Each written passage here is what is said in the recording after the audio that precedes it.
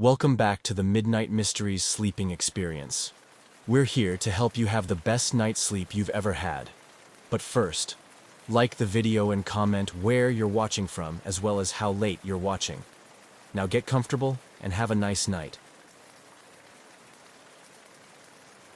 On January 30th, 1979, Narita International Airport bustled with the usual clamor of international travel as Varig Brazilian Airlines prepared its Boeing 707 cargo aircraft for a long-haul flight to Rio de Janeiro, Brazil, with a planned stopover in Los Angeles, USA.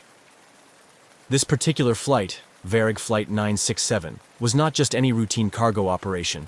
It was transporting a collection of valuable paintings by the renowned Japanese-Brazilian artist Manabu Mabe, making the flight notable for both its cultural and logistic responsibilities. The Boeing 707, a workhorse of the skies, was well regarded for its robust performance and reliability in long-distance cargo transport. Varig, Brazil's leading international airline at the time, had a sterling safety record and was experienced in managing high-value cargo, ensuring that all protocols for the security and safe handling of the artworks were meticulously followed. The crew, led by an experienced captain, was well versed in the nuances of trans-Pacific flights, adding an extra layer of confidence to the operation. Preparations for the flight began early in the afternoon, with ground staff overseeing the careful loading of the cargo. Each of Mabe's paintings was securely crated and inspected before being loaded into the aircraft's hold, a process observed by both security personnel and insurance representatives, given the considerable value of the artworks. The importance of the cargo added a palpable sense of urgency and precision to the loading process. As the winter sun began to set, casting long shadows over the tarmac, the crew made their final checks. The flight plan was reviewed, weather forecasts checked, and communications equipment tested. Each member of the six-person crew carried out their responsibilities with the professionalism born of routine and the seriousness demanded by the nature of their cargo.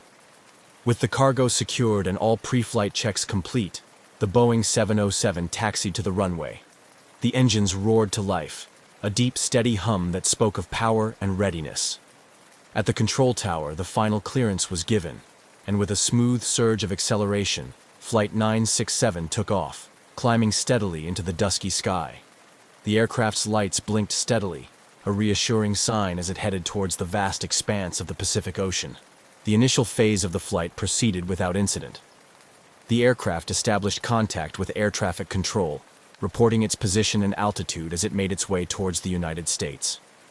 The crew settled into the rhythm of the flight, monitoring systems and navigating the plane along the well-traveled air routes across the Pacific. As Flight 967 approached the halfway point of its journey, the crew performed another routine check of the aircraft's systems. Everything appeared to be functioning as expected, with the aircraft on course and maintaining a steady altitude. The weather, which had been a concern for flights across the Pacific during the winter months, posed no issues, with clear skies reported ahead.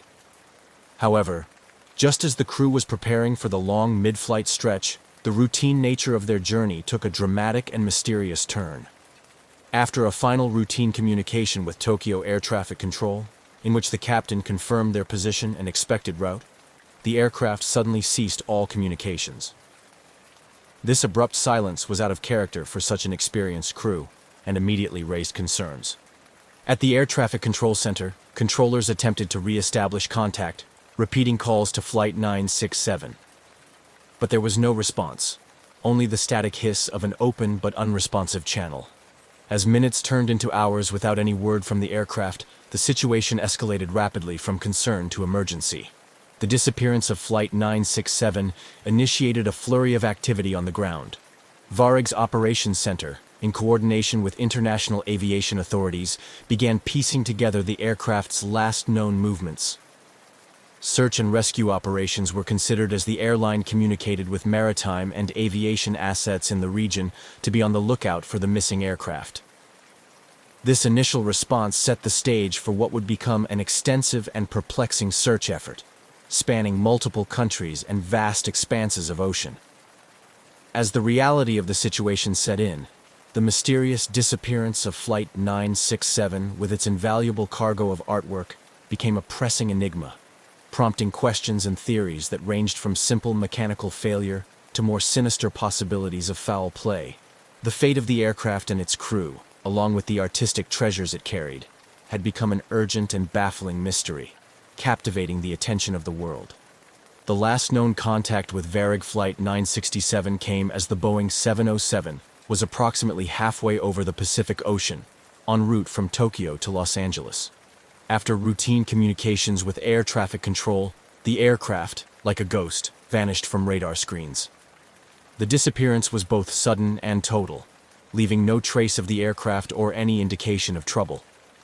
Upon realizing the gravity of the situation, Varig and the relevant aviation authorities sprang into action.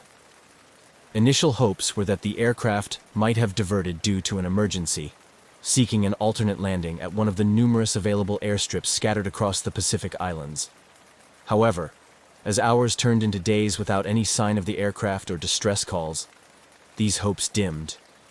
The immediate aftermath of the disappearance saw the initiation of a large-scale search operation. Coordinated by Japanese, American, and Brazilian authorities, the search covered vast swathes of the Pacific Ocean, an area known for its deep waters and challenging weather conditions.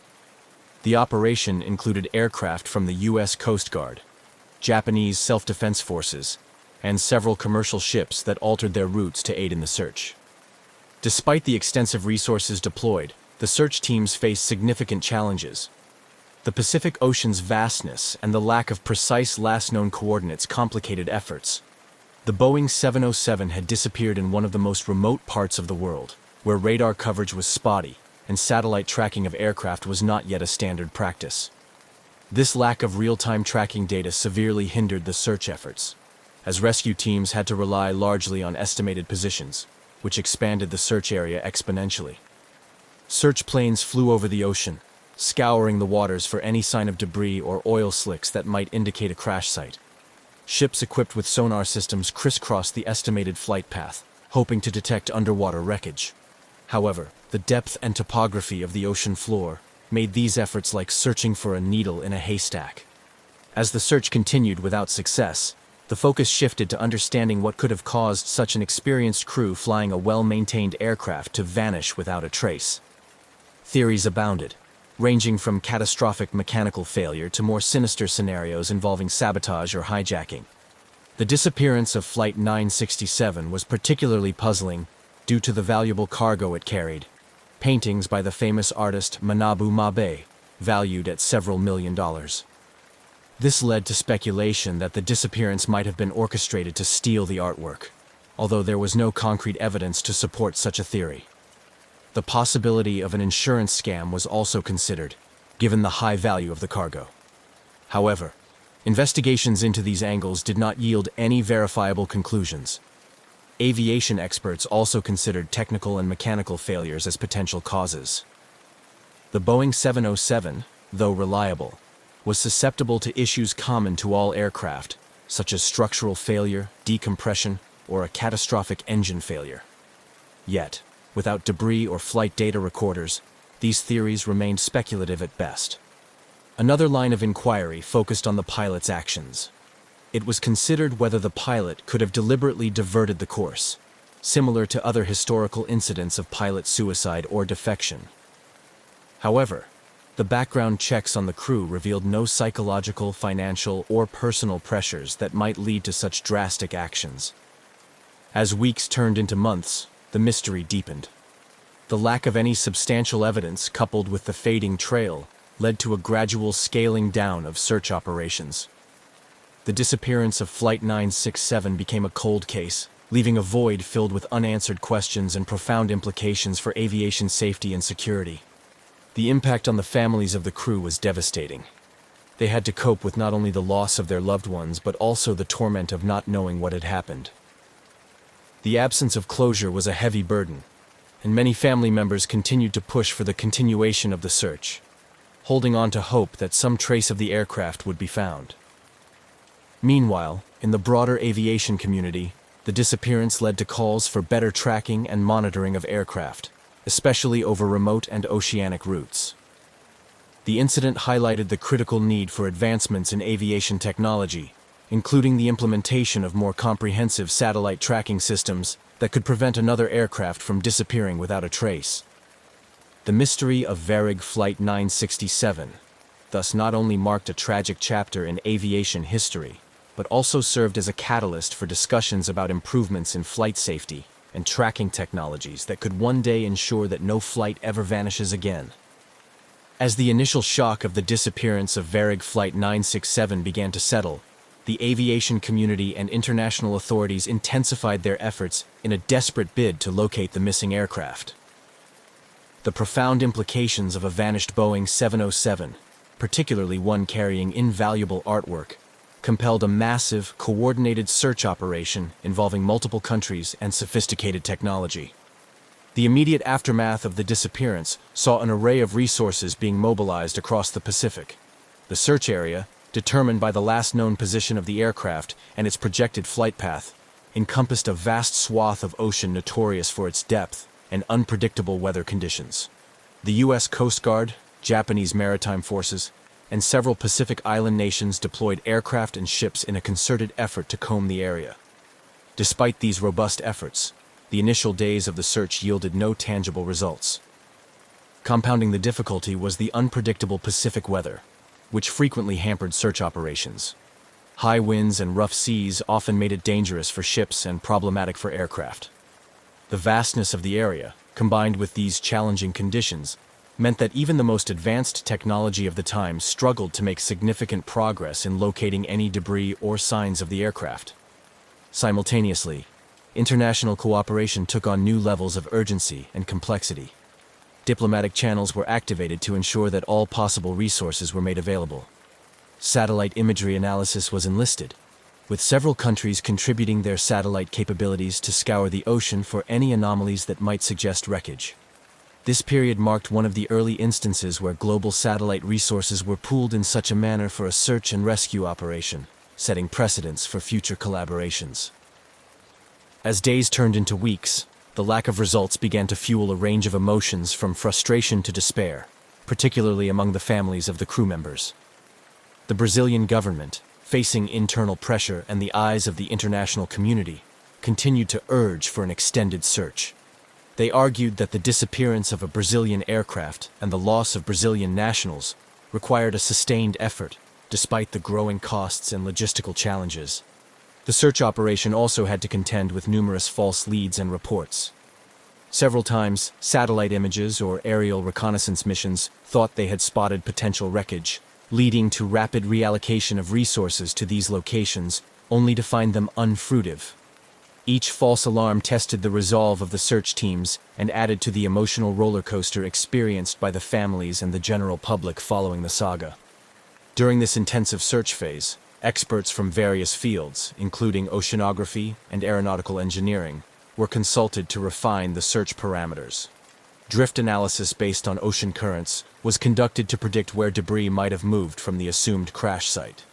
This scientific approach helped to narrow the search areas, focusing efforts on more promising regions and improving the efficiency of the operations.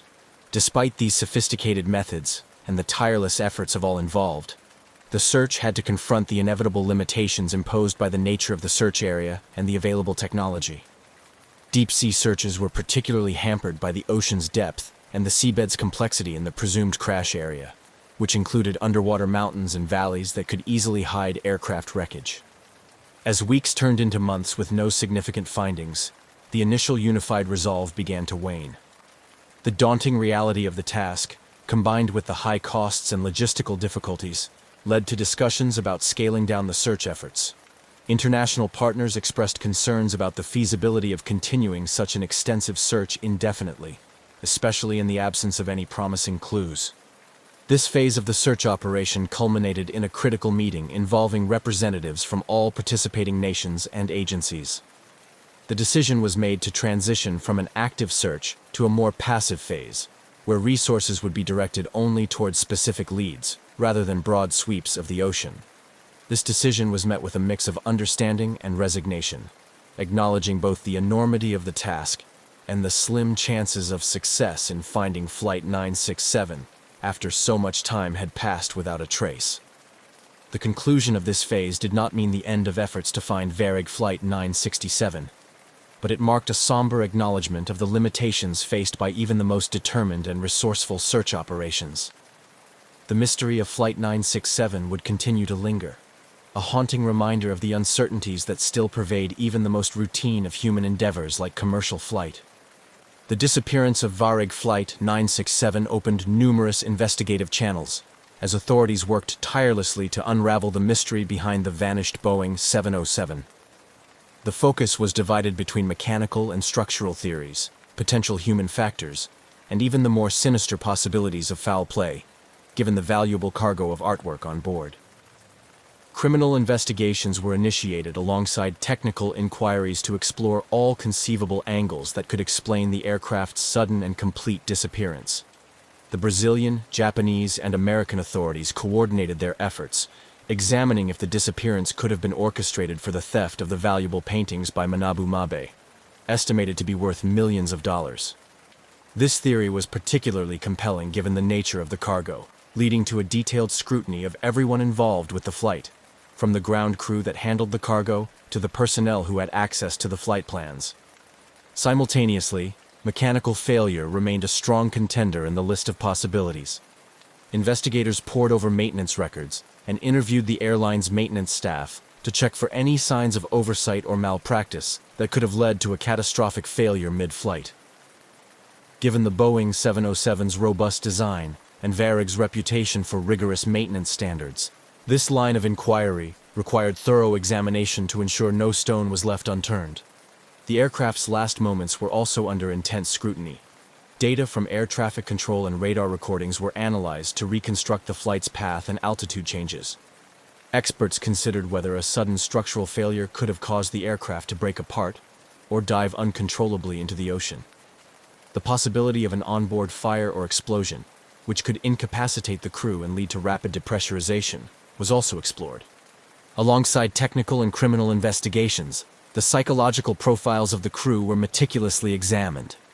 Authorities delved into the personal lives of the pilot and co-pilot, searching for any indicators of distress, financial problems, or motivations that might lead one to alter the course of the flight deliberately.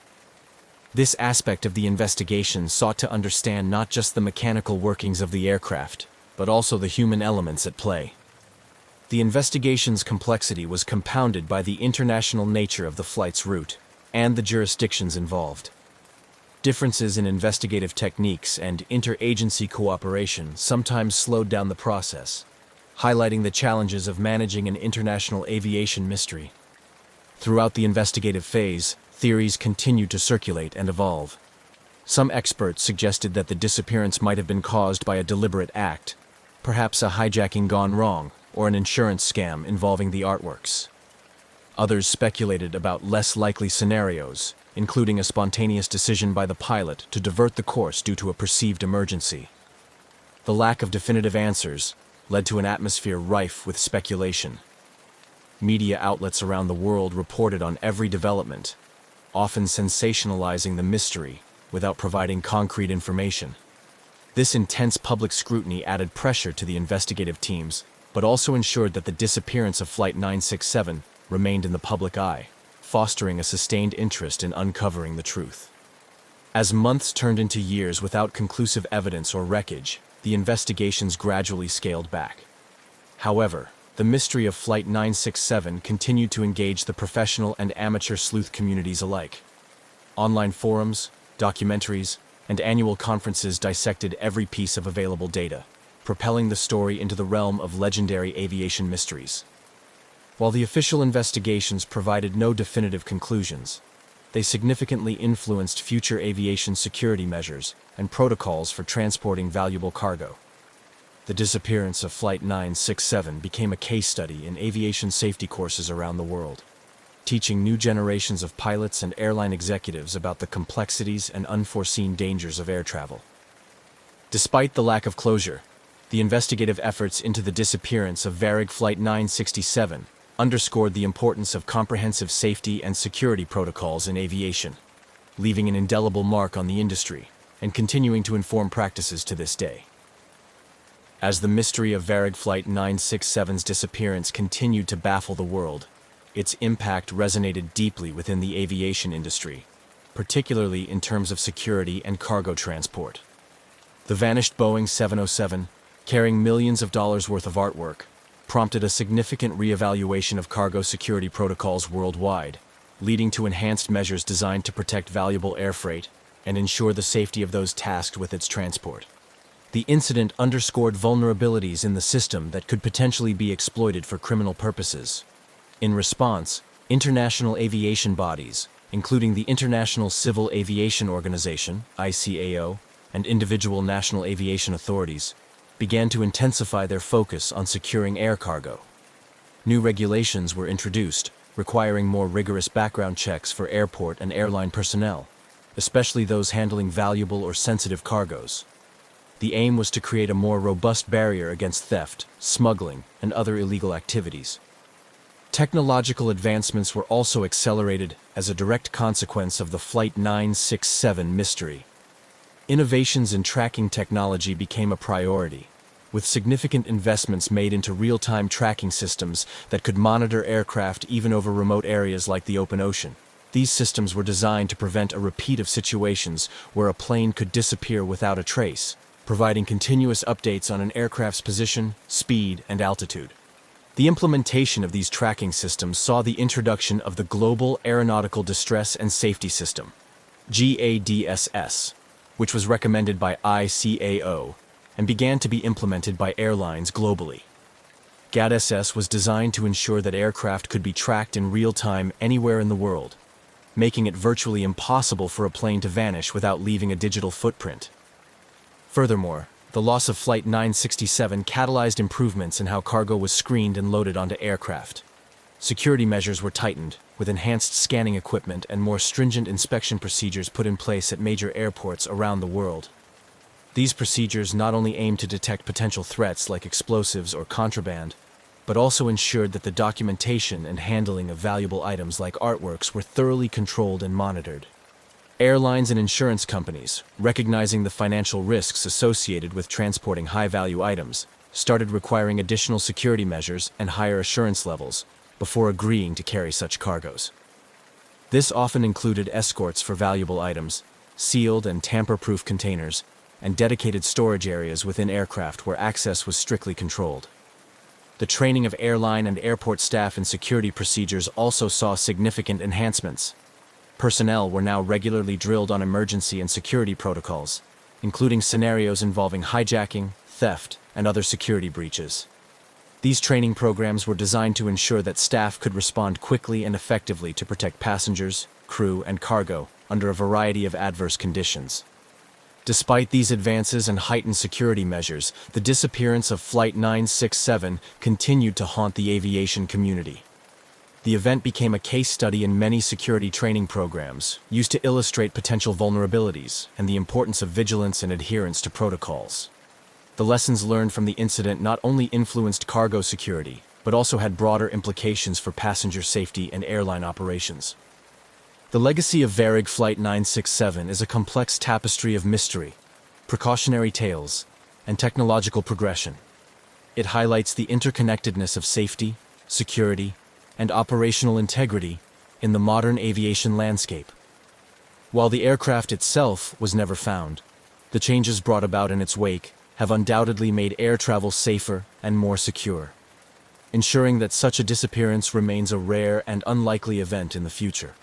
This progression, however, came at the cost of an unresolved mystery, leaving an indelible mark on the annals of aviation history, reminding all of the perpetual need for improvement and innovation. As years passed since the disappearance of Varig Flight 967, the incident not only remained an unresolved mystery, but also continued to captivate the attention of the aviation community, researchers, and the public. The story of the missing aircraft and its valuable cargo of Manabu Mabe's paintings has been analyzed and reanalyzed, with various theories persisting or emerging over time. This ongoing interest has ensured that the case is not forgotten, and has also had a profound impact on the families of the missing crew and the airline's history. The legacy of Flight 967 is evident in how the incident has influenced ongoing discourse on aviation safety and operational transparency.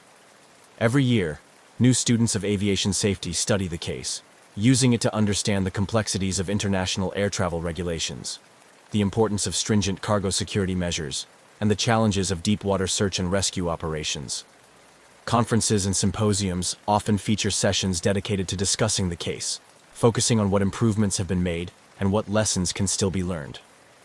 The case of Flight 967 has also served as a critical reference point in the development of more comprehensive international cooperative frameworks for handling aviation incidents. It underscored the necessity for countries to work together seamlessly during air emergencies, which influence the protocols used today. These collaborations are crucial not only in crises, but also in regular operations, ensuring that the skies remain safe for international flights. Furthermore, the incident has left a lasting impact on the families of the crew members who were aboard Flight 967. For these families, the disappearance isn't just a historical or technical puzzle. It's a personal tragedy that has resulted in decades of uncertainty and grief. They have become advocates for improvements in how the aviation industry handles similar cases, particularly in terms of family liaison and support. Their efforts have helped to ensure that the relatives of those affected by such mysteries are treated with more consideration and given thorough, timely information. Efforts by these families and their supporters have sometimes led to renewed interest in the case, with calls for new searches or investigations when technological or methodological advancements become available. Although official searches have long since ended, the commitment of these families ensures that new leads and theories continue to surface, keeping the search for answers alive in public consciousness. In addition to impacting aviation safety and family advocacy, the mystery of Flight 967 has also permeated popular culture. It has inspired numerous articles, books, documentaries, and even fictional representations that speculate about the fate of the aircraft. These portrayals help to maintain public interest in the case and often bring forward new theories or insights, although they can also blur the lines between fact and fiction. Despite the tragedy and the myriad challenges it presented, the disappearance of Varig Flight 967 also contributed to a broader understanding of the value and impact of art in the world of aviation cargo. The loss of Manabu Mabe's artworks was felt deeply in the art community, highlighting the need for specialized handling and transport protocols for irreplaceable items. This aspect of the legacy has led to improved practices across the logistics and insurance sectors, ensuring that artworks traveling by air are better protected today. As time moves on, the legacy of Flight 967 continues to evolve. While the mystery may never be fully solved, the lessons drawn from this tragic event remain integral to the continual improvement of international aviation safety. Through continued discussion, study, and advocacy, the aviation community ensures that the story of Flight 967, its crew, and its cargo will not be forgotten, serving as a perpetual reminder of the need for vigilance, preparedness, and cooperation in the ever-expanding realm of global air travel. The cultural and artistic impact of the disappearance of Varig Flight 967 is a poignant chapter in the story, centered around the loss of 153 paintings by the acclaimed Japanese-Brazilian artist Manabu Mabe. These artworks, valued at several $million, were not merely cargo. They represented significant cultural heritage and a profound personal loss to the art community and Mabe's legacy. The vanishing of such invaluable pieces under mysterious circumstances has left a lasting mark on the art world, highlighting the vulnerabilities associated with transporting art globally. Manabu Mabe's work was known for its vibrant expressionism, a fusion of Brazilian and Japanese artistic influences that made his paintings highly sought after on the international stage.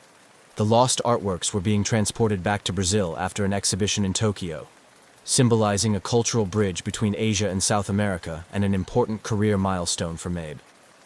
The disappearance of these works effectively erased a significant portfolio of his career's output, impacting not just the monetary value but also the cultural and historical record of global art heritage. This loss has prompted a broader discourse within the art and logistics industries about the risks associated with transporting art. In response, there have been tightened security protocols and better risk management strategies when moving valuable artworks. Insurance companies, artists, museums, and galleries now often insist on more stringent security measures, including enhanced tracking, vetted handling, and specialized transport services that minimize the risk of loss or damage. Moreover, the mysterious circumstances surrounding the disappearance of Flight 967 have fueled creative narratives in various media. Filmmakers, novelists, and journalists have drawn upon the story, weaving narratives that blend fact with fiction, exploring themes of loss, mystery, and the immeasurable value of art. These stories question what art means to our societies and how its value extends beyond monetary worth to embody cultural and historical significance. Documentaries focusing on the disappearance have also shed light on Manabu Mabe's influence in the art world, bringing his work to audiences who might not have been aware of his contributions before the incident. These documentaries often delve into the emotional impact of the loss on the art community and Mabe's family, highlighting the personal stories intertwined with the lost artworks. They serve as a reminder of the human aspects behind the headlines, grounding the technical and investigative details of the disappearance in a narrative of personal and cultural loss. In popular culture, the story of Flight 967 and its lost cargo of artworks has taken on a mythic quality, much like the mysteries surrounding the Titanic or the Amber Room. It captivates the imagination, offering a rich tapestry for exploration in novels, films, and art exhibitions. These cultural products allow people to engage with the story on multiple levels, from thrillers that use the disappearance as a backdrop to more introspective explorations of what such a loss means to the global community. Additionally, the story of Flight 967 has had educational impacts, being used as a case study in university courses related to art history, museum studies, and logistics. It provides a real-world context to discuss the challenges and considerations of transporting art across international borders, including legal, ethical, and logistical aspects. This educational use helps prepare the next generation of curators, artists, and logistics professionals to better manage and protect cultural assets. As the years pass, the disappearance of Varig Flight 967 remains a narrative rich with unanswered questions, but also full of lessons learned and stories told.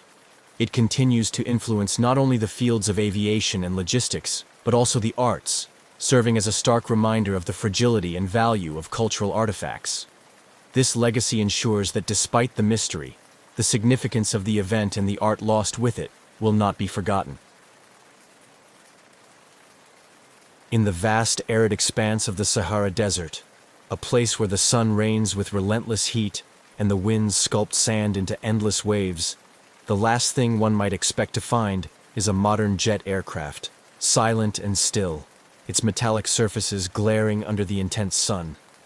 Yet, in 1969, this surreal scene captured the attention of the world when a fully intact jet was discovered abandoned without a trace of its crew or passengers, sparking one of the most baffling mysteries in aviation history. The aircraft, a Boeing 707, was found by a nomadic group wandering the desert in search of grazing for their camels.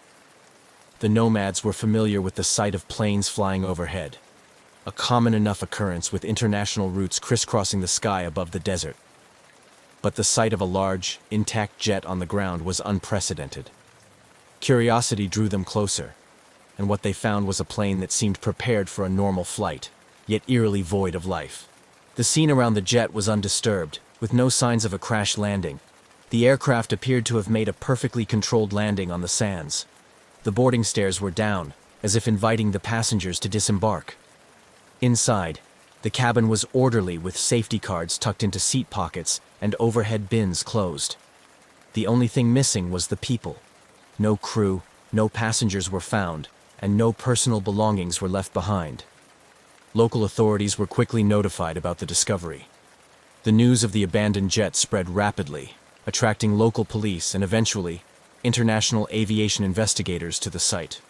The aircraft's identification numbers were traced back to a recently reported missing jet, which had last communicated its position while overflying a neighboring country's airspace hours before its unexpected discovery in the desert. As investigators arrived at the location, the immediate task was to secure the site and begin the process of documenting everything exactly as it was found. Photographs were taken, and every element of the jet was carefully examined, from the engines and landing gear to the flight deck and avionics. The jet's logbooks and navigation charts were still in the cockpit, showing a flight path that had been abruptly abandoned. The mystery deepened as preliminary checks showed that the jet's systems were functional, with no mechanical failures recorded in the flight data recorder. There were also no distress signals sent from the aircraft before it descended into the desert. This impeccable condition of the jet, combined with the lack of any signs of struggle or emergency, baffled the investigators. Questions swirled among the investigation team. How had the jet landed here in the middle of the Sahara without any of its passengers or crew? Why were there no signs of a hasty evacuation or an emergency situation that might have prompted such an unusual landing? Theories began to form, but each seemed as unlikely as the next. The desert, silent and watchful, offered no clues, and the jet itself, despite being equipped with the latest technology of the time, held its secrets tightly. This enigmatic discovery would come to challenge the boundaries of what was understood about aviation incidents. It also posed poignant questions about the fate of those who had been aboard. As the investigation pressed on, the task of piecing together the events leading up to the aircraft's final flight became a puzzle that captured the imagination of the world, raising this particular incident to the status of legend in the annals of unsolved aviation mysteries. The Boeing 707 that sat deserted amidst the sprawling sands of the Sahara had embarked on what was supposed to be a routine commercial flight. Its journey had begun at a bustling international airport, where it was thoroughly checked and prepared for a long haul over several countries, with a final destination in a major European city. The jet, a marvel of modern aviation technology, was equipped to ensure a safe and comfortable journey across vast distances, manned by a seasoned crew well-versed in such routes. The flight crew consisted of an experienced captain, known for his meticulous attention to detail and an impeccable safety record, alongside a co-pilot and a navigator who were equally competent and respected in their professions. The passenger list included business travelers, a few families returning home or starting vacations, and solo travelers embarking on various personal adventures. Each had boarded the plane with luggage in hand, expectations for their travels ahead, and no indication that their flight would become an enduring mystery. As the jet took off that day, air traffic control monitored its progress, noting its ascent and stabilization in the cruising altitude. The crew's last communication was a routine position report over the radio, stating their current location and expected time over the next waypoint. This communication was logged by air traffic control, and everything appeared normal. However, shortly thereafter, the jet disappeared from radar screens without any distress signal or further communication, initiating a perplexing silence that would lead to its unexpected discovery in the desert. The investigation into the jet's last known hours painted a picture of normality. The flight data, up to the point of last contact, showed no deviations from the planned route or any signs of mechanical issues. The weather reports indicated clear skies with favorable flying conditions. Interviews with air traffic controllers and other personnel confirmed that there had been no signs of trouble and no emergency communications had been received from the flight. This disappearance triggered a search operation that spanned several countries. Military and civilian aircraft scanned the jet's expected flight path and adjacent areas, looking for any signs of the aircraft. Satellite imagery was analyzed to detect possible crash sites, and ships in nearby waters were alerted to watch for debris. Yet, despite these extensive efforts, there was no trace of the jet until its inexplicable appearance in the Sahara, far off its original course. The sudden vanishing of the aircraft, followed by its equally mysterious reappearance landed intact in the desert, raised numerous questions. How could a jet with a full complement of passengers and crew land in the middle of one of the most inhospitable places on Earth, without any sign of those aboard? Was the plane commandeered and diverted? If so, by whom and for what purpose? Alternatively, could a rare but conceivable set of circumstances have led to the crew and passengers incapacitating, leaving the plane to continue on a ghostly trajectory until fuel exhaustion brought it gently to the ground? These questions formed the core of the ensuing investigation, driving a deeper look into every conceivable aspect of the flight, from the mechanical integrity of the aircraft to the backgrounds and recent activities of everyone on board. As the global aviation community watched closely, the mystery of the jet in the Sahara became a puzzle that experts around the world were eager to solve, each clue adding a piece to the intricate tapestry of theories. The discovery of the abandoned Boeing 707 in the vast Sahara Desert not only baffled investigators, but also prompted an immediate and extensive investigation by local authorities. International aviation bodies, including experts from the International Civil Aviation Organization, ICAO, were quickly involved, underscoring the severity and unusual nature of the case. Once the initial shock of the discovery settled, the first step was to secure the site. A perimeter was established around the aircraft to preserve any evidence that might help in piecing together the events leading up to its mysterious landing. Forensic teams meticulously examined the jet, taking note of every detail, from the positions of the cockpit controls to the arrangement of items found in the cabin. They collected fingerprints, fibers, and other residues that might yield clues about the presence and activities of the passengers and crew. Concurrently, a more comprehensive international response was organized. Given the jet's last known flight path crossed multiple international borders, authorities from several countries collaborated, sharing radar data, flight logs, and other relevant information. This cooperation was pivotal, as the jet had disappeared from radar coverage and left little for investigators to work with. The collaborative international effort aimed to reconstruct the flight's path and determine how it ended up in such a remote location. As part of the investigation, officials also scrutinized the aircraft's maintenance records and the airline's safety protocols. This scrutiny was necessary to determine if mechanical failure could have played a role in the aircraft's fate. Interviews with maintenance crew and inspections of other aircraft in the fleet provided additional contexts, though initially, nothing pointed to a mechanical or technical failure. Meanwhile, the identities and backgrounds of every individual on board were examined in detail. Authorities reached out to families, colleagues, and friends, gathering information that might explain if any personal factors could have influenced the events. This process was emotionally taxing for the families involved, stirring a mix of hope and dread as each new piece of information was analyzed. The search for clues was not confined to the ground. Aerial and satellite reconnaissance played a crucial role in the investigation, attempting to trace the jet's unexpected deviation from its flight path. This search examined vast stretches of the jet's possible routes to find signs of distress or unusual maneuvers. Experts in satellite imagery and aerial photography joined the effort, scrutinizing images for any trace that the jet had been elsewhere before its final landing site. The efforts to find clues about the jet's journey and the fate of its occupants were painstaking and slow. Days turned into weeks, with the investigation team combing through an immense amount of data, from satellite images to weather reports from the day of the disappearance. Theories were tested and often discarded, adding to the mounting frustrations and the pressing demand for answers. The investigation also delved into less conventional theories, exploring the possibility of hijacking or sabotage. Security footage from the airport, passenger and crew records, and communications were analyzed to identify any potential threats or anomalies that might suggest such scenarios. However, these lines of inquiry also hit dead ends, as there were no indications of criminal activities or unauthorized access to the aircraft prior to its last flight. Public interest in the case grew as the investigation continued. Media outlets around the world reported on the progress of the investigation, speculating about possible explanations and contributing to a growing lore surrounding the event. This media attention often proved a double-edged sword.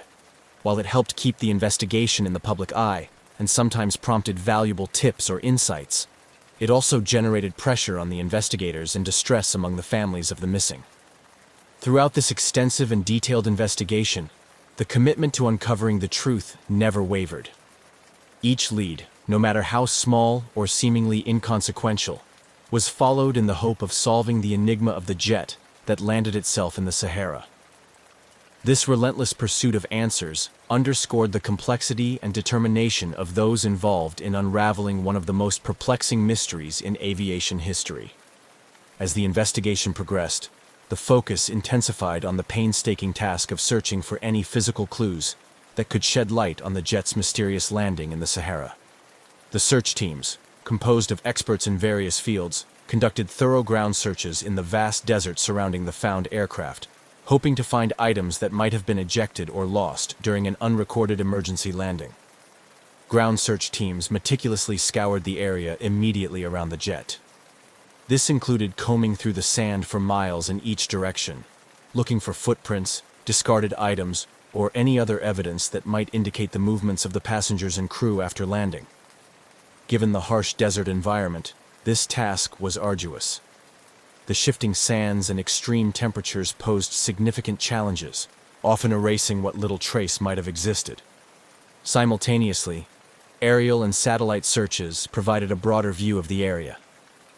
Advanced satellite imagery was employed to scan vast stretches of the desert, looking for any disturbances in the natural landscape that might suggest the plane had traveled over it, or that survivors had wandered away from the initial landing site. Helicopters and drones equipped with high-resolution cameras and thermal imaging technology flew over the region, expanding the search radius and providing real-time data to the teams on the ground. Despite these exhaustive efforts, the searches yielded few tangible results. The desert seemed to have swallowed any clues, leaving the investigation team grappling with more questions than answers. The pristine condition of the aircraft at the discovery site suggested a controlled landing rather than a crash, which only deepened the mystery. How had the aircraft landed so perfectly, without any trace of the crew or passengers? With physical searches providing limited insights, the investigation expanded to include detailed analysis of radar and satellite data from the days leading up to the jet's disappearance. This analysis aimed to reconstruct the flight path more accurately and identify any unusual deviations or moments when the aircraft might have gone off course. The data recovery process involved syncing timestamps from various international radar installations, a complex task given the differences in technology and coverage areas. Experts also considered the possibility that the aircraft might have been flown deliberately off course, a scenario that pointed towards deliberate human intervention rather than mechanical failure. This line of investigation led to further scrutiny of the flight crew's backgrounds and recent behaviors, searching for any signs of discontent, financial problems, or connections that might suggest a motive for diverting the flight. Furthermore, the technical team delved deeper into the aircraft's onboard systems, examining the jet's autopilot and navigation systems to assess whether they could have been tampered with or programmed to execute a flight plan that deviated from the original route. The aircraft's communication systems were also analyzed to determine why no distress call was made, and whether the systems had been disabled or failed. As weeks turned into months, the complexity of the investigation grew. Each piece of data added a layer to the intricate puzzle, yet no conclusive evidence emerged that could explain the circumstances leading to the jet's final landing in the desert. The lack of answers was frustrating for the investigators, and agonizing for the families waiting for any news of their loved ones. Throughout this extensive search and investigative effort, the commitment of the teams never wavered. The mystery of the silent passenger jet in the desert captured the attention of the global aviation community, reminding everyone of the vast unknowns still present in modern aviation and the relentless pursuit of answers that drives human curiosity and ingenuity.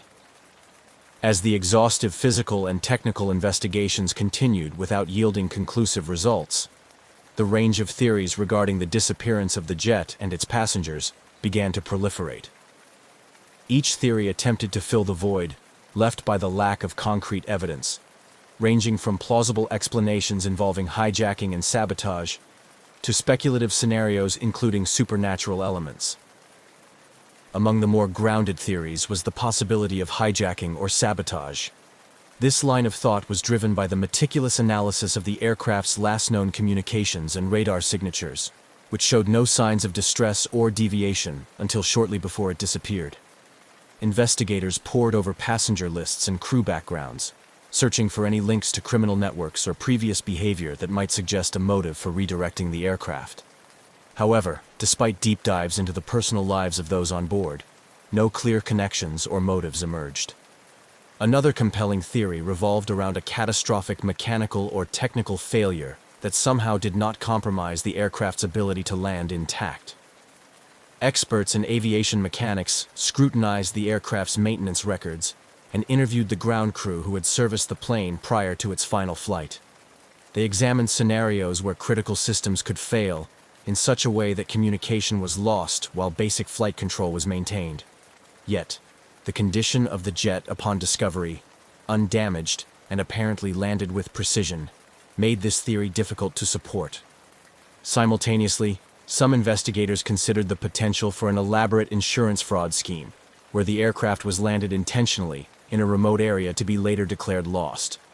Financial records and insurance policies related to the aircraft and its cargo were thoroughly reviewed, searching for unusually high insurances taken out or last-minute changes in policy terms. However, nothing out of the ordinary surfaced in the financial audit, leaving this theory also hanging without substantive support. As these plausible explanations were explored and often hit dead ends, more speculative theories began to gain attention. Not least among them, the idea of supernatural or extraterrestrial involvement. This was fueled in part by the aircraft's mysterious and pristine condition when found, which seemed almost staged or otherworldly. Ufologists and paranormal enthusiasts joined the fray, proposing ideas that ranged from alien abductions to dimensional portals, citing the Sahara's historical and mystical associations as a potential hotspot for such phenomena.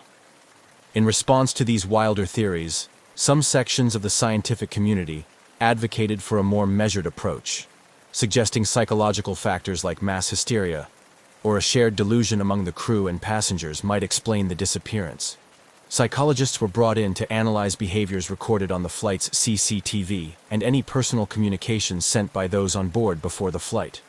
They looked for signs of group psychological dynamics that could lead to a collective decision to disappear, though this approach, too, struggled to find factual grounding.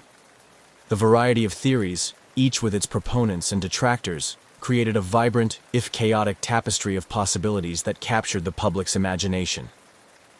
Media coverage began to reflect this diversity of thought, with documentaries and news segments often presenting a new theory each week, each more sensational than the last. This media circus brought the incident into the realm of popular culture, where it was discussed and debated everywhere from internet forums to coffee shops. In the midst of all the speculation, the investigation team worked tirelessly to maintain a focus on verifiable facts and evidence-based theories.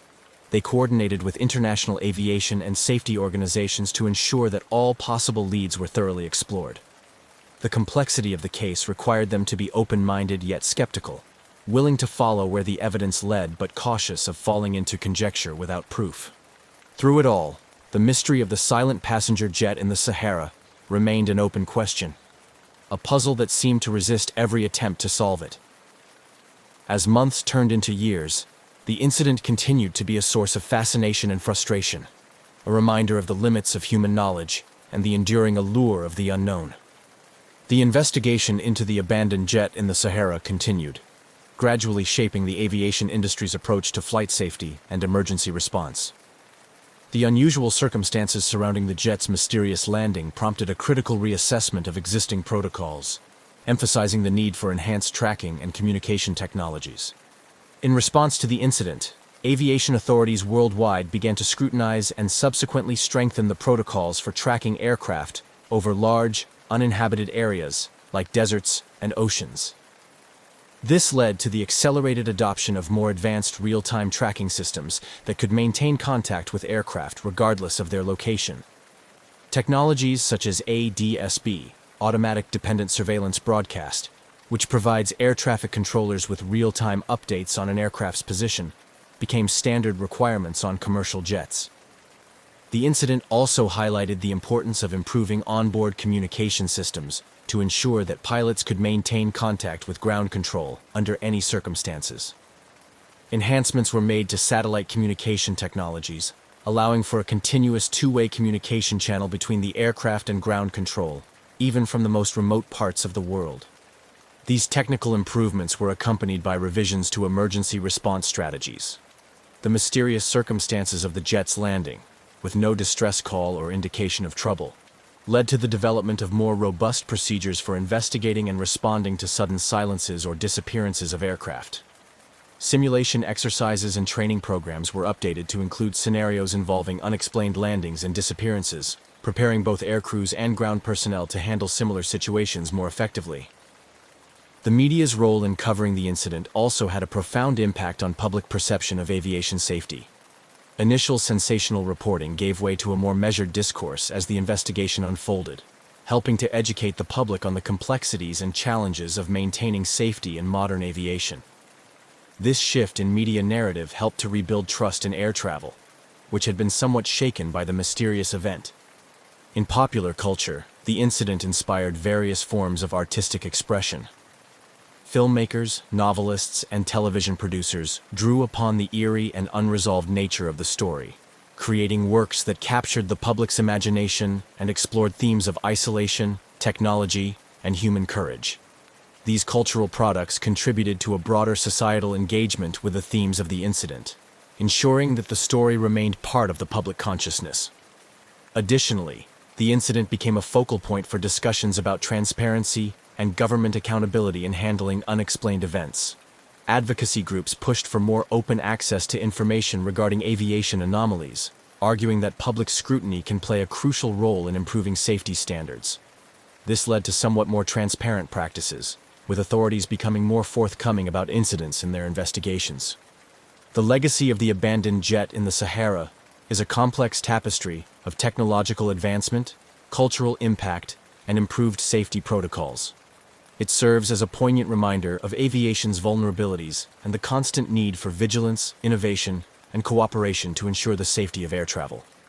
As the industry continues to evolve, the lessons learned from this mysterious incident remain a crucial part of the dialogue on how best to navigate the skies safely and responsibly. The mysterious discovery of the abandoned jet in the Sahara not only puzzled investigators and aviation experts, but also left a significant mark on popular culture and spawned a variety of conspiracy theories. The intrigue surrounding the event permeated various media, influencing films, literature, and sparking fervent discussions among both skeptics and believers. In popular culture, the abandoned jet became the subject of numerous documentaries, each attempting to unravel the mystery from different angles. Filmmakers explored the incident, often blending factual investigation with speculative fiction to engage audiences. The enigmatic nature of the case proved to be a fertile ground for storytellers, who envisioned scenarios ranging from espionage and governmental cover-ups to paranormal activity and alien interventions. These stories, while fictional, tapped into the collective fascination with the unexplained, drawing large audiences eager to explore the boundaries of reality. Literature also mirrored this fascination. Authors of thriller and mystery genres found inspiration in the desert jet, crafting novels that delved into the psychological and societal impacts of such a bewildering event. These books often portrayed characters grappling with the unknown, using the backdrop of the mysterious jet to explore themes of isolation, human fear of abandonment, and the existential dread of the unexplained. Furthermore, the incident spurred a slew of conspiracy theories that flourished on internet forums and social media platforms. These theories ranged from the plausible to the outlandish, with some suggesting that the jet was part of a secret government experiment gone awry, while others believed it was evidence of time travel or an interdimensional portal. These discussions were not just limited to fringe groups. They occasionally made their way into mainstream debates, prompting public figures and experts to weigh in on the possibilities. The proliferation of such theories highlighted a deep-seated human need to find explanations for the inexplicable. They also underscored the distrust some segments of the public had towards official accounts of mysterious incidents, reflecting a broader skepticism of authority. This skepticism often led to vigorous debates about transparency and the need for open government investigations into unexplained phenomena. Educationally, the incident became a case study in critical thinking and media literacy within academic settings.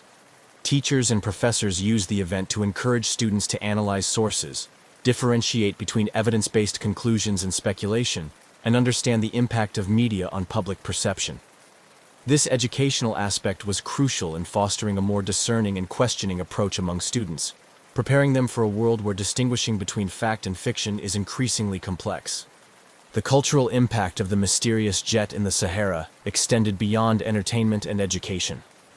It became a part of the social dialogue on mystery and exploration, a modern-day enigma that challenged our understanding of technology, human nature, and the cosmos. As such, it remained a topic of enduring interest, continuing to inspire curiosity and awe years after the initial discovery. Thus, The legacy of the silent passenger jet went far beyond its physical remnants in the desert. It became a symbol of the unknown, a catalyst for imagination, and a beacon for those who dare to question and explore the uncharted territories of human knowledge and understanding. As the years passed, the jet's mystery remained unsolved, but its impact was indelibly etched into the cultural and intellectual landscape, proving that some mysteries, whether solved or not, have the power to captivate and transform. As the years passed since the discovery of the abandoned jet in the Sahara, the mystery remained largely unsolved, continuing to puzzle experts and captivate the public imagination. The ongoing fascination with the incident has not only sustained interest in the case, but also fostered a legacy that influences various aspects of aviation, government policy, and popular culture. The enigmatic nature of the incident has ensured that it remains a topic of discussion at aviation safety conferences and symposiums around the world. Experts regularly revisit the case, using it as a benchmark to discuss improvements in flight tracking technology and emergency response protocols. The incident underscored the importance of robust communication systems and reinforced global efforts to implement real-time tracking technologies across all commercial flights to prevent such mysteries in the future. The unresolved case continues to be a significant point of reference for training programs in aviation academies.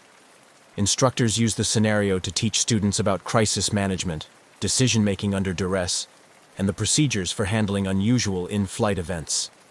The discussions often extend beyond technical responses, delving into ethical considerations such as the responsibility of crews to passengers and the impact of decisions on the families involved.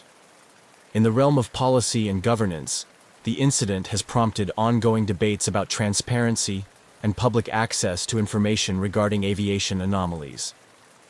Advocacy groups have emerged, pushing for legislation that requires governments and agencies to be more forthcoming with information about such incidents. These efforts have led to some changes in policy, with several countries adopting more transparent processes for reporting and investigating unexplained aerial phenomena. The case has also continued to inspire a wide range of cultural productions. New documentaries and investigative reports emerge periodically, each bringing fresh perspectives or revisiting old theories with new information. These productions contribute to a layered narrative that combines factual investigation with creative speculation, keeping the public engaged and eager for any new developments. Moreover, the incident has permeated academic discussions, becoming a subject of study in fields as diverse as psychology, sociology, and journalism. Academics analyze the public and media responses to the incident as a case study in human behavior, the spread of misinformation, and the societal impacts of unresolved mysteries. Such studies often highlight how human beings deal with the unknown, the role of the media in shaping public perception, and the psychological effects on those directly involved in or affected by such incidents. On a more personal level, the legacy of the mystery continues to impact the families of the crew and passengers who were aboard the jet. For many, the lack of closure remains a source of ongoing grief and frustration. However, some family members have channeled their experiences into advocacy, working with aviation safety organizations to improve passenger and crew safety. Their efforts ensure that the incident, while unresolved, has a constructive impact on the future of aviation. In the broader community, the abandoned jet has become a symbol of the enduring human fascination with the unknown. It sparks the imagination of those who hear about it for the first time, and continues to intrigue those who have followed the story since the discovery. The incident serves as a reminder of the limits of human knowledge and technology, prompting both humility and a relentless drive for innovation among scientists, explorers, and theorists. Ultimately, the legacy of the silent passenger jet is woven into the fabric of modern lore, a mysterious narrative that challenges our understanding of the world and propels us toward greater exploration and discovery.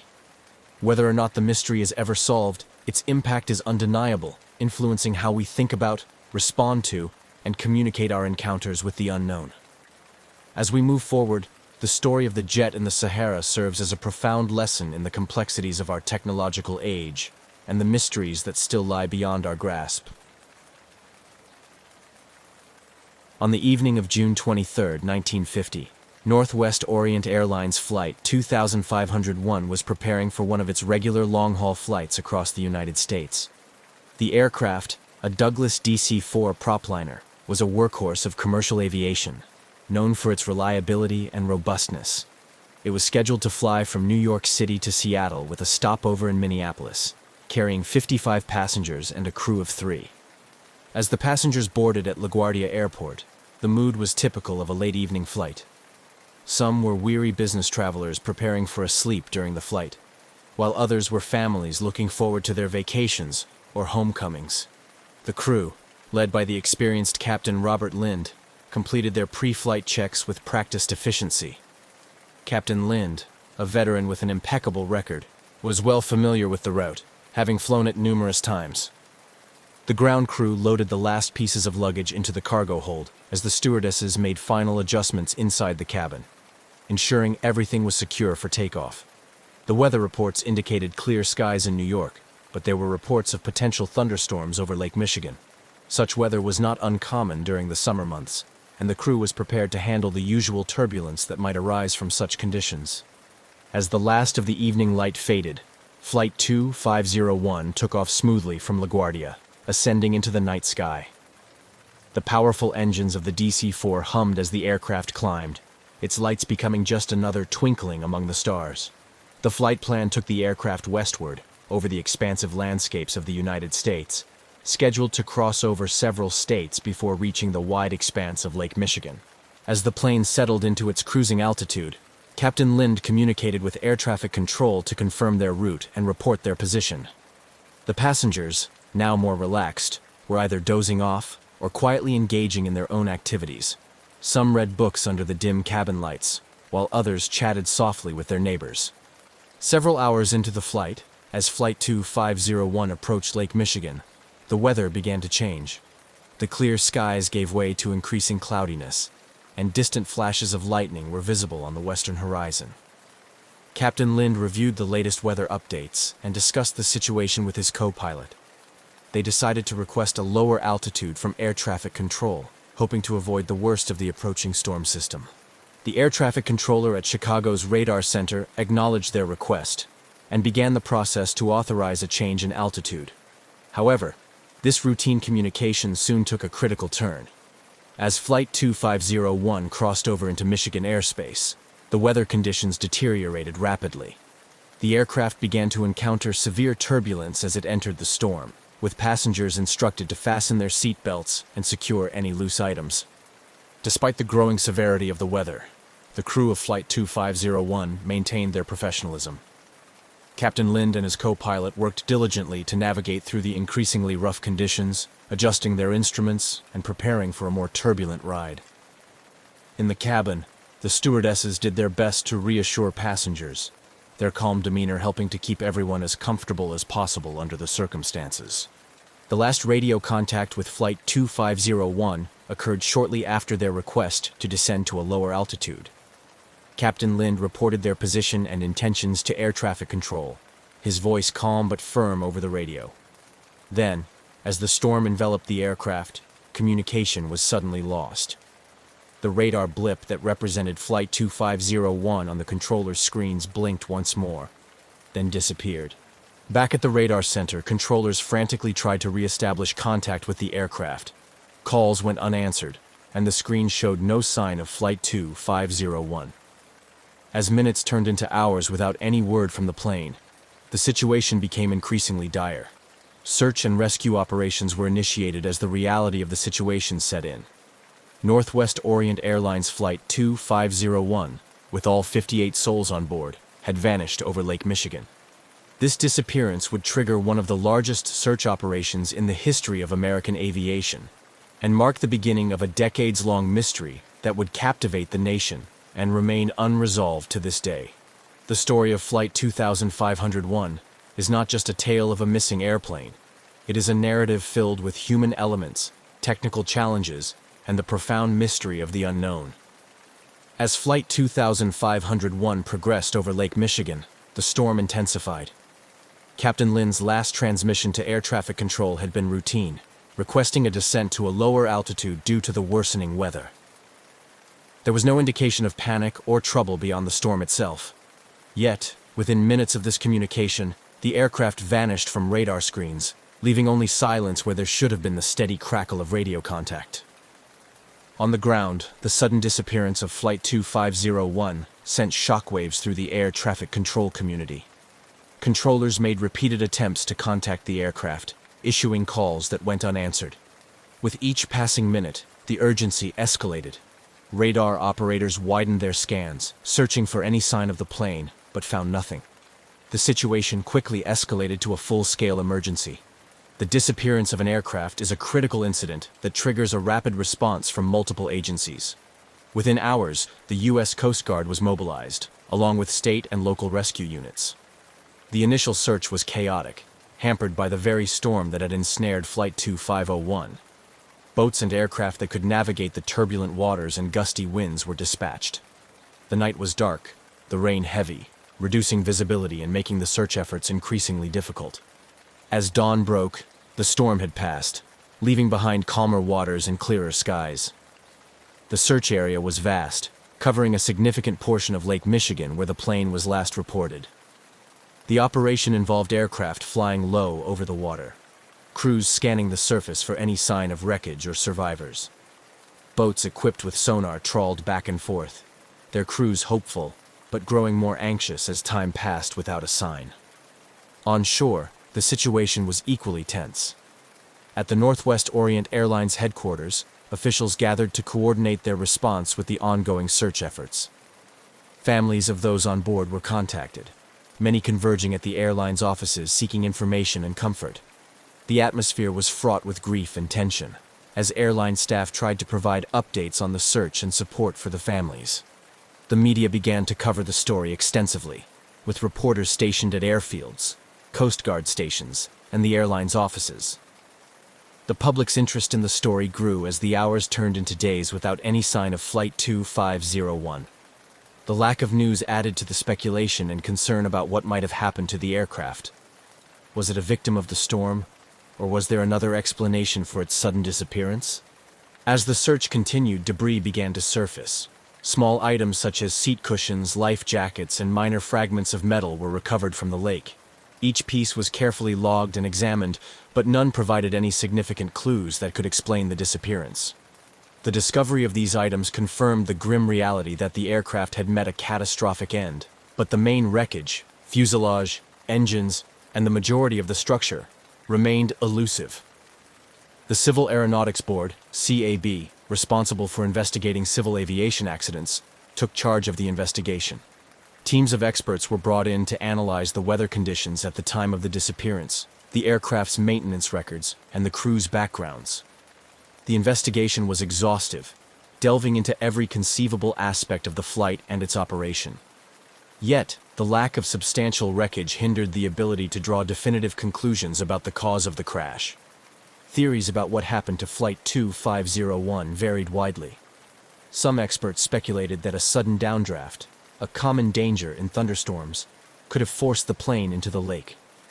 Others suggested structural failure due to stress from severe turbulence, without the aircraft's flight recorders, which were not mandated at the time, or significant wreckage. These theories remained speculative, each plausible, but unproven. As days turned into weeks, the official search was eventually scaled back. The reality set in that finding the aircraft might be impossible given the technology and resources available at the time. This decision was heartbreaking for the families, who had clung to hope that the search would provide answers, and perhaps even miracles. In the aftermath, the impact of Flight 2501's disappearance resonated deeply.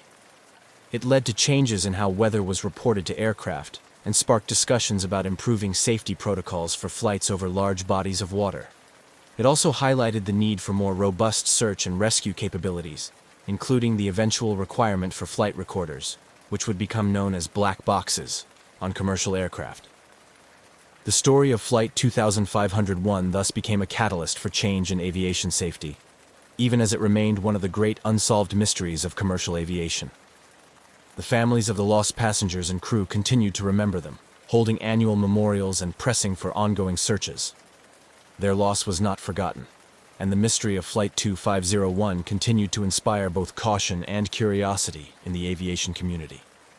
When the radar contact with Northwest Orient Airlines Flight 2501 was lost on that stormy night over Lake Michigan, it signaled the start of a complex, multi-agency search and rescue operation that would eventually become one of the largest in the history of the Great Lakes. Initial efforts were hampered by the same storm that Flight 2501 encountered. The turbulent weather, with gusting winds and heavy rains, made immediate search activities challenging and dangerous. As the storm cleared in the early morning hours, the U.S. Coast Guard, along with several local maritime agencies, launched their vessels into the still choppy waters of Lake Michigan. Helicopters and fixed-wing aircraft from the Coast Guard and Michigan State Police were dispatched at first light. Pilots navigated above the vast water body, scanning for any signs of the missing aircraft. Their eyes searched for oil slicks, debris, or anything that could be linked to Flight 2501. Meanwhile, boats equipped with sonar systems crisscrossed the estimated crash area, hoping to detect underwater wreckage. On shore, the situation was becoming a focal point for national media attention. Reporters flocked to the Coast Guard stations and the Northwest Orient Airlines offices, where impromptu press centers had been set up. Family members of those on board the ill-fated flight gathered too, their faces etched with worry and grief, holding on to each other and waiting for any news. The airline's executives, faced with the enormity of the situation, coordinated closely with the search teams and federal aviation officials. They provided detailed information about the aircraft and its passengers, hoping it might aid the search efforts.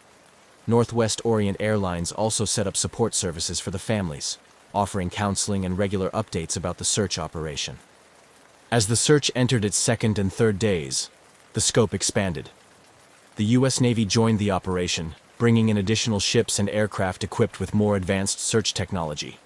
These military assets were used to cover larger areas of the lake more quickly than the smaller Coast Guard vessels and civilian boats could manage. Despite these extensive efforts, the search teams found frustratingly little.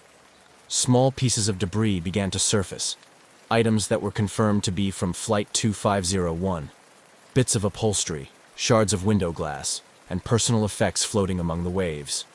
Each discovery was meticulously cataloged and analyzed, providing grim evidence of the plane's disintegration, but little information on the cause. By the end of the first week, the lack of significant wreckage intensified the mystery. Divers were called in to explore areas where sonar hits suggested there could be larger pieces of debris on the lakebed. These dives were difficult and risky, given the depth and the unpredictable currents of Lake Michigan.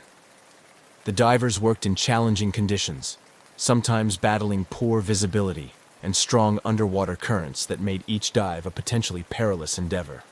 Parallel to the physical search, investigators from the Civil Aeronautics Board, CAB, began their inquiry into the disappearance. They examined meteorological data from the night of the flight, looking for clues in the storm patterns that might explain what happened. Interviews with other pilots flying similar routes that night provided additional context on the weather conditions and how they might have affected Flight 2501. The investigators also delved into maintenance records and the operational history of the DC-4 aircraft. They explored every possible angle, from mechanical failure and pilot error to structural deficiencies and potential overloading.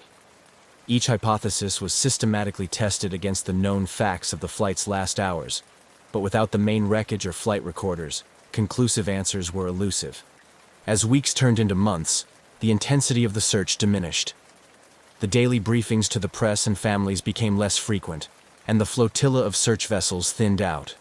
Yet, for the families of those aboard Flight 2501, the need for closure never waned. They continued to push for continued efforts, holding on to hope that the lake might yet yield its secrets. The CAB eventually released a report that was inconclusive in determining the exact cause of the crash. It cited the severe weather and the possibility of structural failure induced by stress from the storm, but noted the lack of physical evidence made it impossible to pinpoint a definitive cause. The report did, however, lead to recommendations for improving storm tracking and weather reporting to aircraft, hoping to prevent similar tragedies in the future. Decades later, the disappearance of Flight 2501 remains a poignant chapter in the annals of aviation history. It stands as a reminder of nature's power and the limits of human technology, a story that continues to evoke both sorrow and fascination. For the families of the lost, the lakeshore became a place of pilgrimage, a site to gather, remember, and perhaps one day find peace. The ongoing mystery surrounding the disappearance of Northwest Orient Airlines Flight 2501 had by now stirred considerable public and professional interest. Various theories about what had led to the aircraft's sudden loss began to circulate, each contributing its part to the complex tapestry of speculation. These ranged from mechanical failure and catastrophic weather events to more sinister possibilities such as sabotage. In the realm of formal investigation, the Civil Aeronautics Board, CAB, led the charge, poring over every piece of evidence, from weather reports to the aircraft's maintenance history. They sought to understand how a well-maintained, reliable aircraft like the DC-4 could simply vanish without a trace. Mechanics and engineers scrutinized the plane's service records, confirming that all routine checks and balances had been performed before the flight. Meanwhile, meteorologists provided in-depth analyses of the storm that Flight 2501 had encountered, noting that while severe, such weather conditions were not typically beyond the capability of the aircraft to withstand. Parallel to these professional inquiries, amateur sleuths and conspiracy theorists also took a keen interest in the disappearance. Some suggested that the aircraft might have been brought down by a bomb, theorizing that the lack of debris was consistent with a mid-air explosion that could have dispersed wreckage over a wider area, thus eluding search efforts. Others speculated about a possible collision with another aircraft, perhaps military, which was not reported due to the secretive nature of Cold War operations. Amid these swirling theories, one of the more grounded speculations involved a sudden structural failure caused by stress from the storm. Aviation experts pointed out that while the DC-4 was robust, unexpected weaknesses could emerge under extreme conditions. The possibility that the aircraft had suffered a critical failure at a high altitude could explain the minimal debris and the lack of a distress signal if the breakup had been swift and total. As the investigation continued without definitive conclusions, the families of the passengers and crew found themselves in a painful limbo. The lack of closure weighed heavily, their grief compounded by the swirling uncertainty and speculation. They rallied for continued investigation, pressing for new searches and reaching out to anyone who might shed light on the fate of their loved ones. In response to these family advocacies, annual memorials were organized, both as a way to honor those lost and to keep the public's attention on the unresolved case. These events often featured moments of poignant remembrance alongside calls for action, with speeches that melded personal loss with broader appeals for aviation safety improvements. The emotional toll of the tragedy and the ongoing mystery also reverberated through the broader aviation community. Airlines and regulatory bodies, spurred by the tragic loss of Flight 2501, began to reconsider and revise their safety protocols. This led to increased investments in weather tracking technologies and improvements in aircraft design, especially concerning structural integrity and storm resistance. These changes reflected a growing acknowledgement within the industry that safety must evolve with the increasing complexity of air travel. The lessons drawn from the Flight 2501 tragedy and similar incidents began to shape a new era of aviation safety protocols, focusing on preventing recurrence by understanding the failures of the past. Meanwhile, as technology advanced, new efforts were made to locate the wreckage of Flight 2501. Innovations in sonar and underwater exploration offered hope that the main crash site might finally be discovered. These modern searches, often led by volunteer groups or funded by grants, were driven by a blend of historical interest and a commitment to providing answers to the families who had waited for decades. Each new search brought a flurry of media attention, rekindling public and professional interest in the case.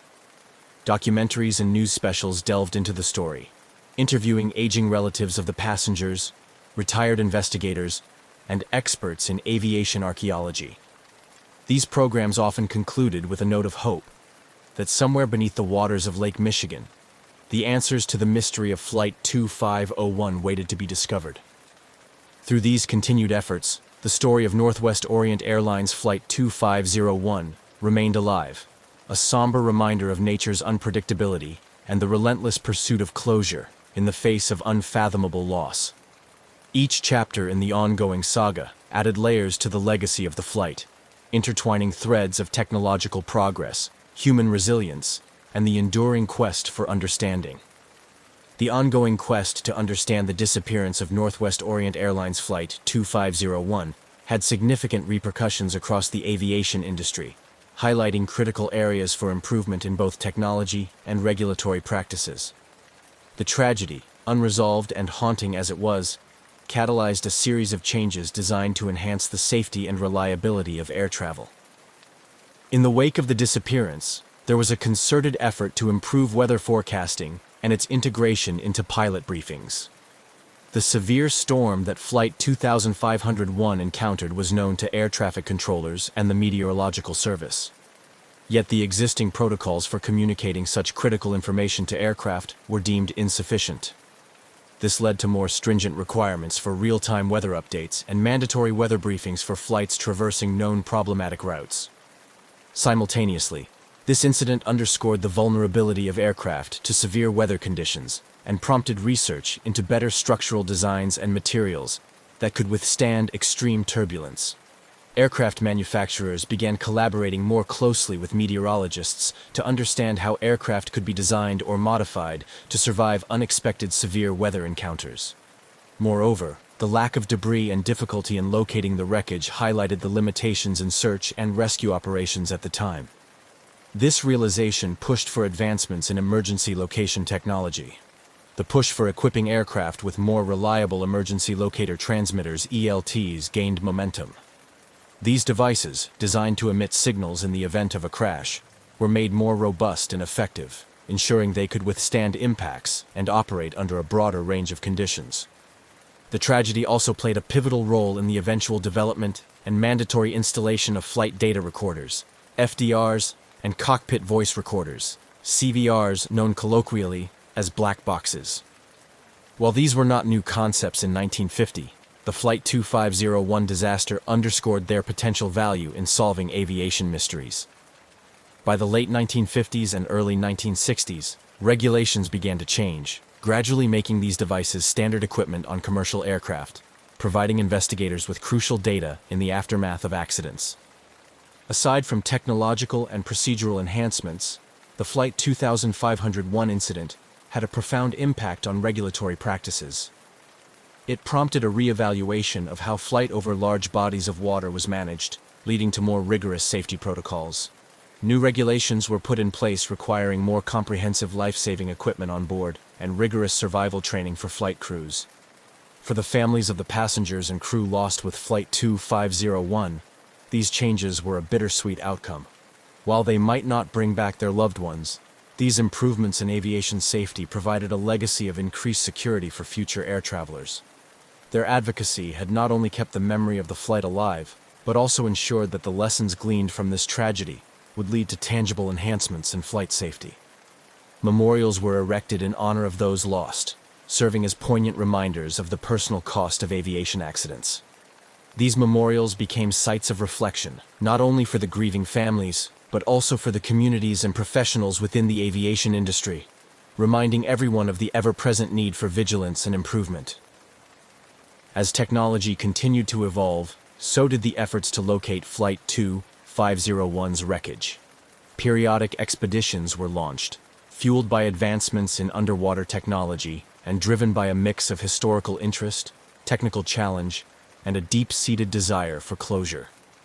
Each expedition brought hope that the aircraft might finally be found, providing answers to the lingering questions that had persisted for decades.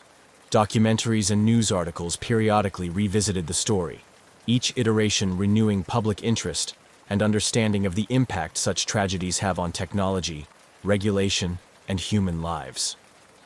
Through these stories, the legacy of Flight 2501 lived on, a narrative interwoven with lessons of resilience, the advancement of science, and the unyielding human spirit seeking answers in the face of adversity. Each retelling served to honor those lost and to celebrate the progress made in their memory, ensuring that their legacy would continue to influence safer skies for future generations. As decades passed since the disappearance of Northwest Orient Airlines Flight 2501, the unresolved mystery continued to captivate the imagination of many, serving as a poignant reminder of the uncertainties inherent in early commercial aviation and the ongoing quest for safety improvements. The legacy of the flight persisted, influencing not just regulatory practices and technological advancements, but also shaping cultural narratives and inspiring continued exploration. The collective memory of the incident was kept alive through a combination of public memorials, family advocacy, and periodic media attention. Each year, families of the passengers and crew gathered at memorials erected near the shores of Lake Michigan.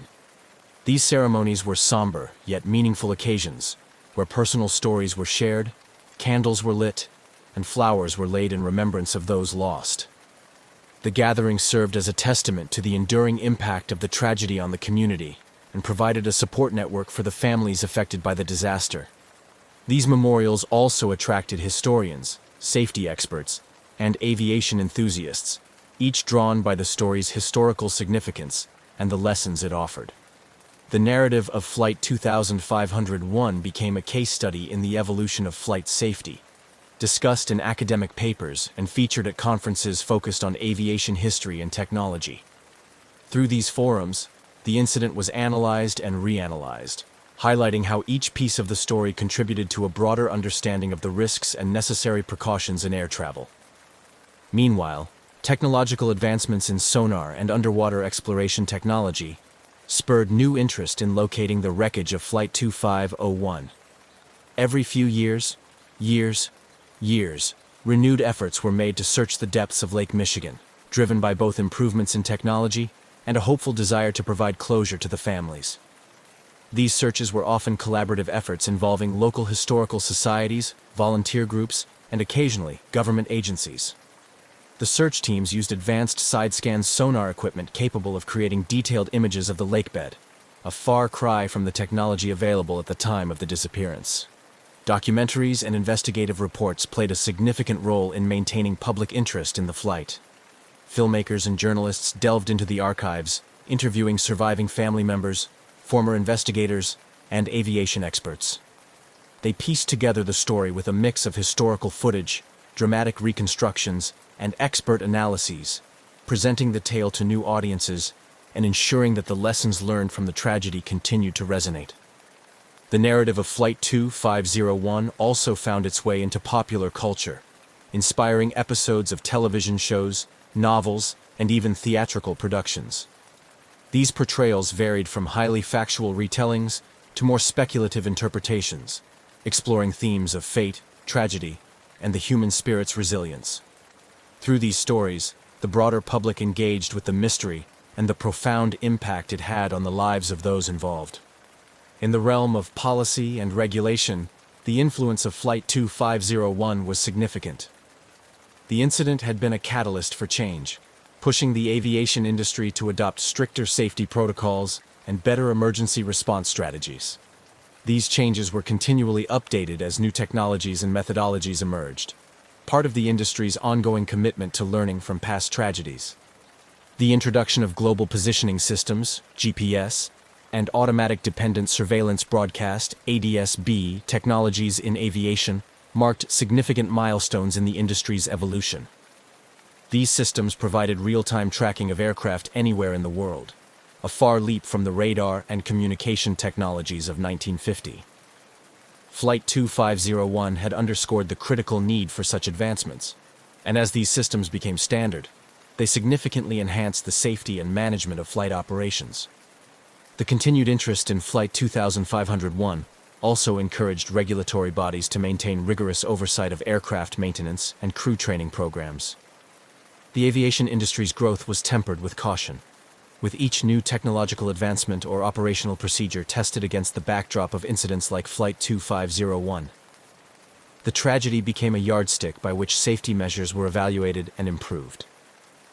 Educational institutions used the story of Flight 2501 to teach new generations of aviation professionals about the importance of safety protocols, crisis management, and ethical considerations in aviation.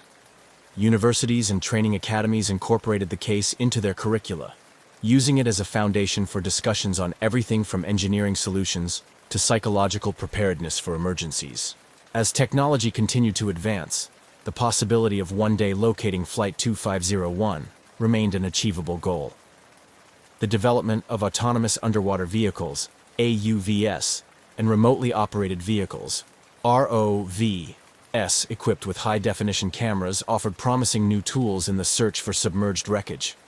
These technologies, coupled with more sophisticated data analysis techniques, provided hope that the lake might yet yield its secrets. Meanwhile, the families and communities connected to the tragedy remained engaged, their resolve undiminished by the passage of time. They continued to advocate for ongoing searches, support technological advancements, and participate in public discussions about aviation safety.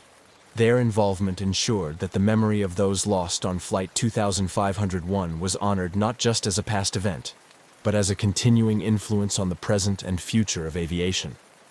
In conclusion, the story of Northwest Orient Airlines, Flight 2501, is a profound narrative about loss, discovery, and the unending quest for answers. It serves as a reminder of the vulnerabilities once faced in air travel and the strides taken to overcome them. The legacy of Flight 2501 endures, woven into the fabric of aviation history and continuing to inspire efforts that aim to make air travel safer for all. In the dark expanse of the wartime sky, the ghostly echo of a World War II bomber's distress signal cut through the silence, challenging the boundaries of time and the understanding of those who heard it. This particular aircraft, a B-17 Flying Fortress, had been reported missing years earlier, its fate a lingering mystery among the air crews and radio operators who scanned the skies and airwaves for any sign of life. Yet, here was its call sign, unmistakably clear through the static, resonating across the airwaves long after the war had claimed it. The night was typical for a remote military radio station, with operators methodically scanning frequencies for any signs of enemy or Allied transmissions. The radio operator on duty, a seasoned technician named James, was well versed in the usual array of signals and static that populated the airwaves. But nothing in his years of service could have prepared him for the chilling sequence of Morse code that tapped through his headphones, spelling out a distress call that should have been impossible to receive. James was stationed at a secluded air base in the Pacific, a pivotal point for communications between aircraft patrolling the vast ocean and their home bases. The base was quiet that night, with only the hum of distant engines and the occasional murmur of other operators breaking the monotony. As James adjusted the dials, fine-tuning the frequency in response to what he assumed was just another routine check, the signal came through. A series of sharp, deliberate dots and dashes that froze him in his seat. The signal was strong and clear, not the faded or fragmented echoes one might expect from a plane going down, or a transmission muffled by distance or interference. What made the transmission utterly astonishing was the call sign, a series of letters and numbers that James recognized immediately from old logs and whispered stories among the older staff. It was the call sign of the lost bomber, a plane that had vanished on a reconnaissance mission over the enemy territory, its crew never heard from again until now. Reacting swiftly, James noted the time and frequency of the transmission, then reached out to his commanding officer. Within minutes, the sleepy base was astir with activity. Senior officers poured into the communications room, listening intently as James replayed the recording of the transmission. The implications were staggering, and skepticism ran high among the gathered officials. Could it be a delayed echo of the original distress call, somehow trapped and then released by unusual atmospheric conditions? Or was it something more sinister, perhaps a trick by the enemy to sow confusion and fear? The initial shock of the transmission gave way to a flurry of activity. Technical specialists were called in to analyze the signal's origin, verifying its authenticity and attempting to triangulate its source. Historians and veteran pilots were consulted about the missing bomber's last known coordinates and mission details, piecing together the flight's intended route and its significance during the war. Meanwhile, James continued to monitor the frequency, half expecting further communications, or perhaps an explanation to unfold through the static. But no additional signals came through. The airwaves fell silent again, as enigmatic as they had been before the ghostly distress call pierced the night. This mysterious incident quickly transcended the confines of the military base, capturing the attention of military historians, aviation enthusiasts, and paranormal researchers alike. The story of the lost bomber and its sudden, unexplained reemergence through a lone radio transmission became a compelling narrative, weaving together elements of historical fact, unresolved mystery, and speculative folklore. As investigations into the phenomenon continued, the base remained abuzz with theories and inquiries, each person clinging to their own explanation of the events. The echo of the past, heard through the crackle of a modern radio system, challenged the very perception of time and technology, leaving more questions than answers in its wake. How could a distress call from a long-lost bomber so clearly and suddenly manifest after years of silence? The search for answers would delve deep into the archives of wartime aviation, the science of radio transmission, and the boundless realm of the unexplained. The B-17 Flying Fortress, known for its durability and formidable presence in the skies during World War II, had been part of a squadron assigned to a high-risk reconnaissance mission over enemy territory. The bomber in question, christened with a name that evoked a sense of invincibility, had left its base on a foggy morning in 1942, fully crewed and loaded with the latest navigation technology of the time. Its mission was straightforward but perilous: gather crucial intelligence about enemy positions and return safely. However, the aircraft and its crew mysteriously vanished without a trace, their fate becoming one of the war's enduring mysteries. This chapter delves into the historical backdrop against which the bomber operated, a world engulfed by the global conflict of World War II. The period was marked by rapid advancements in technology and warfare tactics, alongside the ever-present shadow of danger that loomed over military personnel. The missing bomber's story was not uncommon during these turbulent times. Many aircraft were lost due to enemy fire, mechanical failures, or navigational errors in the vast uncharted territories they patrolled. Yet, the disappearance of this particular B-17 had captured the imagination of many, partly due to its crew's reputed expertise and the critical nature of their missions. Interviews with surviving relatives and squadron members pieced together a picture of a highly skilled crew who had successfully completed numerous missions prior to their final, fateful flight. The aircraft was last seen veering off course, clouded by bad weather, with radio communications abruptly ceasing shortly after takeoff. The incident left a significant impact on the squadron and the home base, prompting an extensive search operation. Rescue planes and ships scoured the suspected crash area for weeks, hoping for signs of the aircraft or survivors. Despite these efforts, no physical evidence of the wreckage or crew was ever found, and the mission was eventually deemed lost at sea, its details classified and buried in military archives. Decades later, the unexpected transmission received by the radio operator James reopened old wounds and sparked a renewed interest in the lost bomber's fate. Military historians and archivists began to re-examine old flight logs, mission briefings, and survivor testimonies to gather insights that might explain the mysterious radio message. This re-examination was not just an academic exercise, but also a poignant reminder of the unresolved losses that many families still felt, holding on to hope for some form of closure. The renewed investigation into the bomber also brought to light the broader context of its disappearance. During World War II, the region where the aircraft vanished was notorious for its challenging weather conditions and heavy enemy activity. Theories about what might have led to its loss ranged from a catastrophic weather event that overwhelmed the aircraft's capabilities to an encounter with enemy fighters or anti-aircraft fire.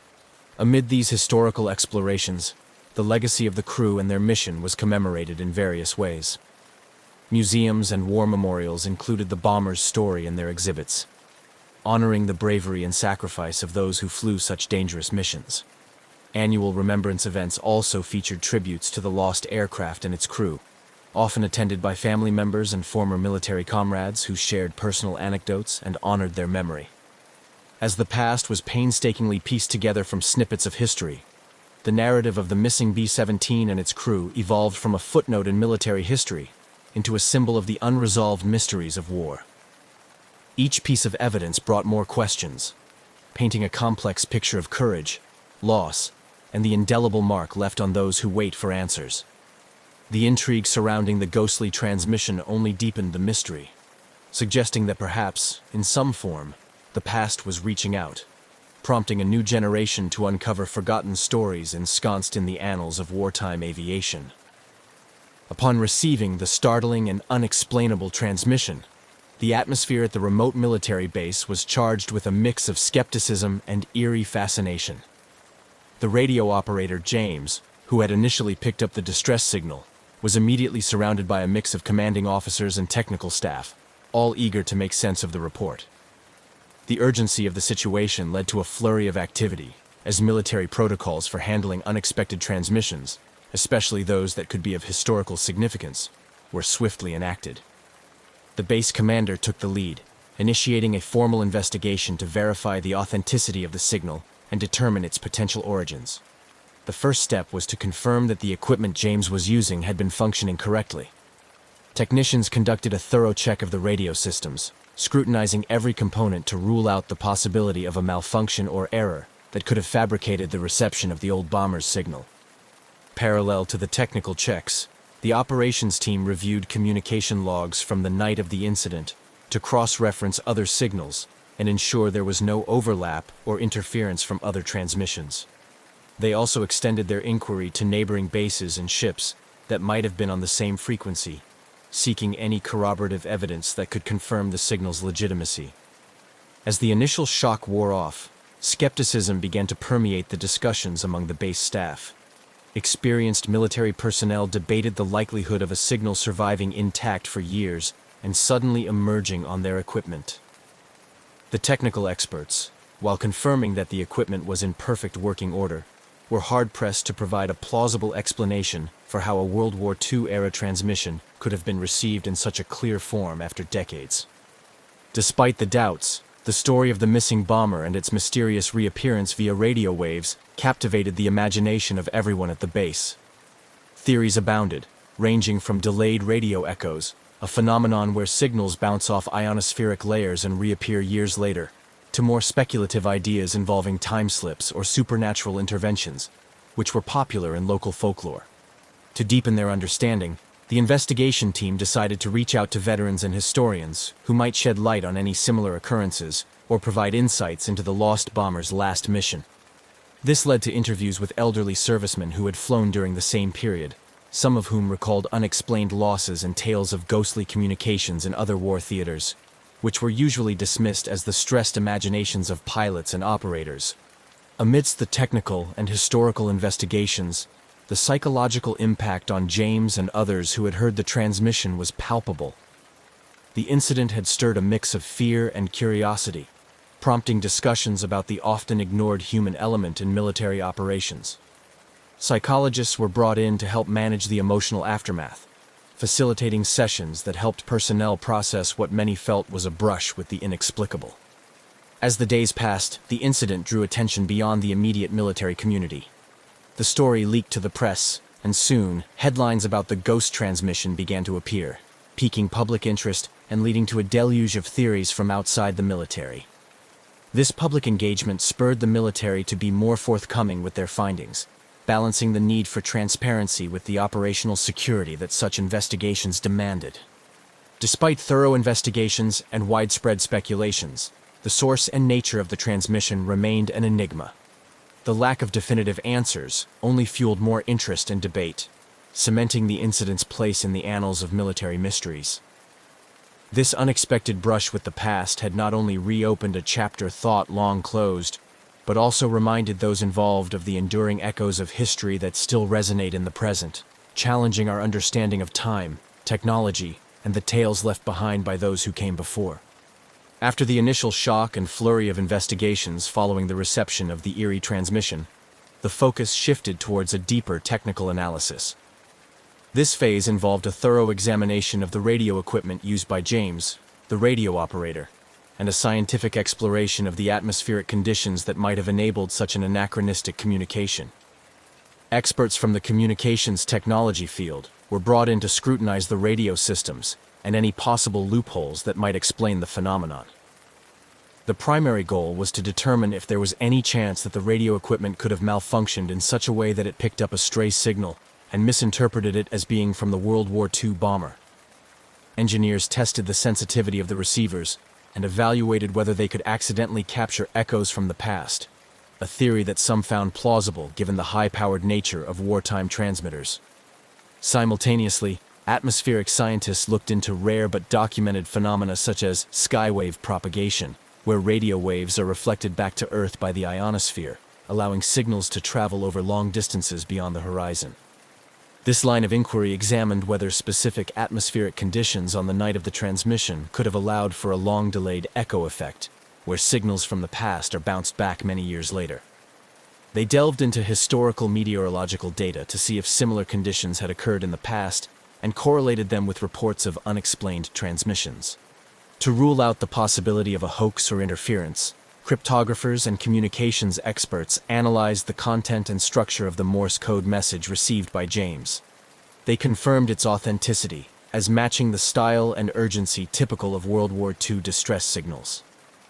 This verification deepened the mystery rather than dispelling it, as it suggested that the transmission was indeed connected to the lost bomber.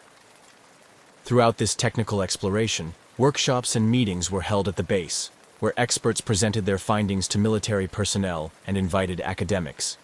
These sessions often turned into heated debates about the limits of current scientific understanding and the possible existence of yet undiscovered natural phenomena that could explain such anomalies.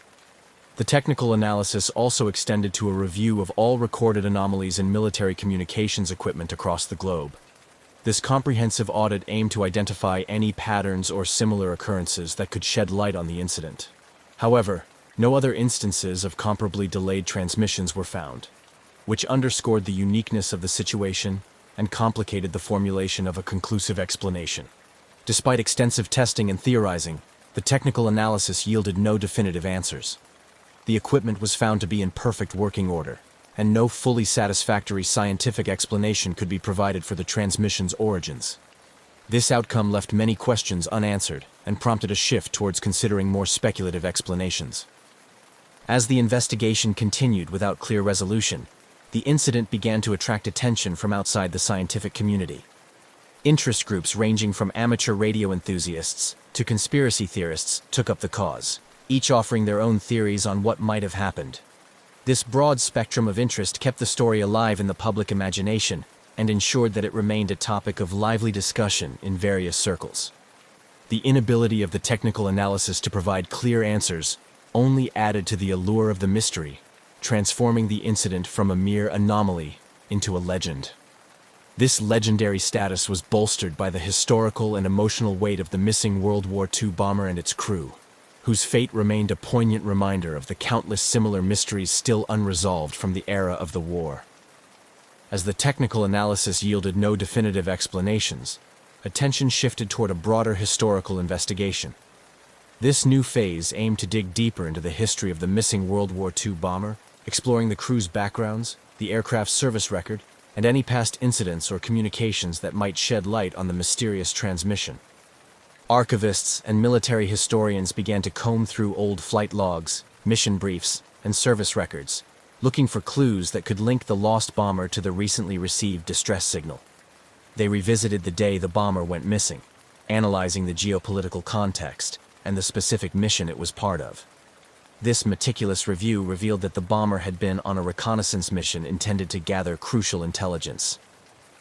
The mission was high risk, with the aircraft expected to fly deep into enemy territory, which made the plane and its crew prime targets for enemy forces. Interviews were conducted with surviving members from the same squadron and with relatives of the missing crew. These interviews aimed to gather personal stories and any transmitted communications that could have been overlooked or not adequately recorded at the time. Some family members provided letters and other personal effects that included references to previous missions and the crew's thoughts and feelings about their roles in the war. These artifacts offered a poignant glimpse into the personal lives of those involved, enriching the narrative of the historical investigation. Additionally, historians sought eyewitness accounts from other military personnel who might have been in the area on the day the bomber disappeared. These efforts uncovered a few vague references to unusual radio traffic heard around that time, which had previously been dismissed as irrelevant or misidentified due to the chaotic nature of wartime communications.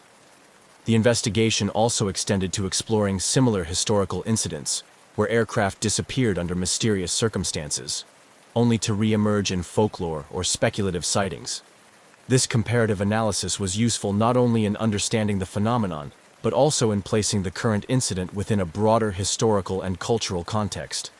Researchers delved into theories of ghost planes, a recurring motif in 20th century military and aviation folklore, which often symbolizes unresolved grief and the haunting memories of war. As the historical investigation unfolded, it also highlighted the technological advancements in radio and aviation technology since World War II. Experts on vintage military equipment were consulted to ascertain the capabilities and limitations of the period's technology, particularly the types of radios used in World War II bombers. These specialists provided insights into how atmospheric conditions, equipment malfunctions, or operator errors could have contributed to unexplained transmissions. Throughout this investigative process, the public's fascination with the story grew. Museums and war memorials began to feature exhibits on the missing bomber, using the incident to educate visitors about the uncertainties and perils of wartime aviation. These exhibits often included interactive elements, such as listening stations where visitors could hear simulated versions of the distress call, and panels discussing the nature of radio transmissions and how they can be affected by environmental factors. The historical investigation, while failing to provide a conclusive explanation for the distress signal, succeeded in reviving interest in the fate of the missing bomber and its crew. It brought closure to some family members, offering them a sense of connection to their lost relatives and the comfort of knowing that their loved ones had not been forgotten. Moreover, it encouraged ongoing scholarly interest in wartime communication mysteries, ensuring that the legacy of those lost in war continued to be remembered and studied. The ghost transmission episode ignited a cascade of theories and speculations that extended beyond the confines of straightforward historical and technical analysis. As no definitive answers emerged from the rigorous checks and investigative efforts, the discussion broadened to encompass a wider array of possibilities, including both natural phenomena and more speculative supernatural explanations. Among the scientific community, the notion of natural atmospheric phenomena played a central role in the discourse.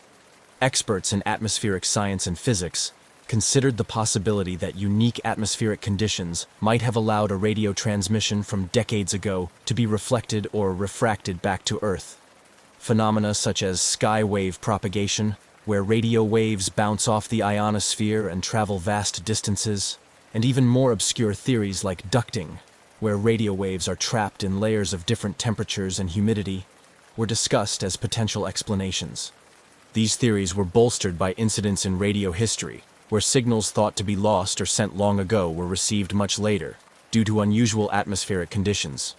However, the exact conditions required to recreate such a specific and seemingly directed transmission as that of the missing W-2 bomber remained a point of contention and deep intrigue within the scientific panels discussing the case. On the other side of the spectrum, the paranormal enthusiasts and conspiracy theorists had a field day with the incident. The Bermuda Triangle, notorious for its mysterious disappearances and strange occurrences, was frequently cited in these discussions. Theories ranged from wormholes and time slips to interdimensional portals, suggesting that the bomber had momentarily bridged through time to send its distress call into the future. These ideas, while lacking scientific backing, captured the imagination of the public and fueled numerous articles, books, and documentary segments. Historians and cultural anthropologists also weighed in, viewing the persistent interest in the ghost transmission through the lens of cultural studies. They argued that such phenomena serve as modern folklore, stories that people cling to in order to deal with the chaos and unpredictability of life.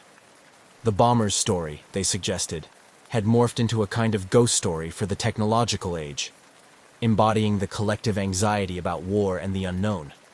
In academic circles, the incident became a case study in how unexplained phenomena can challenge our understanding of science and technology. Conferences and symposiums featured panels and papers on the incident, discussing not only the technical and atmospheric possibilities, but also exploring what this phenomenon reveals about human belief systems and the psychology of mystery. The theories and speculations also prompted further scientific exploration into the limits of current radio technology and atmospheric sciences. Grants were allocated for projects aimed at studying skywave propagation more intensely, especially as it relates to long-delayed radio wave travel. Such research endeavored to discern whether science might one day be able to explain anomalies that currently fall into the realm of the unexplained. In essence, the myriad theories and speculations surrounding the ghost transmission demonstrated the human penchant for mystery and the lengths to which individuals and communities will go to make sense of the inexplicable. Whether driven by scientific curiosity, a fascination with the supernatural, or a blend of both, the discussions and debates ensured that the story of the WW2 bomber and its eerie call for help continued to resonate, inviting more questions than it answered. As the ghostly transmission from the World War II bomber settled into the annals of unexplained military history, its cultural impact continued to resonate across various spheres. The incident not only captivated the imagination of those directly involved in its investigation, but also touched a broader public fascinated by mysteries and the supernatural. In the media, the story of the ghost transmission found a fertile ground. Documentaries and television specials explored the eerie event, often framing it within the larger context of wartime disappearances and paranormal phenomena. These programs delved into the historical background of the missing bomber, the personal stories of its crew, and the technical aspects of the radio transmission, all the while weaving in interviews with experts, historians, and family members. The narrative was invariably tinged with a sense of mystery and often speculative interpretations, which helped to draw in viewers and spark public discussion. The incident also inspired episodes in popular culture, influencing works of fiction in books and films. Writers and filmmakers used the concept of a ghost plane emitting a distress signal from the past as a poignant metaphor for unresolved past conflicts and the haunting nature of loss. These stories often explored themes of time, memory, and the unresolved echoes of war, resonating with audiences who found in them a reflection of universal sentiments. Moreover, the ghost transmission became a topic of interest in academic circles beyond the scientific community. Scholars in the fields of folklore and mythology examined how modern tales of ghost ships and planes serve as contemporary folklore, providing insight into societal fears and the ways in which people use stories to make sense of unexplainable events. Conferences and papers discussed the incident in the context of technological folklore, where modern technology intertwines with age-old narrative forms to create new myths. Educationally, the incident was incorporated into curriculums, particularly in courses dealing with the history of technology, communication studies, and the psychological impact of war. Students analyzed the event not only for its historical and technological aspects, but also for its implications on how narratives are constructed in the media and popular culture. Community events, such as talks and exhibitions at museums, often featured segments dedicated to the ghost transmission. These events aimed to educate the public about the science of radio communications, the history of World War II aviation, and the phenomenon of skywave propagation. They also provided spaces for veterans and historians to share their insights, and for visitors to reflect on the broader implications of wartime technologies. Through these various channels, the legacy of the ghost transmission endured, continually sparking new discussions and insights. It served as a reminder of the mysteries that still permeate our understanding of the past, and the ways in which these mysteries captivate and intrigue us.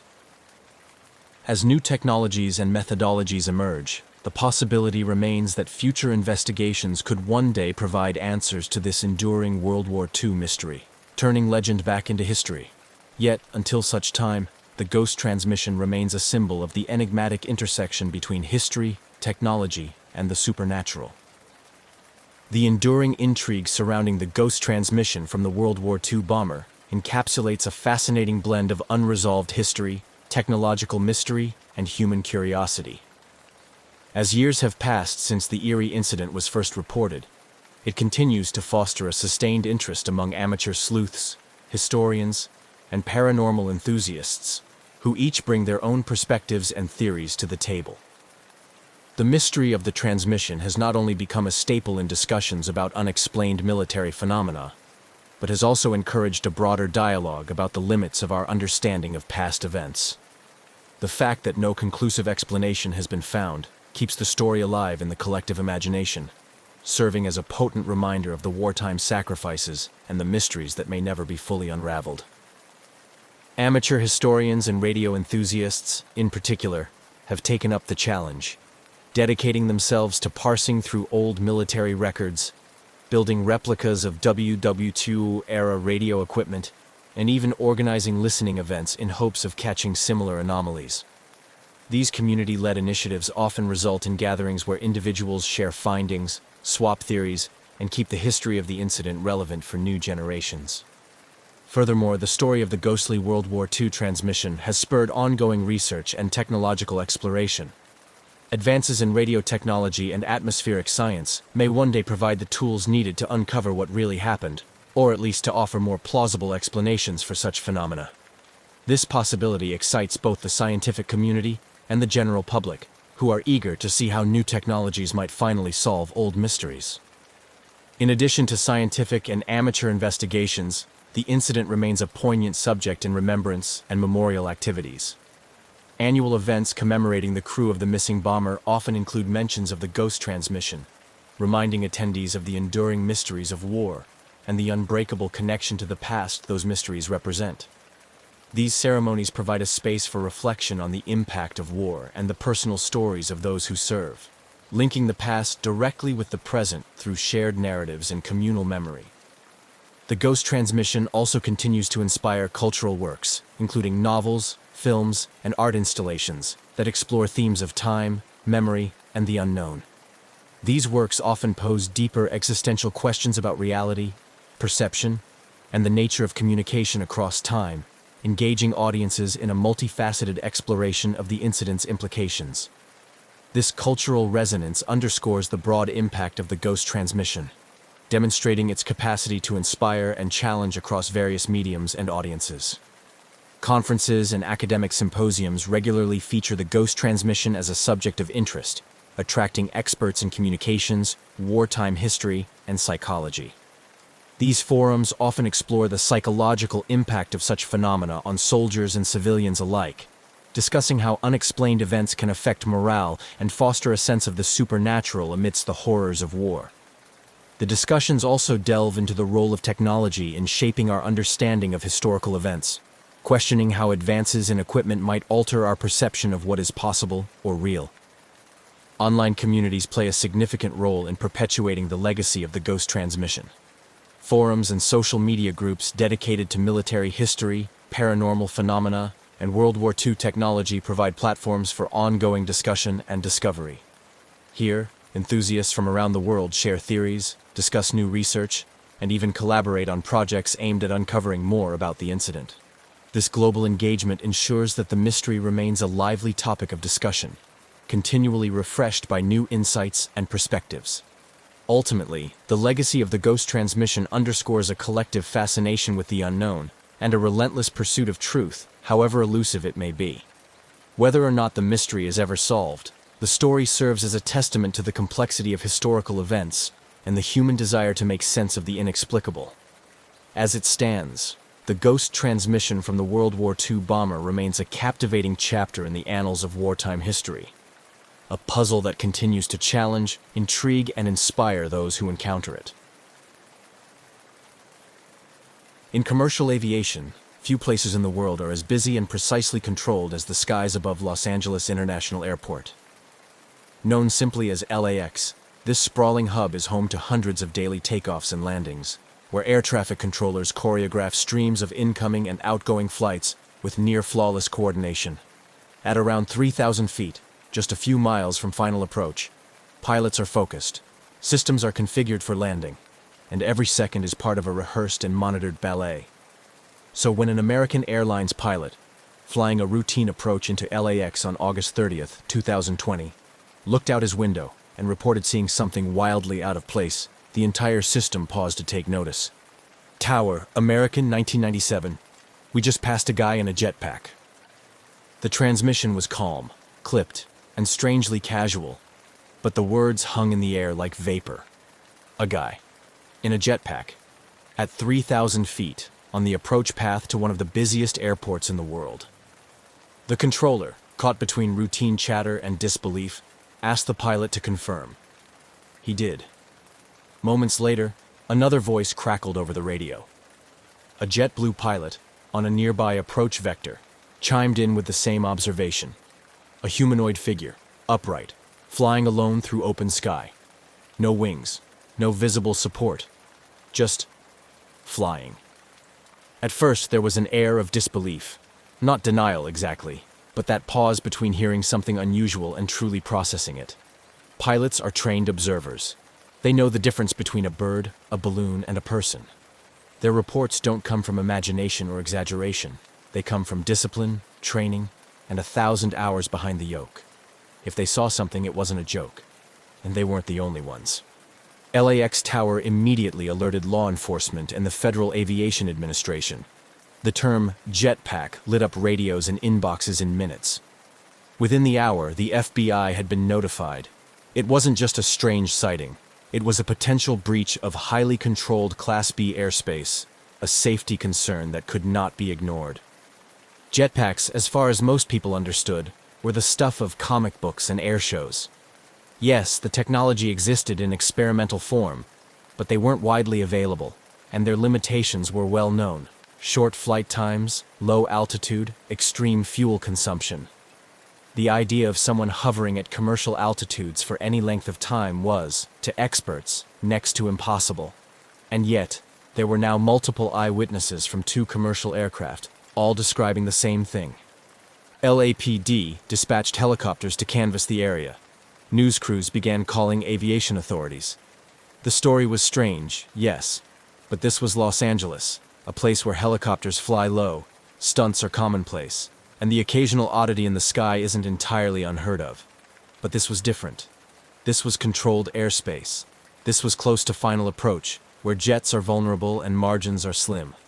And the figure, whoever, or whatever, it was, had vanished by the time aircraft were redirected to get a closer look. Back in the control tower, the recording of the pilot's transmission was already being reviewed.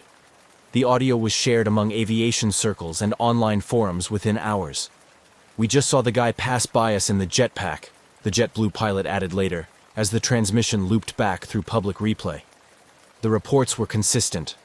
Upright figure, no wings, no obvious propulsion source, just flying alongside a jet.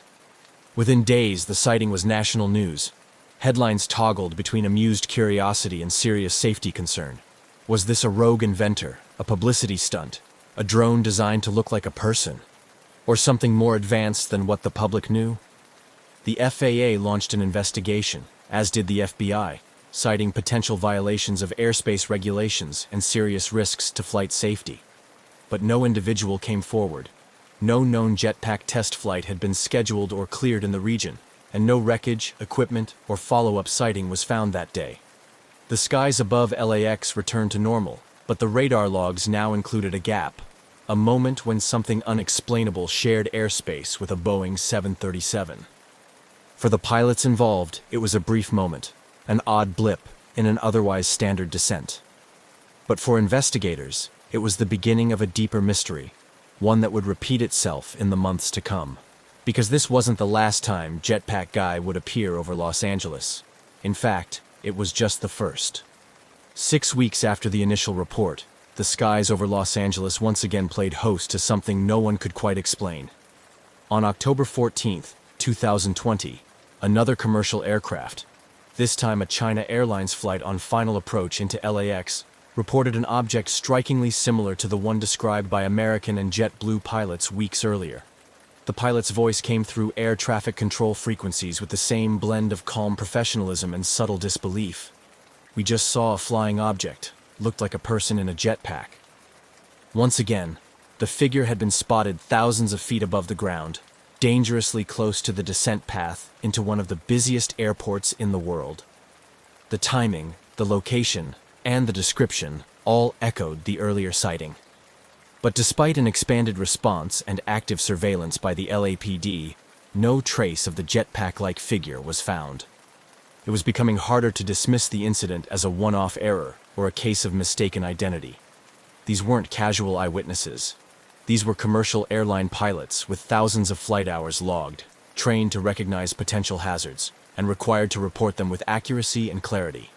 And now, there were more of them, saying the same thing. The FAA confirmed both sightings had been officially logged. Investigators reviewed radar data, flight paths, and local air traffic activity. Still, nothing showed up on radar. No transponders were active. No known aircraft, manned or unmanned, were authorized in the area at those altitudes. If someone was truly flying a jetpack near LAX, they were doing so without coordination or clearance, a major violation of U.S. airspace regulations. Jetpack manufacturers were quick to comment, some with interest, others with frustration. The consensus among industry experts was simple: this shouldn't be possible. The technology to fly solo with a jetpack does exist, but it comes with sharp limitations. Current jetpacks can fly for only 30 seconds to a few minutes, rarely above 1,500 feet, and require highly controlled conditions to remain airborne safely, and certainly not at the altitudes and distances described by pilots in controlled airspace, above dense urban sprawl and near passenger aircraft. David Mayman, CEO of Jetpack Aviation, a Los Angeles-based company developing jetpack technology, openly stated that if someone had built a device capable of flying for extended periods at commercial altitudes, it would represent a leap beyond the current state of the art, and he would know.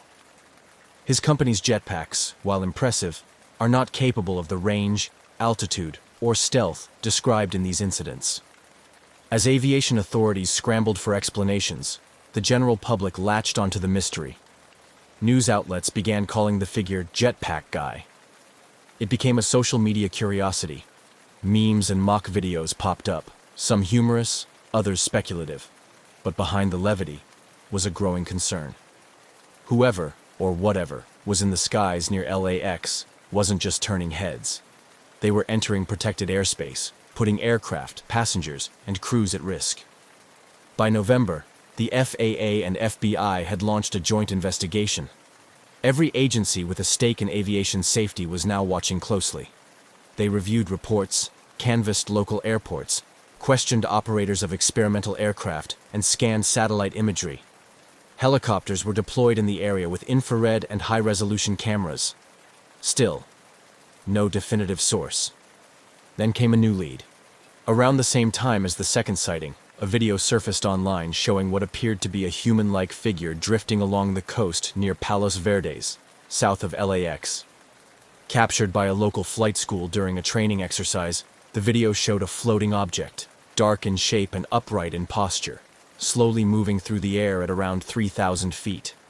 It didn't behave like a balloon, but it also didn't appear to have visible propulsion. It hovered, it drifted, and then disappeared into the haze. The footage deepened the mystery. Was this the same entity spotted by commercial pilots? Was it a drone made to resemble a person, perhaps even with a mannequin attached? Or was this simply a case of optical illusion, a stray object caught in the right light, seen from the wrong angle? Speculation began to stretch. Some experts suggested a sophisticated drone, possibly a hobbyist project gone too far. Others floated the idea of an elaborate hoax, though how such a prank could evade multiple radar systems and fly alongside aircraft without consequence remained unanswered. What was certain, however, was that this wasn't going away.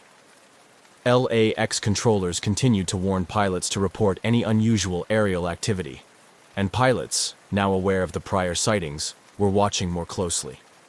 It wasn't a question of whether the jetpack guy would return. It was a question of when, and what, if anything, would be waiting for him on the ground. By early 2021, the jetpack guy had evolved from an aviation oddity into a full-blown mystery. With 3 pilot sightings logged near LAX and a growing archive of videos and speculation, the phenomenon was no longer a fleeting curiosity. It was a potential threat to flight safety. And still, there were no answers. No individual had come forward. No jetpack had been recovered. And no government agency could confirm what, exactly, was moving through controlled airspace, undetected and untraced. The Federal Aviation Administration and the FBI remained at the helm of the investigation, but their updates became increasingly scarce. The absence of solid leads was baffling. In an age of constant surveillance, radar coverage, and drone regulation, how could something, whether manned or unmanned, appear and disappear with such precision? The question wasn't rhetorical. It was one investigators were asking behind closed doors. Meanwhile, the Los Angeles Police Department, which had initially treated the sightings as a potential airspace violation, began taking a more active role. Helicopter patrols were deployed intermittently through the LAX approach corridor, particularly during peak travel times when traffic converged into tight formations on descent. LAPD air support teams flew grid searches, scanning for signs of jetpack activity using thermal cameras and long-range lenses. Nothing turned up. Not a blip. Not a trail. The airspace remained quiet until the next report came in. On July 28, 2021, the mystery returned. A Boeing 747 pilot, again descending into LAX, radioed air traffic control. "We just passed a guy in a jetpack." The location was consistent with previous sightings, 5 miles from the airport, around 5,000 feet. This time, ATC quickly notified other nearby aircraft and launched an immediate response. Helicopters were dispatched. Airspace data was reviewed in real time. Still, nothing. What made this fourth sighting more alarming was its consistency. The reports were no longer isolated. They followed a pattern. Similar altitudes, locations, and descriptions. Each time, the figure was seen hovering upright, traveling at a steady speed. No wings, no rotors, and no visible means of lift other than what could only be described as a jetpack. Yet, jetpack experts continued to raise doubts. While several companies around the world were actively developing personal flight systems, some of them quite advanced, the physics didn't align with what pilots were describing. Real jetpacks, even those powered by miniature turbines, couldn't sustain flight at 3,000 or 5,000 feet for long periods. They used enormous amounts of fuel. They generated intense heat and noise. They were notoriously difficult to control at high altitudes or in congested airspace. The idea that someone could fly repeatedly near one of the world's busiest airports with that level of precision and remain unidentified, it just didn't compute. One working theory began to gain traction. Perhaps the sightings weren't of a human at all. Perhaps what the pilots were seeing was a drone, highly customized to look like a person in flight. Drone technology had advanced rapidly in recent years, and high-performance platforms could now mimic humanoid shapes. A mannequin or foam figure, paired with a sophisticated propulsion system, might appear from a distance to be a person flying upright. It was a plausible explanation, at least more plausible than a lone jetpack pilot defying altitude limits and FAA regulations undetected. But if it was a drone, it was being flown far beyond the line-of-sight rules required by law, with flight durations and range capabilities not available to the average hobbyist. That suggested either a high-budget operation, a reckless daredevil, or someone intentionally trying to provoke a response. The fact that it had happened repeatedly, and always near LAX, implied planning. Despite all this, authorities remained cagey. Official statements confirmed that investigations were ongoing, but declined to share technical details. Internally, FAA analysts were reviewing radar logs and ADS-B tracking data from the time of the sightings. Military radar inputs were also considered, though it was unclear whether the figure had ever registered on any system. That alone raised even more questions. Was the object simply too small to reflect radar? Or was something else interfering? Journalists covering the story began to dig deeper. They contacted jetpack companies, aerospace experts, and drone hobbyists. Most agreed. This wasn't likely to be a prank. Whoever was doing this had access to advanced equipment, knowledge of aviation corridors, and a clear sense of timing. And still, nothing concrete emerged. The media narrative oscillated between playful headlines and serious concerns. The FAA reiterated its warnings. Entering controlled airspace without clearance, especially in proximity to commercial aircraft, could result in severe penalties or prosecution. But no suspect was named. No arrests were made. No footage, beyond the now famous Palos Verdes video, had captured the figure up close.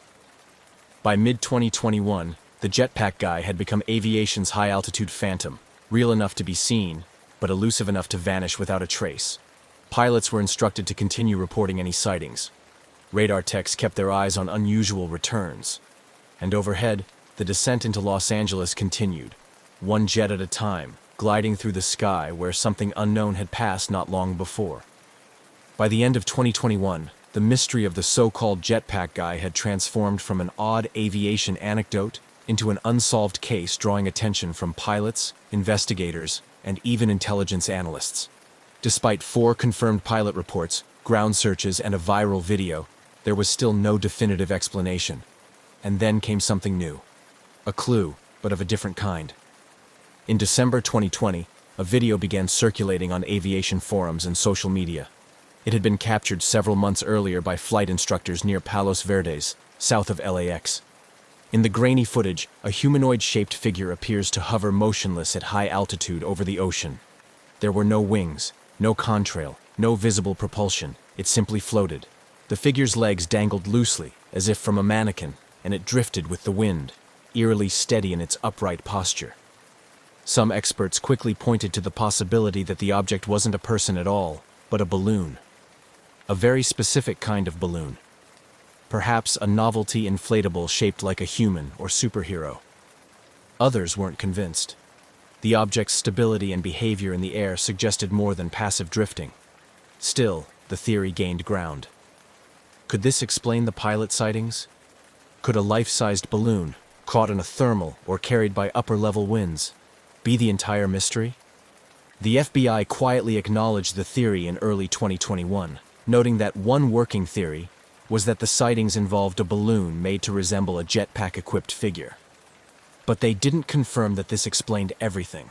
The locations didn't quite match. The altitudes reported by pilots seemed high for a standard inflatable. And the behavior, floating alongside jets on approach, didn't fully add up. The Palos Verdes footage complicated rather than clarified things. If it was a balloon, who launched it? Why? And why hadn't it been recovered? Investigators were left with another piece of the puzzle, but no corner pieces to frame the bigger picture. For many, the mystery only deepened. Because while the balloon theory might explain a few things, it didn't explain everything. Especially not why pilots, trained observers, flying in broad daylight, continued to describe a person. Not a drifting figure, a man, in a jetpack. By mid-2022, the jetpack guy phenomenon had settled into a strange limbo. Unresolved, unconfirmed, but still very much alive in the minds of those who followed it. The mystery refused to fade, in part because it touched something deeper than aviation protocol. It challenged the limits of what we expect to be possible in the sky. At the heart of the growing concern was a simple fact. If a person, drone, or balloon was routinely entering restricted airspace near one of the busiest airports in the world, it posed a real safety risk. Airliners approaching LAX travel at high speeds in dense air traffic. A collision, even with a small object, could be catastrophic. This wasn't just a curiosity, it was a vulnerability. The FAA, now under increased scrutiny from the aviation community, reiterated their guidance to pilots. Report any unusual aerial activity immediately. Air traffic controllers near LAX kept a closer watch. But with no new confirmed sightings since mid-2021, the skies remained uneventful. Still, interest continued to grow behind the scenes.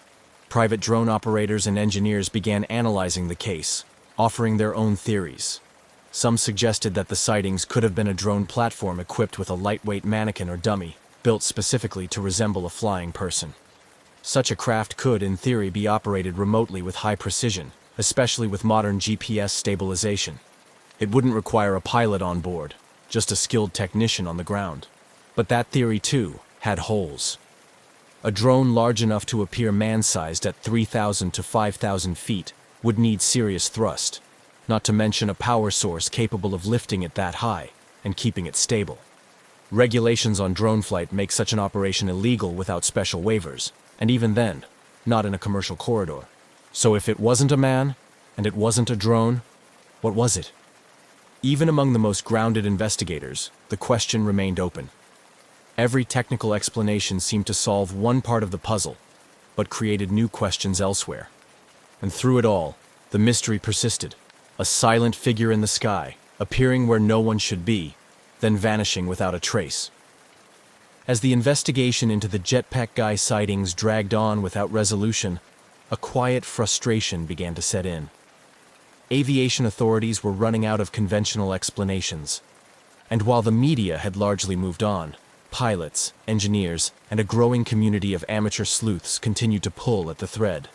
By now, Two dominant theories had emerged, each compelling, each flawed.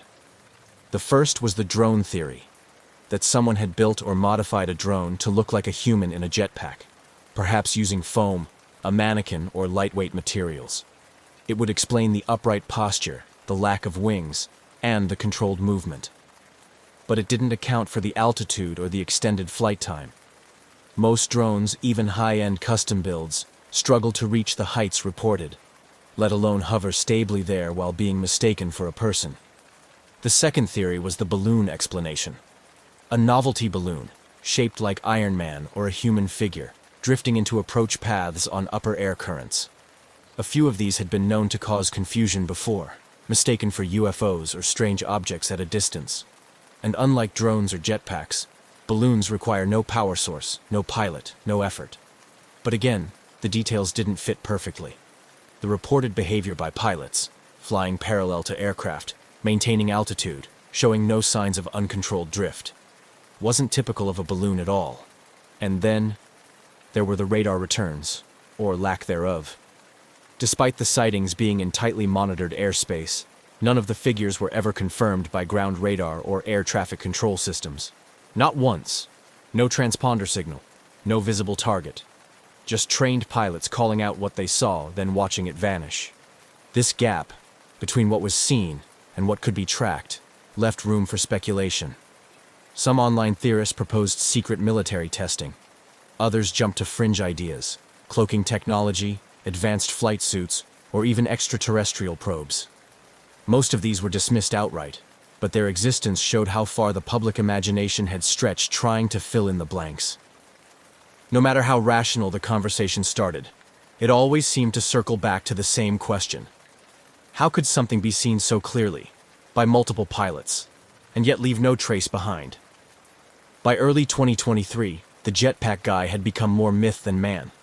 His presence in the skies reduced to speculation and echo. There were no new sightings, no breakthroughs. The FAA stopped releasing updates, and the FBI, after a period of quiet probing, also fell silent. Whatever momentum had once propelled the investigation had faded into a holding pattern. The skies above LAX were busy as ever, but the strange visitor hadn't returned. For some, the mystery's slow disappearance was the answer itself. If it were a drone prank or an unsanctioned experiment, maybe the operator had stopped after realizing the risk, or after being quietly warned. If it was a one-off balloon incident, maybe it had been a fluke that gained more attention than it ever deserved. The absence of further appearances made a convenient case for coincidence, but others weren't so convinced. Many within the aviation world remained unsettled. Pilots who had seen the figure firsthand didn't walk away thinking they'd misjudged a balloon. These were professionals trained to identify threats in the sky, and they had described a person, upright, in motion, at altitudes where no solo flyer should be. Their stories hadn't changed, even when the world moved on. Investigative journalists revisited the case, looking for missed connections, any overlooked detail in radar logs, any unreported test flights, any quiet payoff or sealed file. Nothing surfaced. Radar operators from the original incidents remained baffled. One admitted in a later interview, "We had guys scanning the scopes live when it happened, and there was nothing there. No return at all." So the mystery endured, not as a constant news story, but as a quiet chapter in aviation lore. A moment where something appeared against the odds, then disappeared without explanation. And like all good mysteries, it didn't leave answers. Just a strange shape in the sky and the certainty that, for a few brief moments, the rules of flight didn't quite hold. Today, the story of the jetpack guy floats somewhere between urban legend and unresolved aviation case file.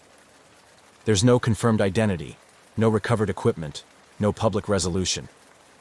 The official investigations have long since gone quiet, but the incident lives on, spoken of in pilot lounges, discussed in online forums, and remembered by those who saw it firsthand.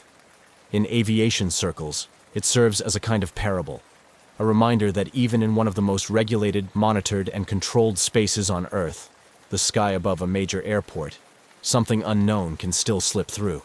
Pilots remain vigilant. Controllers still reference the event from time to time, especially when an unusual blip appears on radar. or when a trainee asks if that jetpack guy thing really happened. It did. At least 4 pilots, on separate flights, in broad daylight, saw something that didn't belong in their airspace. They weren't drunk. They weren't confused. They were reporting what they saw. A figure, flying upright, alone, thousands of feet in the air. The FAA still logs it as an unresolved aerial occurrence. The FBI, when pressed, simply refers to the case as open, but inactive. There's nothing more to pursue, unless someone speaks up or something new appears. And so, it joins the quiet catalog of aviation anomalies, like the phantom aircraft that appear on radar but never visually materialize, like the ghost flights tracked over empty oceans. It's part of a strange truth about aviation. For all our technology, our control, and our charts of the sky, there are still moments that slip through the gaps. Jetpack Guy may never return, but if he does, if another voice crackles through the radio to say, "We just passed someone in a jetpack," pilots will believe it. They've seen it before. And the sky, for all its predictability, still has room for a little mystery. On a beautiful morning in 1970, a small Cessna aircraft, gleaming under the early sunlight, prepared for a routine flight that was soon to enter the annals of aviation mysteries. The pilot, an experienced aviator with a penchant for exploring the skies, conducted his pre-flight checks with meticulous attention. Little did he know, his upcoming journey over the Bermuda Triangle would challenge the boundaries of his understanding of time and space, turning a standard flight into a perplexing puzzle that continues to intrigue enthusiasts and experts alike. The pilot, whose passion for flying was matched only by his curiosity for the unknown, was no stranger to the legends surrounding the Bermuda Triangle. Yet, his scientific mind required more than anecdotal tales to sway his skepticism. Today's flight, originating from a small airstrip in Florida, was charted along a course that would take him directly over one of the most discussed regions in maritime and aerial folklore. His plan was straightforward: fly to the Bahamas, a trip he had made numerous times before, albeit never directly passing through the heart of the triangle. As he loaded his gear into the cockpit, the morning air was still and the sky clear, conditions that promised an uneventful journey across the serene Atlantic waters. The aircraft's instruments, all functioning within their optimal ranges, showed no sign of the drama that would soon unfold. His flight log was meticulous, documenting every detail, from fuel levels to the expected time of arrival, based on standard flight speeds and known weather conditions. Taking off, the Cessna lifted gracefully into the air, its engine humming steadily as it climbed to cruising altitude. The world below shrank away, leaving only the vast blue of the Atlantic stretching into the horizon. The early part of the flight was as serene as any pilot could hope for, with panoramic views of the ocean sparkling under the morning sun. However, as the aircraft edged closer to the coordinates that marked the Bermuda Triangle, a subtle change began to permeate the cockpit. The first sign was a flicker in the dashboard instruments. Dials twitched erratically, and the radio static increased. The pilot, initially unperturbed, made adjustments, attributing the anomalies to possible atmospheric interference common in this area of the globe. But the situation swiftly escalated as the compass began to spin inexplicably, and the familiar hum of the engine seemed to syncopate with an unfamiliar rhythm. The skies, still visually clear, now felt charged with an unexplained energy. Trying to maintain his course, the pilot felt a growing sense of disorientation, as if the very essence of time and space around him was warping. In his headset, the crackle of static grew louder, punctuated by what seemed like distant voices cutting in and out, an auditory illusion in an otherwise empty expanse. His trained instincts told him to trust his instruments, but they were becoming increasingly unreliable. Glancing at his watch, he noted the time, planning to cross-check it with the flight duration to gauge any discrepancies upon landing. As quickly as it began, the phenomenon ceased. The instruments stabilized as suddenly as they had faltered, the radio cleared, and the Cessna resumed its steady drone. Shaken but focused, the pilot continued toward his destination, now vigilant for any further abnormalities. Upon landing, the reality of what had transpired hit with full force. His flight, by all logical accounts supposed to last over 3 hours, had recorded barely an hour and a half. The confusion was palpable as he tried to reconcile the discrepancy. His initial disbelief was echoed by the ground crew at the Bahamas airstrip, who were equally baffled by the early arrival. This bewildering experience marked the beginning of a series of investigations and theories. Had the pilot traversed a shortcut through time and space? Was this merely an anomaly in instrumentation? Or had he experienced a rare but natural meteorological phenomenon? As the story of his flight spread, it sparked debates and drew attention from around the world, adding another layer of mystery to the already infamous Bermuda Triangle. The pilot, once a staunch skeptic, found himself pondering the limits of human understanding and the vast, unexplained mysteries that still lie beyond our reach in the skies. As the Cessna gracefully crossed into the airspace above the Bermuda Triangle, the pilot felt a mix of anticipation and skepticism. Known for its history of mysterious disappearances and unexplained phenomena, the Triangle has long captured the imagination of pilots and sailors alike. However, for this pilot, a man of science and logic, the myths and legends associated with this region were just that, stories without empirical evidence. Nonetheless, as he entered this notorious zone, the clear skies and calm seas seemed to belie the Triangle's ominous reputation. The route planned for that day was one he had flown on the edges of, but never directly through the heart of the Triangle. Today's flight path took him directly over its center, a decision made partly out of necessity and partly from a curiosity that he hadn't admitted to himself until now. The early part of his journey had been uneventful, with the aircraft performing flawlessly and the weather conditions ideal for a smooth flight. However, as he progressed deeper into the Triangle, subtle anomalies began to manifest. Initially, these were minor, slight malfunctions in the aircraft's electronic instruments. The GPS system flickered erratically, and the radio emitted intermittent bursts of static, despite the clear weather and absence of storm clouds. These technical issues were disconcerting but not alarming, at least not at first. The pilot double-checked his backups and continued, relying on his experience and manual navigation skills to maintain his course. The true moment of disorientation came without warning. It was as if the atmosphere itself had changed, with a slight but noticeable drop in temperature and a sudden, eerie stillness that enveloped the aircraft. The sky, so clear moments before, seemed to take on a muted, almost surreal quality. The ocean below mirrored this stillness, its surface unnaturally calm. The pilot's initial reaction was to check his instruments, but what he saw only deepened his confusion. His compass was spinning inexplicably, and the altimeter fluctuated between readings in a way that was impossible under normal flying conditions. Trying to maintain his composure, he reached for the radio to contact air traffic control, only to be met with a hiss of static that made communication impossible. This experience, unsettling as it was, paled in comparison to what happened next. Time seemed to dilate around him, with seconds stretching into minutes, and minutes feeling like hours. This sensation of time warping was difficult to rationalize, leaving the pilot grappling with his perception of reality. He felt a vague sense of vertigo, a disorienting feeling that he was moving both very slowly and exceedingly fast at the same time. Navigating through this bewildering scenario, the pilot focused on maintaining a steady altitude and heading, using his training to compensate for the unreliable instrument readings. He remembered reading about similar experiences from other pilots, though he had always regarded such stories with a healthy dose of skepticism. Now, faced with his own inexplicable circumstances, he wondered if there was more to the Bermuda Triangle than mere folklore. As suddenly as they had begun, the anomalies ceased. The instruments stabilized, the temperature returned to normal, and the radio cleared.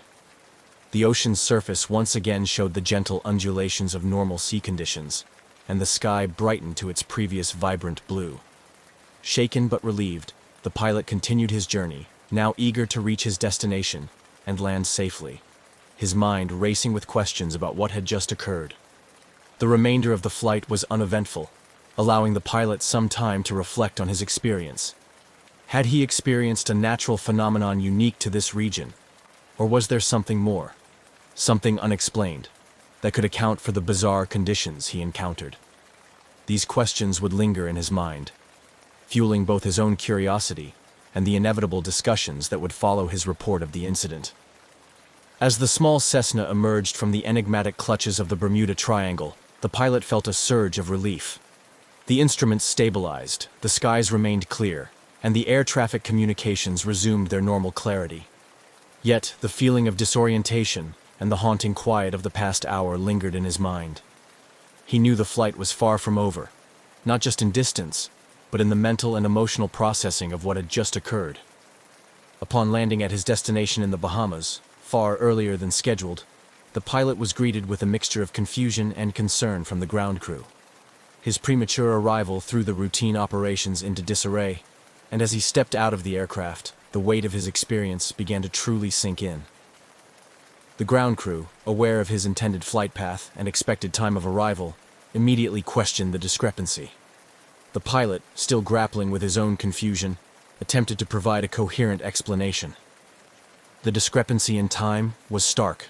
According to the clocks on the ground and the flight logs, the journey that should have taken over 3 hours was completed in just under 90 minutes. This impossibility was not lost on the pilot or the airport staff, prompting an immediate and thorough review of the aircraft's logs and instruments. The debriefing session that followed was intense. The pilot recounted his experience in detail to both the airport authorities and later to representatives from the Aviation Safety Board.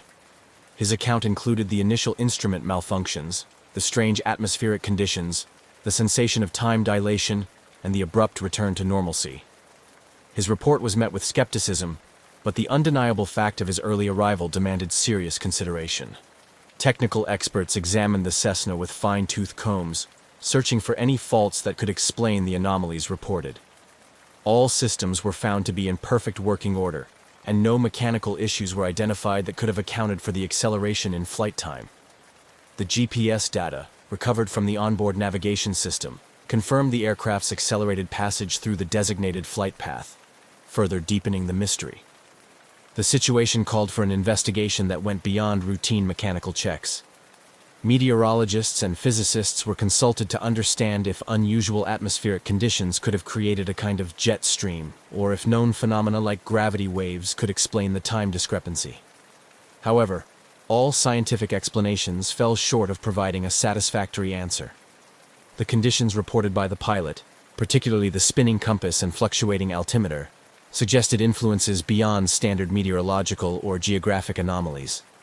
As the aviation community began to buzz with discussions over the incident, the story of the pilot's mysterious flight attracted attention beyond the immediate stakeholders.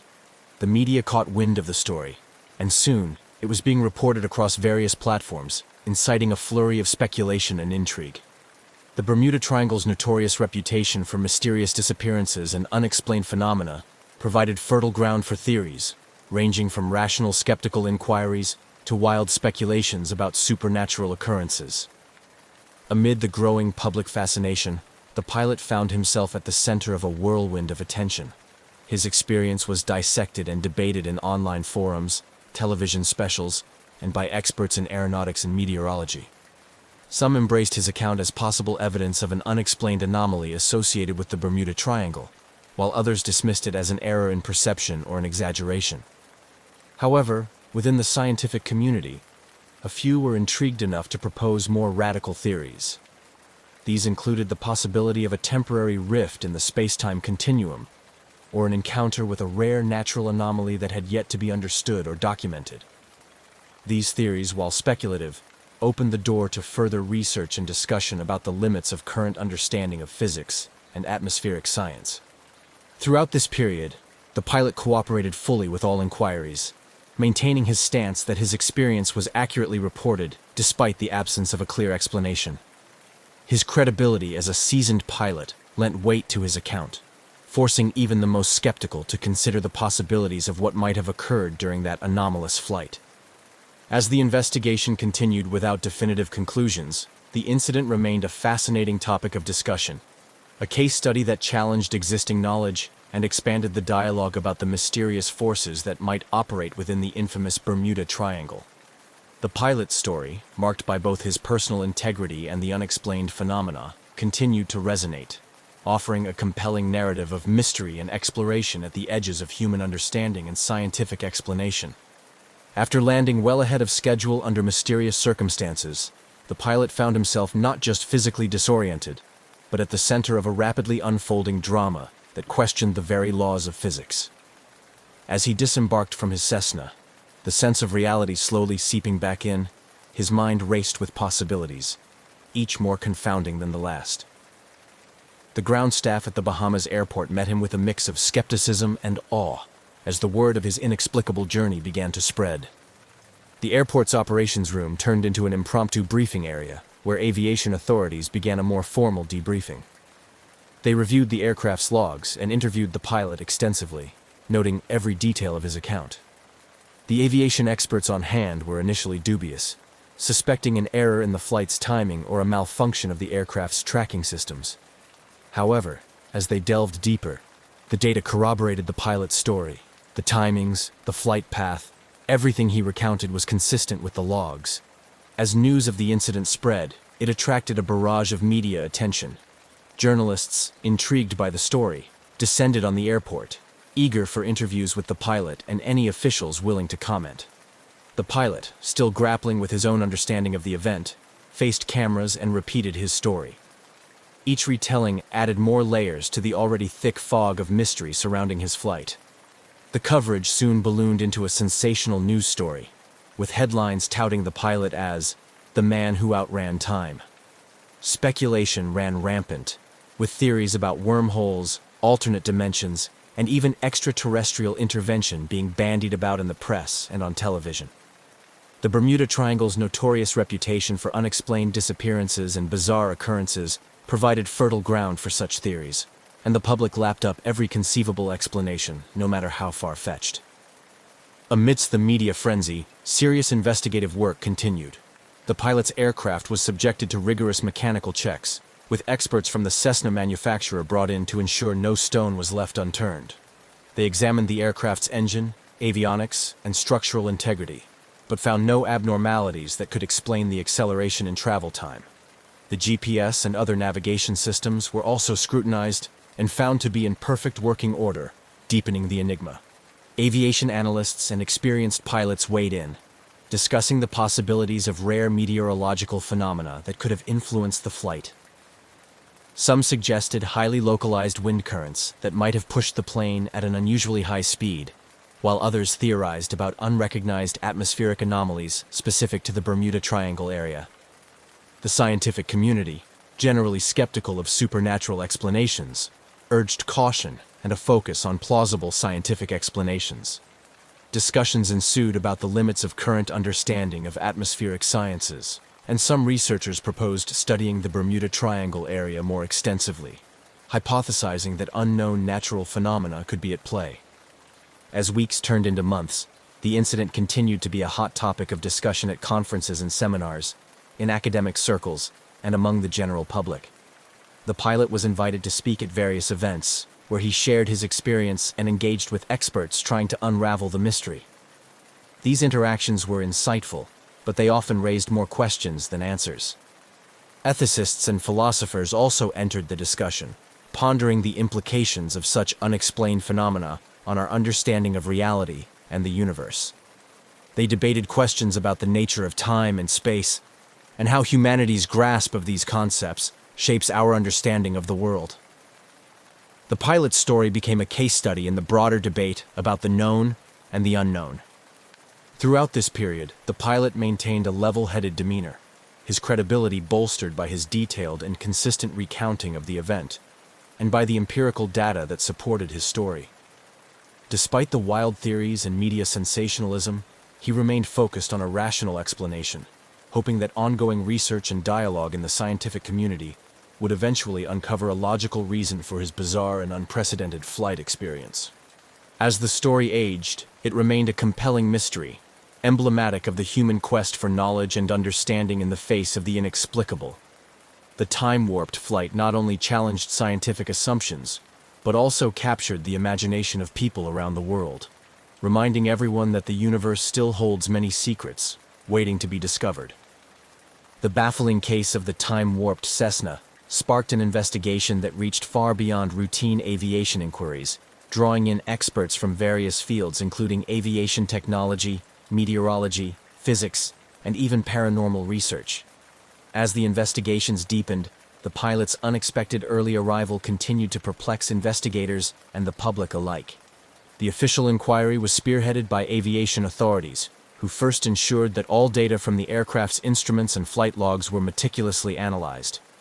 They verified times, altitudes, and airspeeds recorded by the onboard equipment against the pilot's account and external sources, such as radar tracks and communications logs. All the evidence consistently supported the pilot's narrative. His flight had indeed covered the expected distance in roughly half the expected time, with no detectable increase in airspeed or any unusual maneuvers recorded. To further complicate matters, the mechanical inspection of the aircraft revealed no modifications or anomalies that could have inadvertently increased the plane's speed. The engines, airframe, and electronic systems were all found to be standard and fully functional, showing no signs of tampering or malfunction that could explain the phenomenon. With mechanical and instrumental errors ruled out, investigators turned to environmental factors. Meteorologists were consulted to analyze weather conditions on the day of the flight, specifically looking for unusual atmospheric phenomena that could have contributed to the anomaly. This inquiry looked into rare occurrences like jet streams or sudden wind shears that might account for rapid transit, but nothing out of the ordinary was recorded in the weather data for that region on the day in question. Physicists also joined the investigation, intrigued by the possibility of unknown scientific phenomena. They explored concepts ranging from gravitational anomalies to more speculative ideas like spatial distortions, or the existence of a previously undocumented type of atmospheric tunneling effect. However, these theories remained speculative, with no empirical data to support them, leaving the scientific community both baffled and fascinated. Parallel to the scientific and technical investigations, the story attracted the attention of paranormal enthusiasts and theorists who linked the incident to the Bermuda Triangle's notorious reputation for mysterious occurrences. This angle was popular in the media and among the public, leading to a proliferation of sensationalist theories involving time slips, dimensional gateways, and other science fiction-like explanations. Television documentaries and online forums speculated wildly about the pilot's experience, drawing connections to past disappearances and unexplained events in the Triangle. The fervor around these theories prompted a broader discussion about the reliability of anecdotal evidence and the scientific approach to unexplained phenomena. Skeptics and believers alike debated the merits of pursuing investigations into what some considered to be pseudoscience, while others argued for the importance of keeping an open mind to all possibilities in the face of inexplicable evidence. As the months passed, the incident remained unsolved but became a case study in the limitations of current scientific understanding. Academics and researchers used the event as a springboard to discuss how science addresses anomalies and the role of unexplained phenomena in advancing scientific inquiry.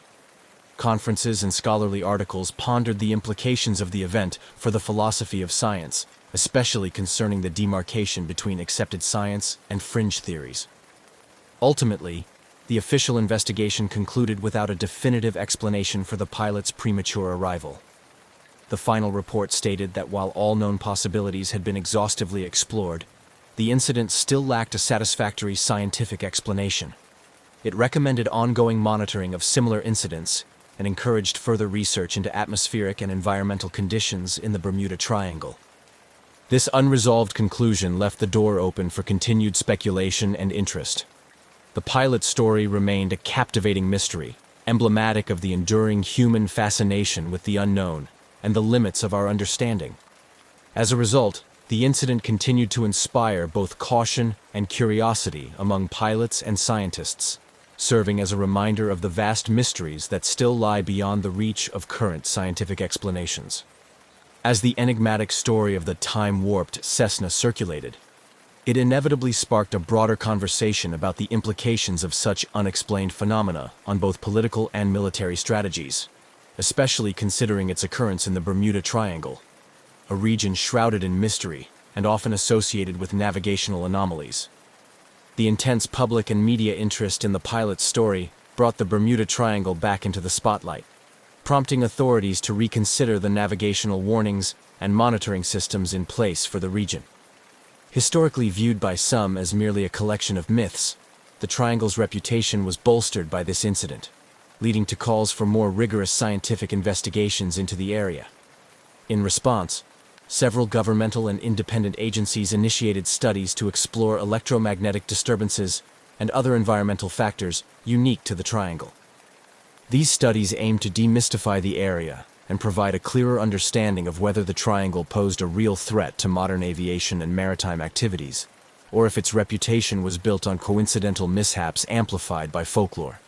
This initiative brought together experts in oceanography, atmospheric science, and geomagnetic fields, pooling a wide range of scientific expertise to tackle the mysteries associated with the triangle comprehensively. In the realm of aviation safety, the incident had a tangible impact. Aviation authorities, particularly those in countries bordering the Bermuda Triangle, scrutinized their flight safety protocols, considering additional measures to ensure that aircraft could handle unexpected environmental conditions. This included enhancing pilot training programs to better prepare them for high anomaly zones where natural electromagnetic interference could ostensibly affect navigational instruments. The incident also influenced the military's approach to operations in areas known for high electromagnetic disturbances. The Bermuda Triangle, and by extension similar regions around the world, were marked for detailed geomagnetic surveys. Military exercises in such areas were accompanied by increased monitoring of communication and navigation systems to prevent mishaps similar to what was reported by the pilot. These measures were designed to mitigate risks not only to military personnel, but also to the civilians who traverse these mysterious waters and airspaces. Internationally, the incident spurred discussions at various global forums about the need for a coordinated approach to dealing with unexplained phenomena affecting international airspaces and waters. Proposals were made for the establishment of an international registry to track and analyze incidents similar to that of the time-warped Cessna. The idea was to compile data from around the world in hopes of identifying patterns or correlations that might elude smaller localized studies. The dialogue extended into the academic sphere, where the incident was frequently cited in discussions about the scientific method and the treatment of anomalous data. It served as a case study in numerous scholarly articles and conferences on the philosophy of science, particularly concerning how anomalies are integrated into existing scientific paradigms. This discourse highlighted the dynamic nature of scientific inquiry, its capacity for self-correction and adaptation in the face of new, challenging evidence.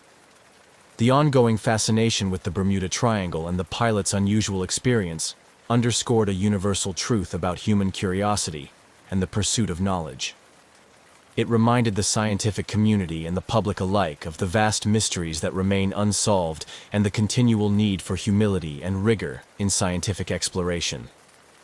While no definitive answers were forthcoming from the studies initiated as a result of the pilot's experience, the increased attention and resources dedicated to understanding the Bermuda Triangle contributed to a greater body of knowledge about this and other similarly mysterious regions of the world. The pilot's account, though unresolved, thus served as a catalyst for renewed scientific and exploratory efforts, ensuring that the pursuit of answers continued with renewed vigor and broader participation. As the strange incident of the time-warped Cessna continued to perplex experts and the public alike, the pilot's experience remained at the forefront of discussions surrounding unexplained phenomena.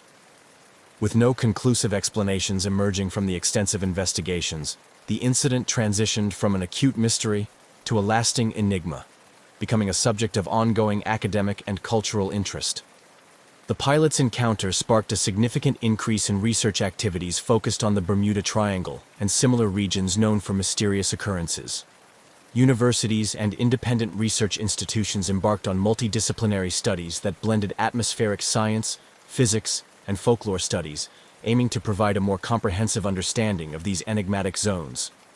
These scholarly efforts were complemented by increased funding for projects exploring electromagnetic anomalies, atmospheric disturbances, and other potential natural explanations for the phenomena reported by the pilot and others before him.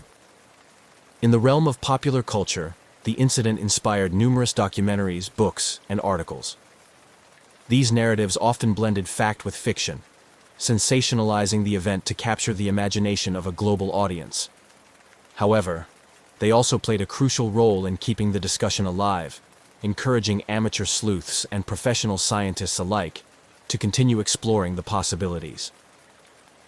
The legacy of the pilot's flight also extended into the educational sector.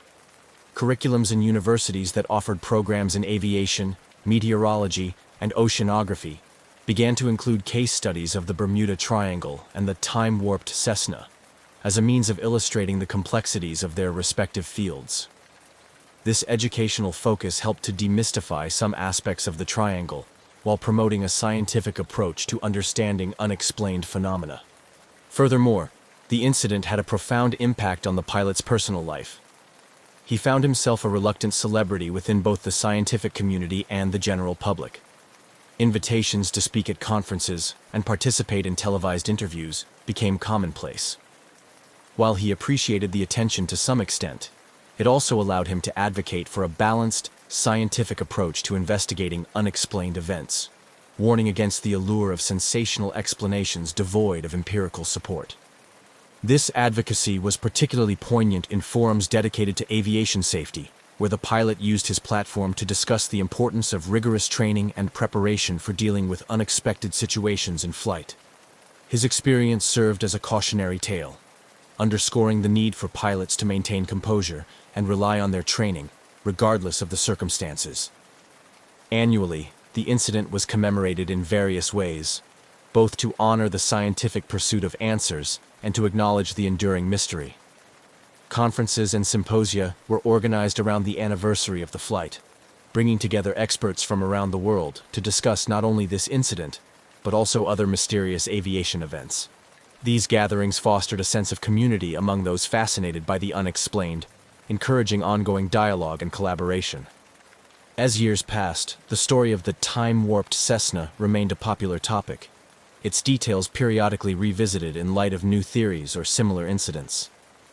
The mystery continued to inspire both skepticism and wonder, serving as a reminder of the vast unknowns that still exist in the world and the enduring human quest to understand them.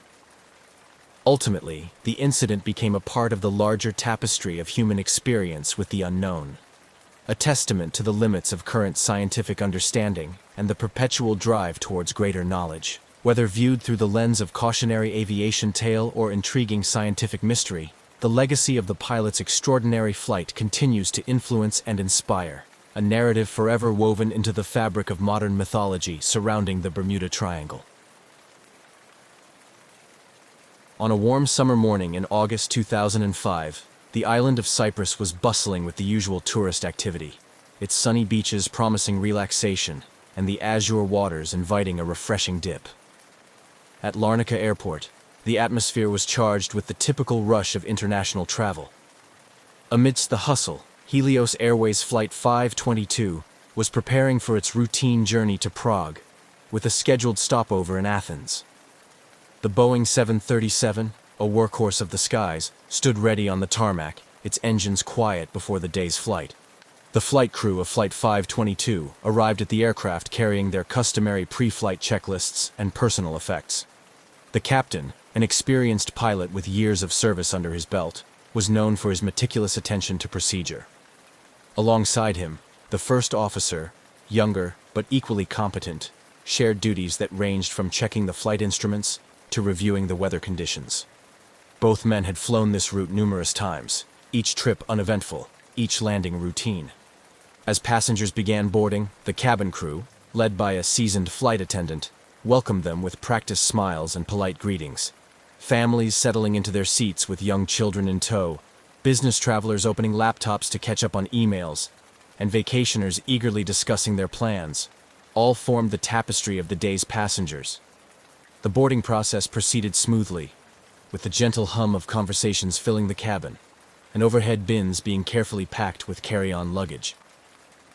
While the passengers adjusted to their surroundings, the ground crew was busy with the final preparations.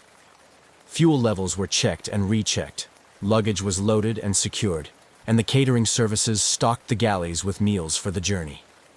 Outside, the hustle continued as ground operators signaled to each other, orchestrating the ballet of airport ground traffic.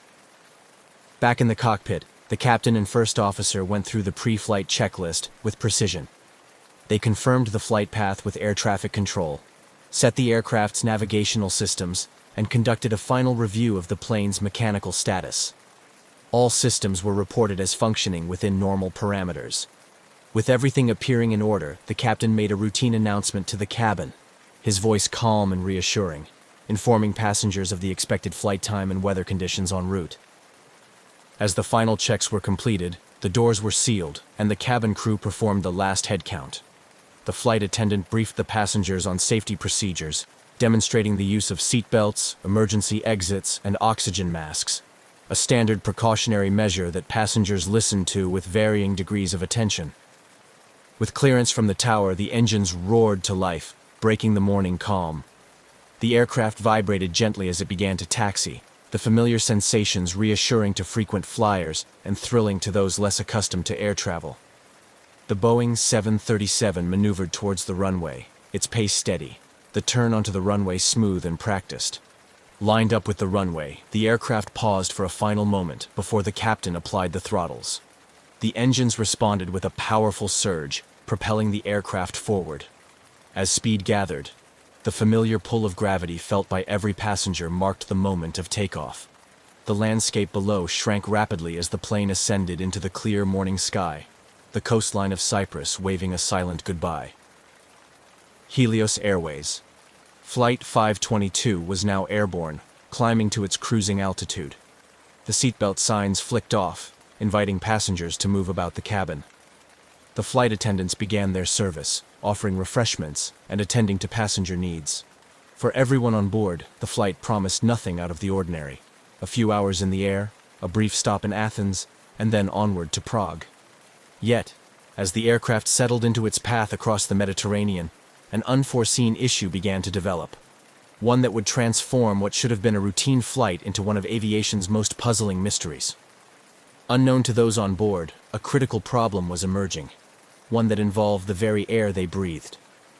As the minutes passed, the situation within the pressurized cabin started to deteriorate, setting the stage for a tragic sequence of events that would confound experts and shake the aviation industry to its core. As Flight 522 cruised smoothly over the picturesque Mediterranean Sea, the cockpit and cabin began to diverge into two very different realities. Within the cockpit, the first signs of trouble emerged subtly. The pilots noticed discrepancies in the cabin pressure warning system, a crucial system that ensures the air inside the aircraft remains breathable as it ascends into thinner atmospheres. A light flickered on the control panel, suggesting a potential malfunction in the pressurization system, but it was not immediately alarming to the experienced pilots. Assuming it might be a sensor error, a not uncommon issue, they attempted a reset of the system. Meanwhile, their conversation remained professional and calm, focused on troubleshooting the potential issue without undue concern. The reset appeared successful, and the warning light extinguished. With no further indications of malfunction, the pilots settled back into the routine of monitoring the flight's progress, discussing expected weather conditions in Athens, and occasionally exchanging light banter. Back in the cabin, the atmosphere was entirely different.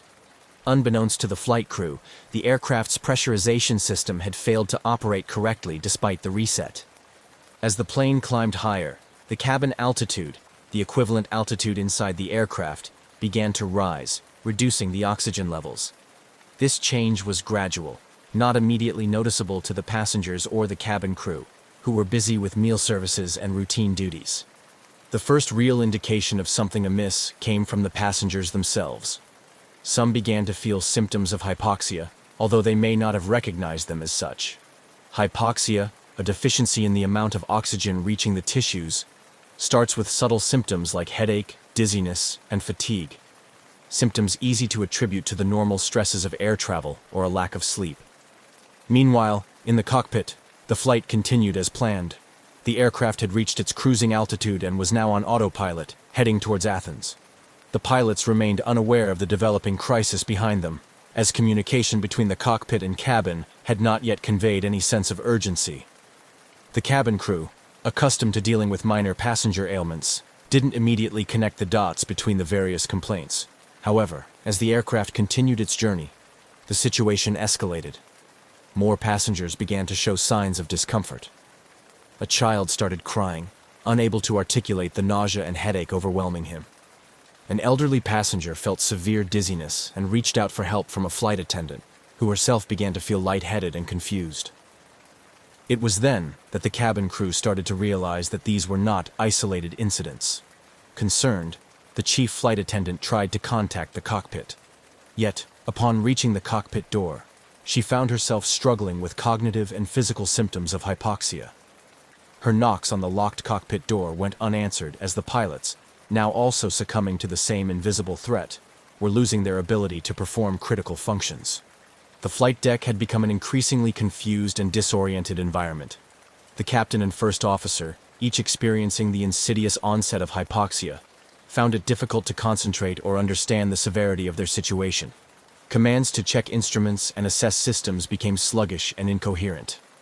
As the situation deteriorated, the aircraft continued on its flight path, governed by the unyielding automation of the autopilot system. The disconnect between the helpless situation in the cabin and the serene, automated flight of the aircraft created a stark and tragic dichotomy. Without intervention, Flight 522 was on a steady course towards disaster, with every passing minute reducing the chances of a safe resolution. As Helios Airways Flight 522 continued its doomed trajectory across the sky, the aircraft's automated systems remained blissfully ignorant of the escalating crisis within. Guided by the autopilot, the plane maintained its course and altitude with robotic precision, flying over the expanse of the Aegean Sea towards the Greek mainland. Inside the cabin, the atmosphere grew increasingly dire. Passengers, now visibly struggling, were experiencing more severe symptoms of hypoxia. Confusion reigned, as many found it difficult to think clearly or move coherently. Parents attempted to comfort their children, who were crying or appearing unusually lethargic, while other passengers slumped in their seats, slowly losing consciousness. The flight attendants, trained for a variety of emergency situations, were also affected by the lack of oxygen. Their training did not prepare them for the creeping, invisible threat of hypoxia, which impaired their ability to recognize and respond effectively to the emergency. Attempts to administer oxygen from portable units proved futile, as the passengers' and crew's ability to operate the equipment waned. Back in the cockpit, the pilots were in a perilous state. The captain, struggling against the effects of hypoxia, displayed symptoms of confusion and disorientation, a condition marked by his inability to perform simple tasks or respond to the aircraft's warning systems. The cockpit voice recorder later revealed disjointed, nonsensical conversations between the pilots, conversations that veered off into irrelevance, a stark testament to their deteriorated cognitive functions. As the aircraft approached Athens, air traffic controllers became alarmed by the lack of communication from Flight 522. Repeated calls to the aircraft went unanswered, breaking standard protocol and escalating concern on the ground. Standard procedure for such silence typically triggers a state of emergency, and Greek air traffic control swiftly moved to implement these protocols. At this juncture, the Greek military was alerted to the potential threat of an unresponsive aircraft entering Athens' airspace, a scenario fraught with post-9/11 security implications. Fighter jets were scrambled from a nearby airbase, tasked with intercepting the Boeing 737 to assess the situation from a closer vantage point. The fighter pilots quickly located Flight 522, observing it from their cockpits. What they saw was chilling. Through the Boeing's cockpit windows, they noted the pilots' seats empty, or the pilots themselves seemingly incapacitated. This visual confirmation of the crew's condition heightened the urgency of the situation, transforming the mission from a simple intercept to a potential rescue operation. Despite the severity of the situation, the autopilot kept the aircraft in a holding pattern over Athens, as programmed for situations when landing clearance is not immediately available. The system's design to maintain flight parameters in lieu of human control was a testament to aviation safety design. Yet in this scenario, it only prolonged the inevitable. As the fighter jets accompanied the ghostly flight, they relayed real-time observations back to ground control, painting a grim picture of a plane effectively flying itself, with no conscious human guidance. The realization dawned on everyone involved that the passengers and crew of Flight 522 were likely beyond help. On the ground, emergency services were placed on high alert, and the airport prepared for the possibility of having to handle a plane, making an uncontrolled landing. A scenario fraught with potential danger, not only to those on board, but also to people on the ground. Meanwhile, in the skies, the limited fuel supply was nearing its end. The engines, which had been running smoothly throughout the flight, began to sputter as the fuel tanks edged closer to empty. This change marked the beginning of the end for Flight 522. As fuel depletion became imminent, the aircraft's engines started to fail, one by one. This loss of power finally disengaged the autopilot, shifting the aircraft from its steady holding pattern to an uncontrolled descent. The ghost flight, now in its final moments, was about to meet its tragic end. This sudden descent marked a catastrophic turn in the flight's narrative. A plane full of incapacitated passengers and crew, doomed to crash. The descent was rapid, the aircraft spiraling downward, pulled inexorably by gravity as it headed toward the rugged terrain north of Athens. The situation, which had started as a series of manageable anomalies, had spiraled into an uncontrollable disaster, highlighting the fine line between technological reliance and the critical need for human oversight in the complex domain of aviation. As Helios Airways Flight 522 descended uncontrollably toward the mountains north of Athens, the situation on the ground shifted into high gear. Greek military had already scrambled F-16 fighter jets to intercept the unresponsive airliner, providing essential visual confirmation that the crew appeared incapacitated.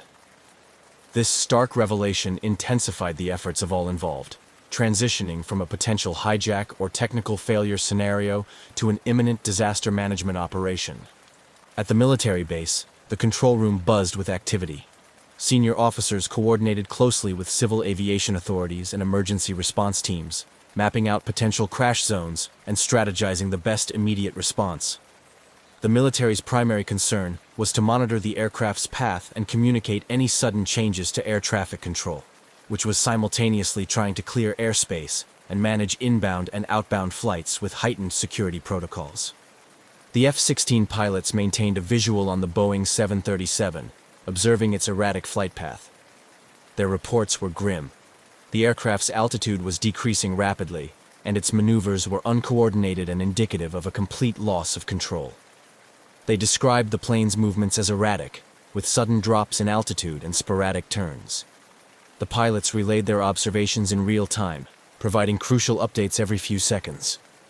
On the ground, the mood among the emergency response teams was tense. The Hellenic National Meteorological Service provided real-time weather data to ensure that rescue and recovery operations could be planned with the most accurate environmental information available. Fortunately, the weather conditions were clear, which was one less variable to complicate the already dire situation. At Athens International Airport, the Emergency Operations Center was activated. This included representatives from the fire department, medical teams, police, and airport management. They coordinated closely with the National Disaster Response Team to mobilize all available resources. Hospitals in and around Athens were put on high alert, and emergency medical teams, including ambulances and helicopter units, were prepped and ready to move out as soon as the crash site was confirmed. The real-time communication between the fighter jets and the control center was critical. As the F-16 pilots observed, the 737 began a final fatal descent, and the control room relayed this information to all emergency services. There was now an acceptance that the mission had transitioned from interception to recovery. The crash was imminent, and the focus was on saving as many lives as possible in the aftermath.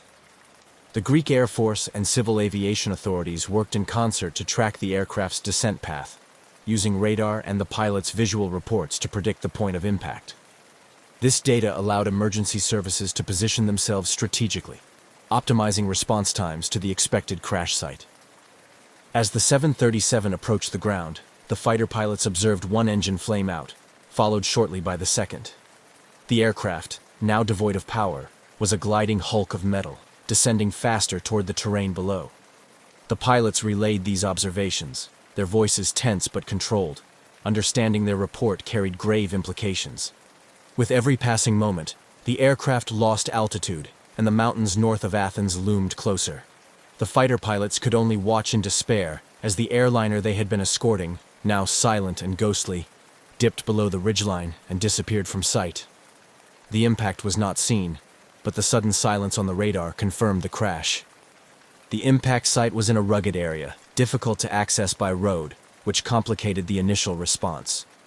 Helicopters were dispatched immediately, carrying search and rescue teams equipped with medical supplies, extraction tools, and first aid equipment.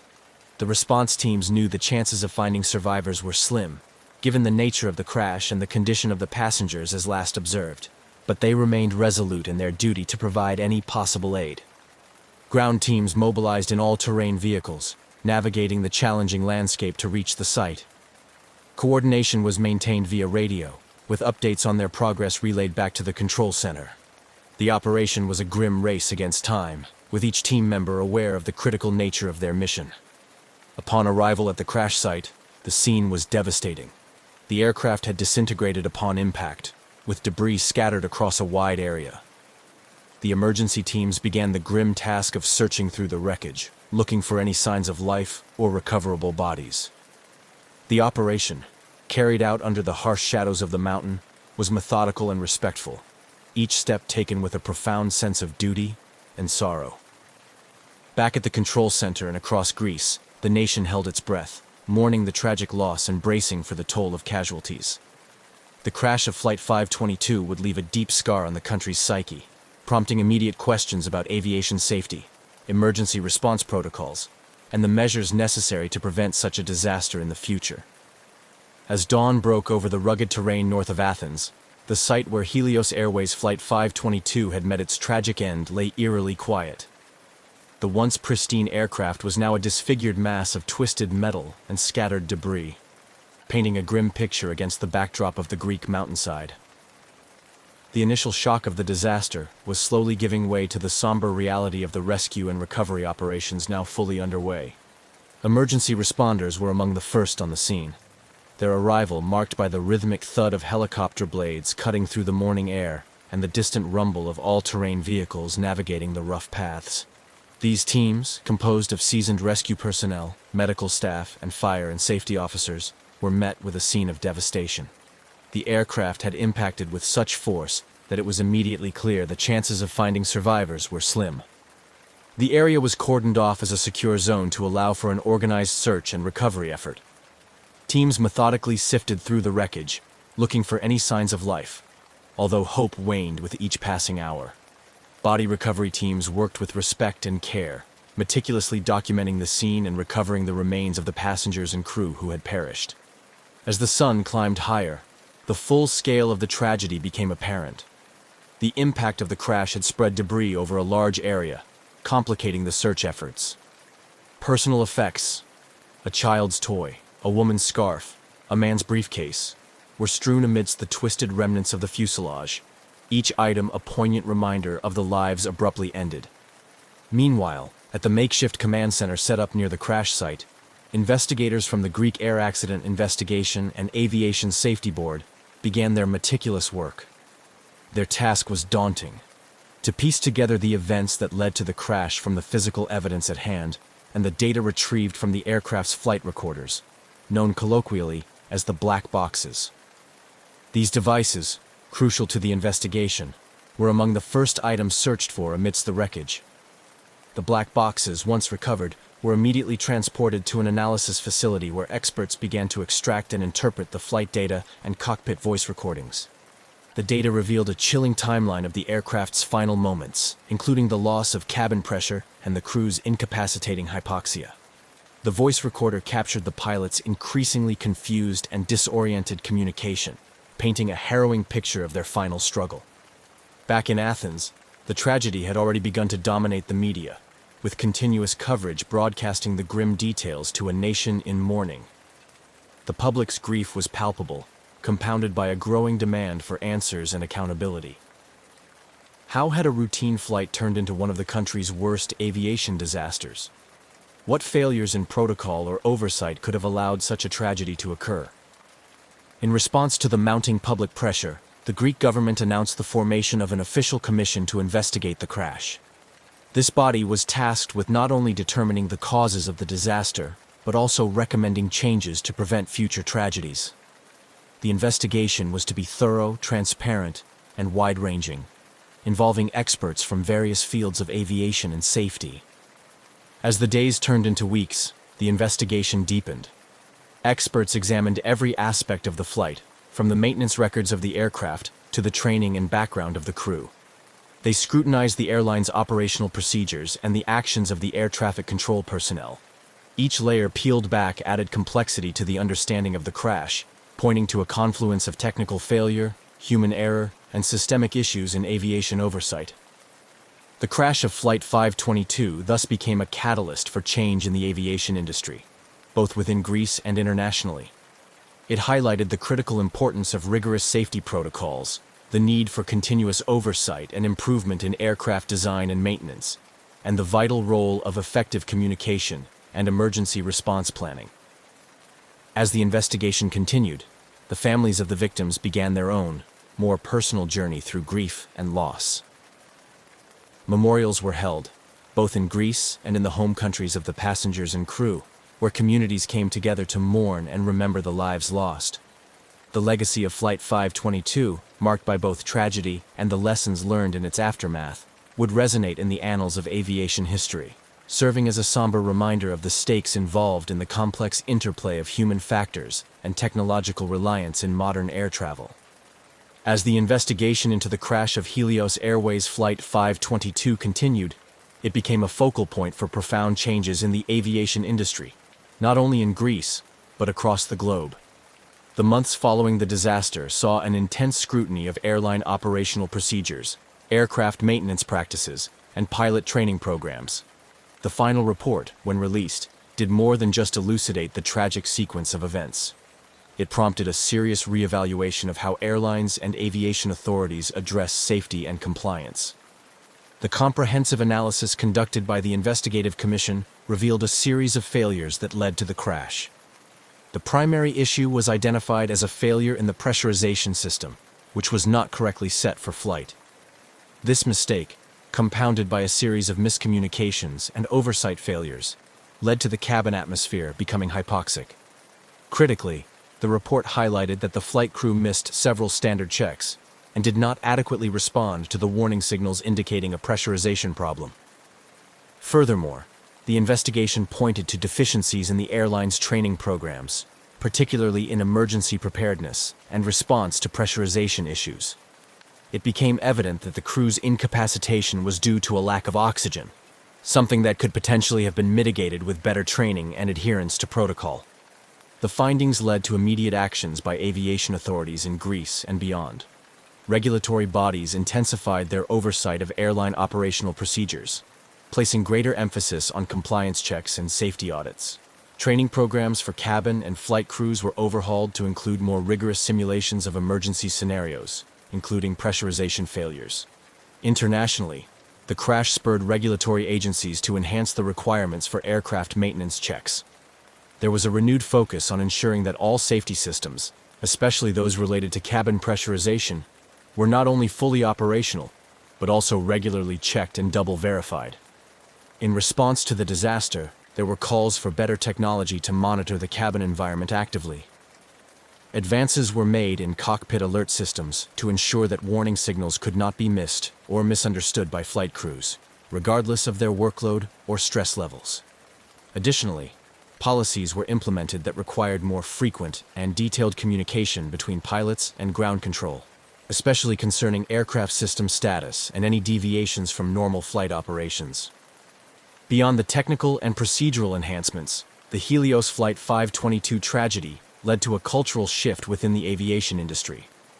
There was a renewed emphasis on safety culture, encouraging transparency, accountability, and continuous improvement.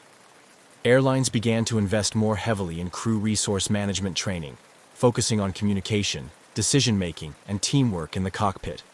The victims of Flight 522 were memorialized in several poignant ceremonies and permanent memorials in Greece and Cyprus, serving as a somber reminder of the lives lost. These memorials also function as symbols of the commitment to aviation safety, reminding everyone in the industry of their responsibilities. Families of the victims found some solace in scholarships and foundations set up in memory of their loved ones, aimed at improving safety in aviation through research and education. These initiatives helped to channel their grief into efforts that could prevent future tragedies. The legacy of Helios Airways Flight 522 is twofold. It is a story of a tragic loss, a reminder of the potential human cost of oversight and error in complex systems. but it is also a story of learning and adaptation, a testament to the aviation industry's capacity to evolve and enhance safety in response to its failures. The changes implemented in the wake of the crash have undoubtedly saved lives, making air travel safer for millions of passengers around the world. As years pass, the lessons learned from Flight 522 continue to influence aviation practices and safety standards, ensuring that the memory of those lost informs a commitment to vigilance, excellence, and care within the industry. In the quiet expanse of the Australian skies, where the vast blue meets the endless horizon, flying was more than just transportation. It was a profound expression of freedom. For 20-year-old Frederick Valentich, it was also a gateway to a future he dreamed of, one that combined his passion for aviation with a youthful fascination for the unknown, particularly his keen interest in unidentified flying objects. Frederick was not just an ordinary young man with a hobby. He was an ambitious pilot, albeit relatively inexperienced, with about 150 hours of flying time logged, a significant portion of which was solo. He was serious about turning his passion into a profession, aiming to qualify as a commercial pilot. However, his journey was marked by both enthusiasm and a few instances of overconfidence, as noted by his instructors and peers. Despite these minor setbacks, his commitment to flying was unwavering, driven by a deep-seated love for the skies. On October 21, 1978, Valentich prepared for a routine flight that was anything but ordinary. His plan was to fly from Moorabbin Airport in Victoria to King Island, a simple stretch across the Bass Strait. The purpose of the trip was partly practical. He was tasked with picking up some friends, and partly personal, a chance to log more flight hours under his belt. The weather that day was favorable, and everything seemed poised for a smooth journey. As he performed his pre-flight checks, Valentich's demeanor was calm and collected. Those who saw him that afternoon reported nothing out of the ordinary. He filed his flight plan, noting his route, expected time of arrival, and other standard details. The flight to King Island was supposed to be a straightforward one, with clear skies and gentle winds. But what transpired over the next few hours would turn this routine flight into one of Australia's most enduring mysteries. The aircraft Frederick chose for this flight was a single-engine Cessna 182, a reliable model known for its sturdy handling and forgiving nature in flight, qualities that made it a favorite among training schools and private pilots alike. This particular Cessna, however, was about to become famous not for its performance, but for its mysterious and sudden disappearance. With everything in order, Valentich took off from Moorabbin at approximately 6:19 p.m. The initial phase of the flight proceeded without incident. Valentich maintained regular contact with air traffic control, providing routine updates on his position as he crossed the coastline and headed out over the open water of the Bass Strait. However, as he neared the halfway point of his journey, his communications took a strange turn. He reported encountering another aircraft, which he described as exceedingly unusual in appearance. According to transcripts of his radio communications, Valentich was initially curious, then increasingly perturbed. He described the other craft as moving at high speed, and it seemed to toy with his Cessna, appearing overhead, then vanishing only to reappear from different angles. His descriptions grew more frantic, his voice tinged with confusion and alarm. Frederick's fascination with UFOs was well known among his circle. He often spoke of them not as mere science fiction, but as a genuine interest, fueled by a string of recent sightings reported across Australia. This context turned his flight into a narrative ripe for speculation and wonder, as he was now seemingly living his worst, or perhaps most thrilling, scenario. His last transmission was the most harrowing. "It is hovering, and it is not an aircraft," he reported. These words would be the last anyone would hear from Frederick Valentich. Moments later, the radio link crackled into static, and silence took over. Back at Moorabbin Airport, confusion reigned. Air traffic controllers scrambled to re-establish contact, but to no avail. As the minutes turned into hours, concern grew. Search and rescue operations were soon underway, marking the start of an extensive search that would captivate and mystify the world. Frederick Valentich's disappearance raised numerous questions. What did he see in the sky that evening? Was it a misinterpretation, or had he encountered something truly unexplainable? These questions haunted the investigation and would soon elevate the incident from a mere missing person case to a legend discussed and debated by aviators and UFO enthusiasts alike. Frederick Valentich's departure from Moorabbin Airport had been routine.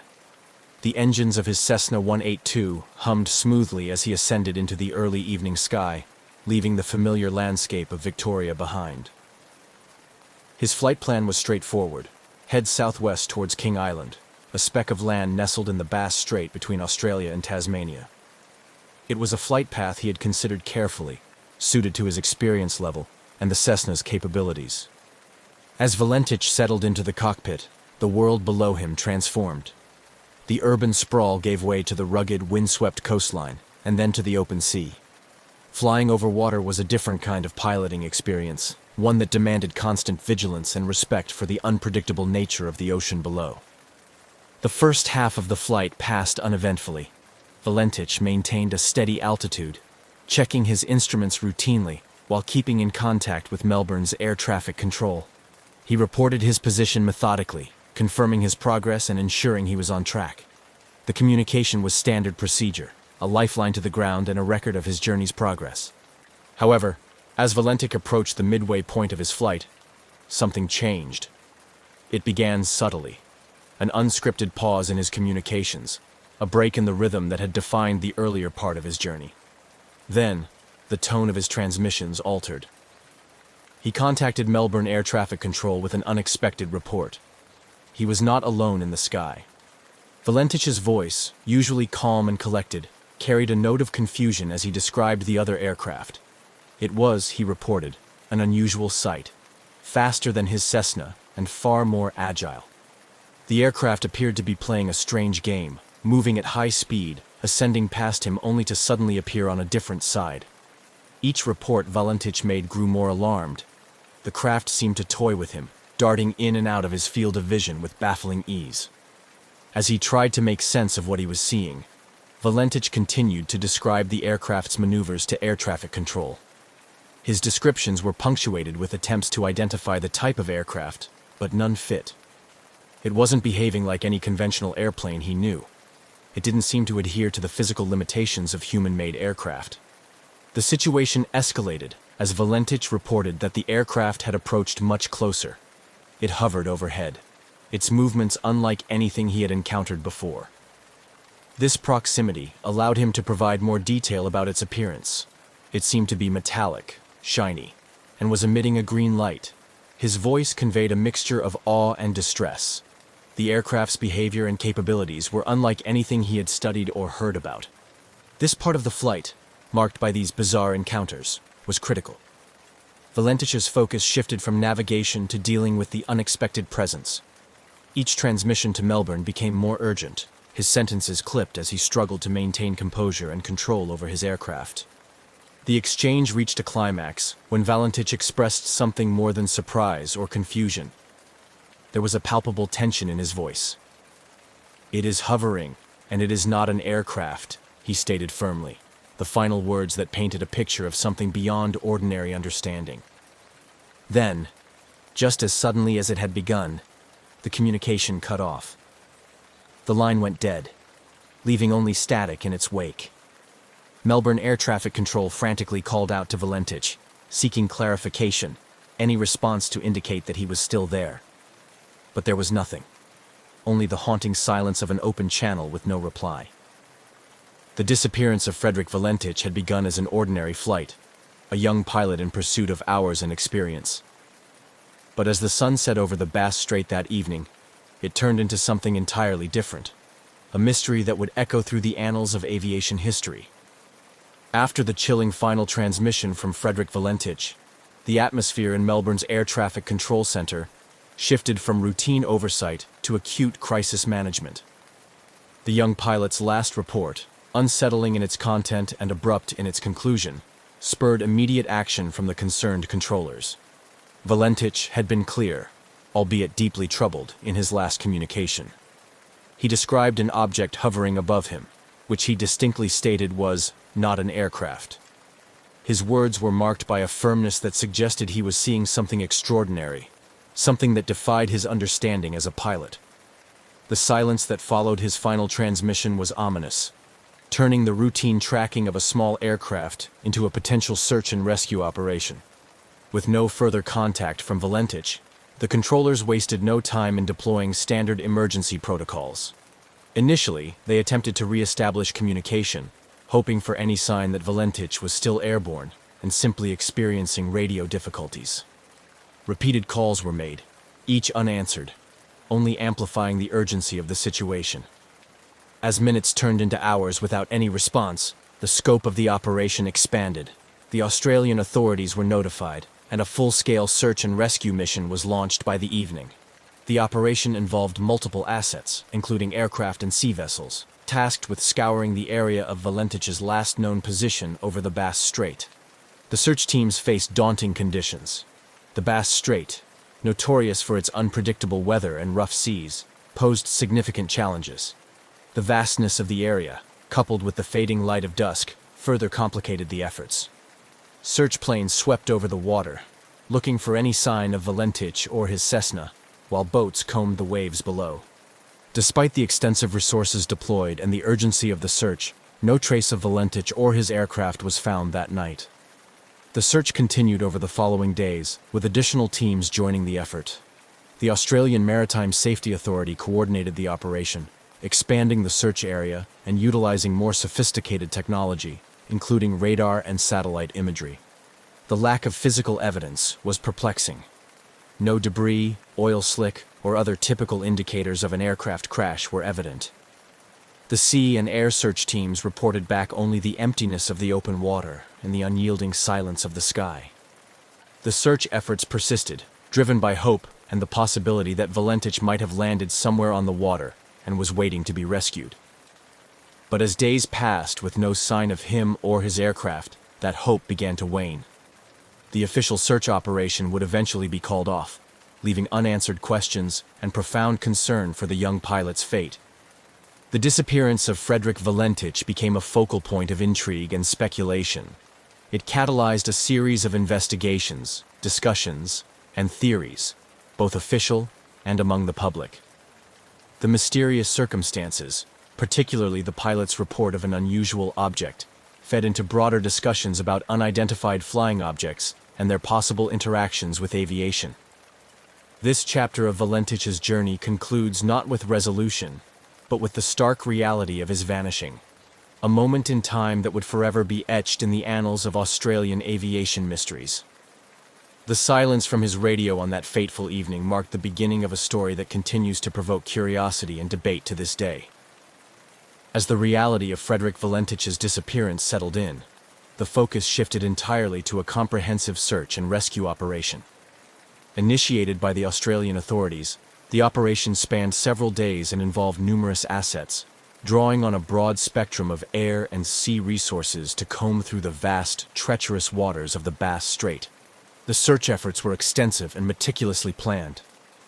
Aircraft equipped with advanced radar and thermal imaging flew grid patterns over the area, while boats with sonar capabilities scanned the depths below. The goal was to cover as much area as possible, as quickly as possible, in the hope of finding any trace of Valentich or his Cessna 182. Despite the favorable weather conditions that followed the initial disappearance, the search teams faced the inherent challenges of the Bass Strait, known for its capricious weather patterns and strong currents. These conditions often made the search efforts difficult, with waves and wind disrupting the progress of boats and limiting the effectiveness of aerial searches during certain parts of the day. As the search continued, the Australian Maritime Safety Authority coordinated efforts from multiple agencies, including the Royal Australian Air Force, local volunteer marine rescue organizations, and even merchant vessels passing through the area. Each day, the teams would debrief, share findings, and adjust their strategies, determined to uncover any clue that could lead to Valentich. However, the days passed with frustratingly little to show for the efforts. No wreckage was sighted, and no signals were detected that could suggest the location of the crashed plane. The search teams expanded the search radius, hoping that drift patterns might have carried Valentich away from his last known location. Still, the vast ocean seemed to have swallowed all evidence of his passage. The lack of any physical evidence perplexed investigators and search crews alike. In cases of aircraft crashes at sea, some debris typically surfaces, whether from the impact itself or from the interior of the aircraft. Yet, in Valentich's case, the sea offered nothing. No floating debris, no oil slicks, no emergency locator transmissions, nothing that indicated a crash site. This complete absence of evidence led to an increased interest in Valentich's last communication. His report of an encounter with an unusual aircraft, described under clear distress, became a focal point for both official investigators and the public. The peculiar nature of his descriptions prompted some to speculate about otherworldly explanations, including UFO involvement, which only intensified as the search yielded no results. After 2 weeks of intensive searching, the official search and rescue operation was reluctantly called off. The decision was met with disappointment and a sense of defeat by those involved, especially given the emotional toll on Valentich's family and friends. The announcement marked a somber acknowledgement that the chances of finding Valentich alive, or even recovering his remains, were exceedingly slim. The cessation of the search did not end the public's fascination with the case, nor did it silence the myriad theories about what might have happened. Instead, it transitioned the incident from an active rescue operation to a lingering mystery, one that would captivate curious minds and fuel debates about aviation safety, the unknown, and the unexplained. The story of Frederick Valentich's disappearance remained alive in the collective memory, a perplexing enigma of the skies that refused to be forgotten. With the official search for Frederick Valentich concluded and no tangible evidence found, the focus shifted from a rescue mission to the realm of speculation and investigation. The mysterious circumstances surrounding Valentich's last transmission led to a myriad of theories, each trying to make sense of the unexplained disappearance. Valentich's own interest in UFOs became a significant aspect of the public discourse surrounding his disappearance. His final communication with air traffic control, where he described an encounter with an unusual aircraft exhibiting extraordinary capabilities, naturally led to conjecture about extraterrestrial involvement. This theory was bolstered by reported UFO sightings in the area around the time of his flight. UFO enthusiasts and some members of the public embraced the possibility that Valentich had encountered an alien craft, which somehow led to his disappearance. These speculations were fueled by a broader global interest in UFOs, which in the late 1970s was still riding the wave of the post-Roswell fascination with flying saucers and government cover-ups. Skeptics of the UFO theory proposed more conventional explanations for Valentich's disappearance. Some aviation experts suggested that Valentich, possibly disoriented by the overwater flight at dusk, might have become the victim of spatial disorientation, a common hazard in aviation, particularly among less experienced pilots. This could have caused him to misinterpret what he saw, including mistaking his own aircraft's lights reflected on the water or on a layer of cloud as another craft. Another theory was that Valentich had staged his own disappearance. This stemmed from investigations into his background, revealing his fascination not only with UFOs, but also with stories of pilots disappearing or starting anew under a different identity. However, those close to Valentich, including family and friends, strongly disputed this, describing him as enthusiastic and serious about his aviation career. The possibility of a more mundane accident was also considered. Some speculated that Valentich's aircraft might have suffered a mechanical failure, or that he might have crashed into the sea after running out of fuel. However, the lack of debris and the absence of an oil slick on the water made this scenario seem unlikely unless the aircraft had sunk intact, a rare occurrence given the expected breakup on impact. The absence of hard evidence meant that no conclusive determination could be made. The Australian Department of Transport conducted an investigation, but its findings were inconclusive, citing a lack of sufficient information to reach a definitive explanation. The mystery of Valentich's disappearance had a lasting impact on aviation in Australia, leading to increased safety protocols and more rigorous training for pilots flying over water.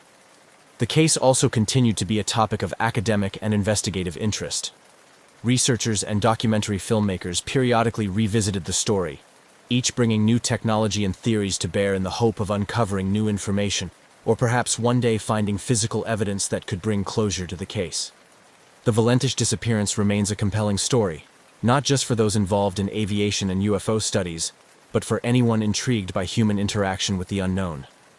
It serves as a cautionary tale about the limits of human perception and the mysteries that can arise when the familiar intersects with the unexplainable. As the years passed, the disappearance of Frederick Valentich continued to resonate not just within the aviation and UFO enthusiast communities, but also among the wider public as a compelling mystery of the unknown. The lack of closure and definitive evidence has kept the case alive in the form of books, documentaries, and continued discussions in various forums. Here, we examine the legacy and ongoing interest surrounding Valentich's mysterious flight. Frederick Valentich's case has become a cornerstone discussion in both aviation safety and UFO circles. For aviation professionals, it serves as a stark reminder of the dangers of potential disorientation and the vital importance of maintaining situational awareness, especially when flying over large bodies of water. The incident has been used in training seminars to educate pilots about the psychological and physical effects of flying under stressful conditions and the potential for misinterpreting visual cues in the vast and featureless landscapes like the sea. In the realm of UFO research, Valentich's disappearance is often cited as one of the most intriguing cases due to the pilot's own reported sightings and the circumstances of his last transmission. It continues to fuel debates about the possibility of otherworldly encounters, and has become a part of UFO lore, frequently referenced at conferences and in literature discussing human interactions with supposed extraterrestrial vehicles. New developments occasionally reignite interest in the Valentich disappearance. Advances in technology, such as satellite imagery and improved sonar capabilities, have prompted new searches in the Bass Strait and surrounding areas. Though these efforts have not yet produced any concrete results, they maintain public interest and hope that new evidence may eventually surface. Interest is also kept alive by the media, with periodic retrospectives and updates on the case. These often coincide with anniversaries of the event, drawing new attention from those previously unaware of Valentich's story. Each wave of interest encourages fresh looks at the available data, sometimes bringing new theories to light or re-examining old ones with new technology or methodologies. Researchers and theorists continue to explore less conventional explanations, driven both by the strange details of Valentich's last reported observations and by the absence of physical evidence. Discussions often involve the exploration of what an encounter with an advanced unknown technology might entail, and how it could lead to the disappearance of an aircraft without a trace. Such speculations delve into the limits of current human understanding of physics and technology, proposing scenarios where conventional retrieval and detection methods might fail. The Valentich case has also had a significant cultural impact, inspiring segments of films, television series, and literature. These portrayals explore the human aspect of the mystery, emphasizing the emotional and psychological effects on those involved, particularly Valentich's family and friends. They also examine the broader implications of a society grappling with phenomena that it cannot easily explain through current scientific understanding. The legacy of Frederick Valentich is a complex tapestry woven from threads of mystery, tragedy, and the unyielding human quest for answers. While the truth behind his disappearance may never be fully uncovered, the story continues to intrigue and inspire. It serves as a reminder of our perpetual fascination with the sky and what lies beyond, as well as the profound and sometimes haunting unknowns that remain in our own world. As long as the mystery remains unsolved, the legend of Valentich's flight will continue to captivate imaginations and stimulate curiosity across generations. On the warm evening of March 8, 2014, the atmosphere at Kuala Lumpur International Airport was typical of a busy hub. Passengers, some weary from their journeys, others excited, congregated in the bustling departure area. Among them were the 227 passengers of Malaysia Airlines Flight MH370, a diverse group of individuals from 14 different countries, each with their own stories and destinations. The flight, scheduled to depart for Beijing Capital International Airport, was set to traverse one of the busiest air routes in the Asian corridor. The aircraft designated for the flight was a Boeing 777-200ER, known for its stellar safety record and favored by airlines for its range and comfort. Malaysia Airlines, the flag carrier of Malaysia, had maintained an excellent safety record, and this Boeing was one of the jewels in its fleet. Preparations for Flight MH370's journey were meticulous. Luggage was loaded, safety checks conducted, and passengers boarded smoothly under the watchful eyes of a seasoned crew. The cockpit team was led by Captain Zaharieh Ahmad Shah, an experienced aviator with more than 18,000 flight hours, including substantial experience on the 777 model. His co-pilot, First Officer Fariq Abdul Hamid, though less experienced, was a competent pilot undergoing his final training flights on the Boeing 777, adding an extra layer of scrutiny to their operation. Together, they ran through the pre-flight checklist, a routine but critical procedure aimed at ensuring the aircraft's systems were fully operational. At 12:41 a.m., with all preparations complete, MH370 took off. The giant twin-engine aircraft gracefully ascended into the night sky, its path illuminated by the airport's powerful runway lights. As the plane climbed to cruising altitude, Captain Zahari communicated with Kuala Lumpur Air Traffic Control, signaling everything was proceeding as planned. The flight was supposed to be a routine overnight trip, expected to last about 6 hours. Passengers settled into their seats, some drifting to sleep, others watching movies or reading. The cabin crew, adept at ensuring passenger comfort, moved through the aisles with practiced ease. However, less than an hour into the flight, the routine nature of the journey took a mysterious turn. The last communication from Captain Zaharieh came at 1:19 a.m. when he radioed in with a casual, "Good night, Malaysian 370," as the aircraft was handed over from Malaysian to Vietnamese air traffic control. This standard sign-off indicated nothing amiss on board, but it was the last time anyone on the ground would hear from MH370. Shortly after this communication, something unprecedented occurred. The aircraft's transponder, which transmits data such as altitude and position to ground radar, was switched off.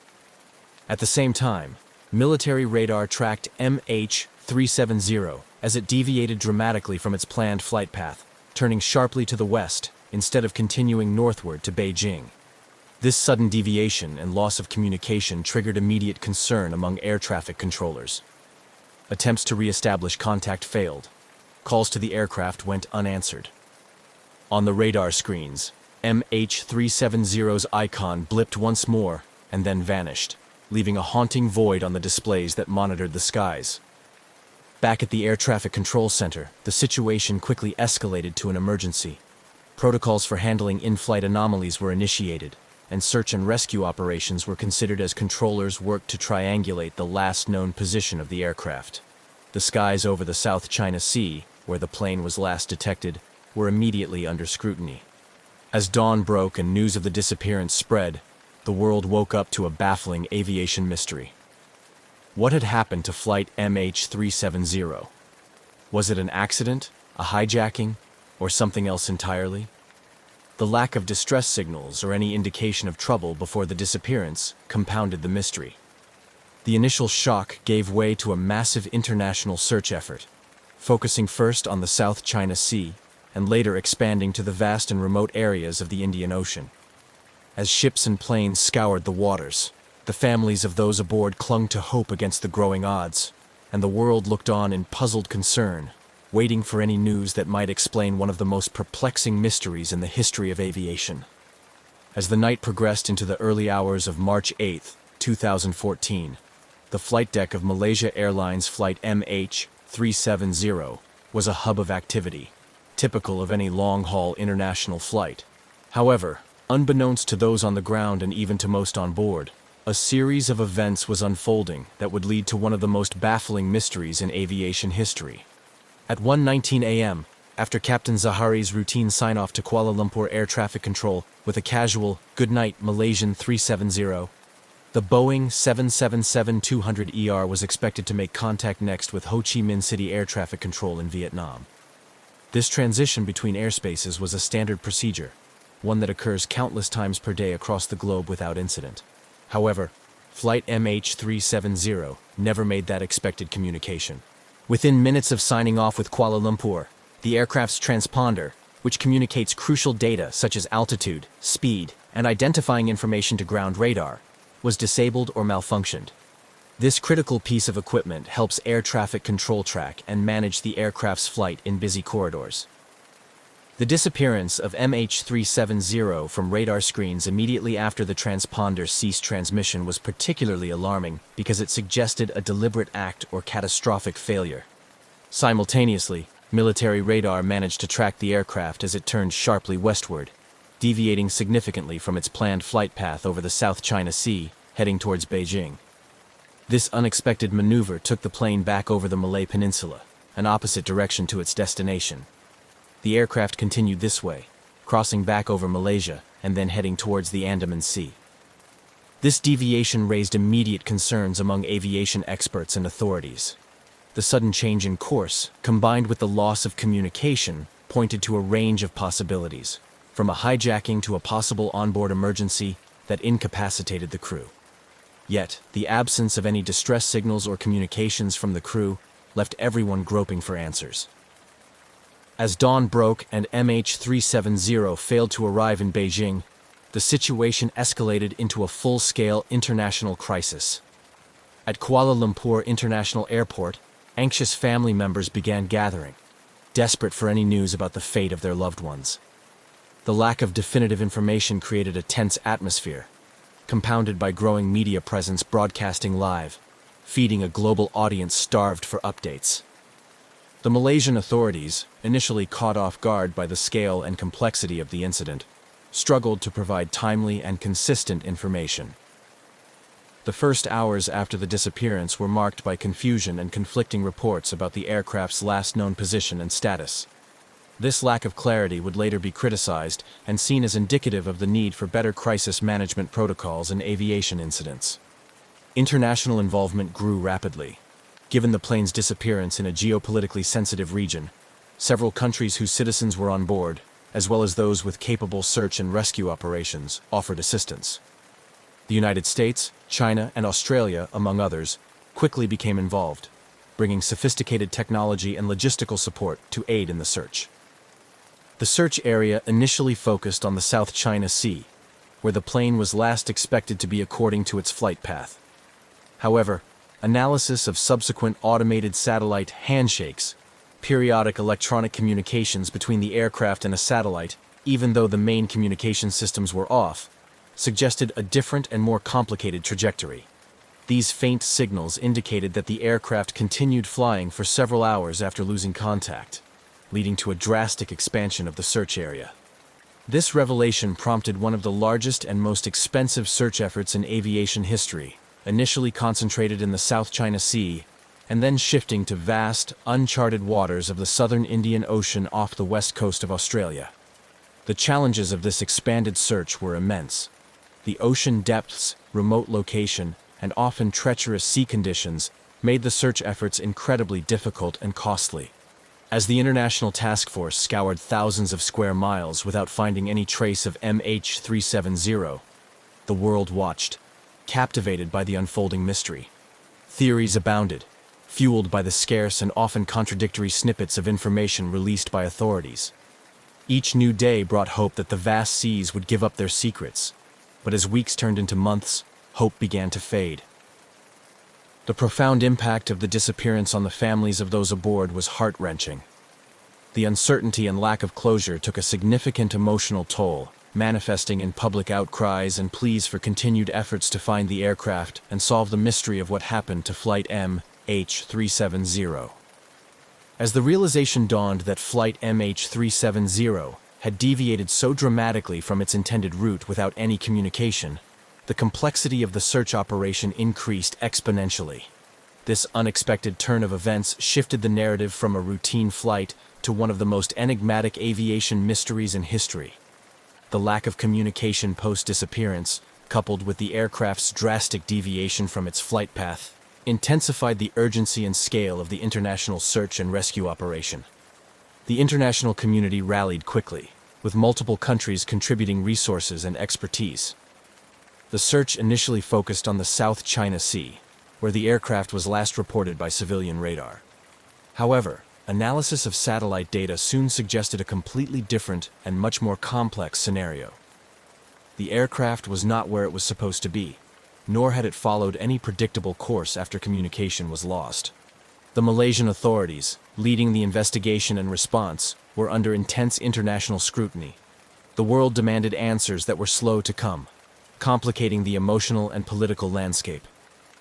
Families of the passengers gathered at airports in Beijing and Kuala Lumpur, grappling with the growing dread that the disappearance was not just a mere accident, but perhaps a profound mystery with no easy answers. The shift in search efforts to the Indian Ocean came after analysis of satellite handshakes, automated signals sent between the aircraft and a satellite even after the main communication systems had gone silent. These signals were critical in suggesting that MH370 had continued to fly for several hours after losing contact with air traffic control. The analysis indicated a possible southern corridor stretching across vast and remote areas of the Indian Ocean. This revelation led to one of the largest peacetime search operations ever mounted. The Australian government, due to the search area's proximity to its territory, coordinated much of this effort from Perth. The search involved dozens of aircraft, ships, and submarines from countries including China, the United States, and Australia. They scoured thousands of square kilometers of ocean, facing formidable challenges such as deep underwater terrain, treacherous weather, and the sheer unpredictability of finding anything in such expansive waters. Technologically, the search was a feat of international collaboration and innovation. State-of-the-art underwater drones, known as autonomous underwater vehicles, AUVs, equipped with side-scan sonar, were deployed to search the ocean floor for wreckage. Satellite imagery analysis was refined to identify objects floating on the water's surface that could be debris from the aircraft. Despite the sophisticated technology and the concerted efforts of an international team, the search yielded frustratingly few results. Debris confirmed to be from MH370 was eventually found washed ashore on the islands of the Indian Ocean and along the African east coast. These pieces included a flaperon, a part of the wing, which was discovered on Réunion Island in 2015. This find was significant as it confirmed that the aircraft had indeed ended in the Indian Ocean, but it still did not provide clues as to why the flight met such a fate. The ongoing search and investigation were not without controversy. Theories about the plane's disappearance ranged widely, from mechanical failure and a possible hijacking to more sinister scenarios involving pilot suicide or geopolitical intrigue. The lack of definitive answers led to immense frustration and grief for the families of those on board, compounded by inconsistent communication from the authorities involved in the search. This period was also marked by intense media coverage, which often bordered on speculative and sensationalist. News outlets across the globe covered every development extensively, sometimes outpacing the official flow of information and leading to a chaotic understanding of events. This coverage not only shaped public perception of the search effort, but also added pressure on the involved governments to deliver results. As the months turned into years, the cost and scope of the search began to weigh heavily on the participating nations. With millions of dollars spent and vast resources deployed, the decision was made to suspend the underwater search in January 2017. By then, the operation had become the most expensive in aviation history. The suspension was a heart-wrenching moment for the families, many of whom were devastated by the lack of closure and the unresolved fate of their loved ones. In retrospect, the disappearance of MH370 highlighted critical gaps in global aviation tracking and security, prompting calls for improvements.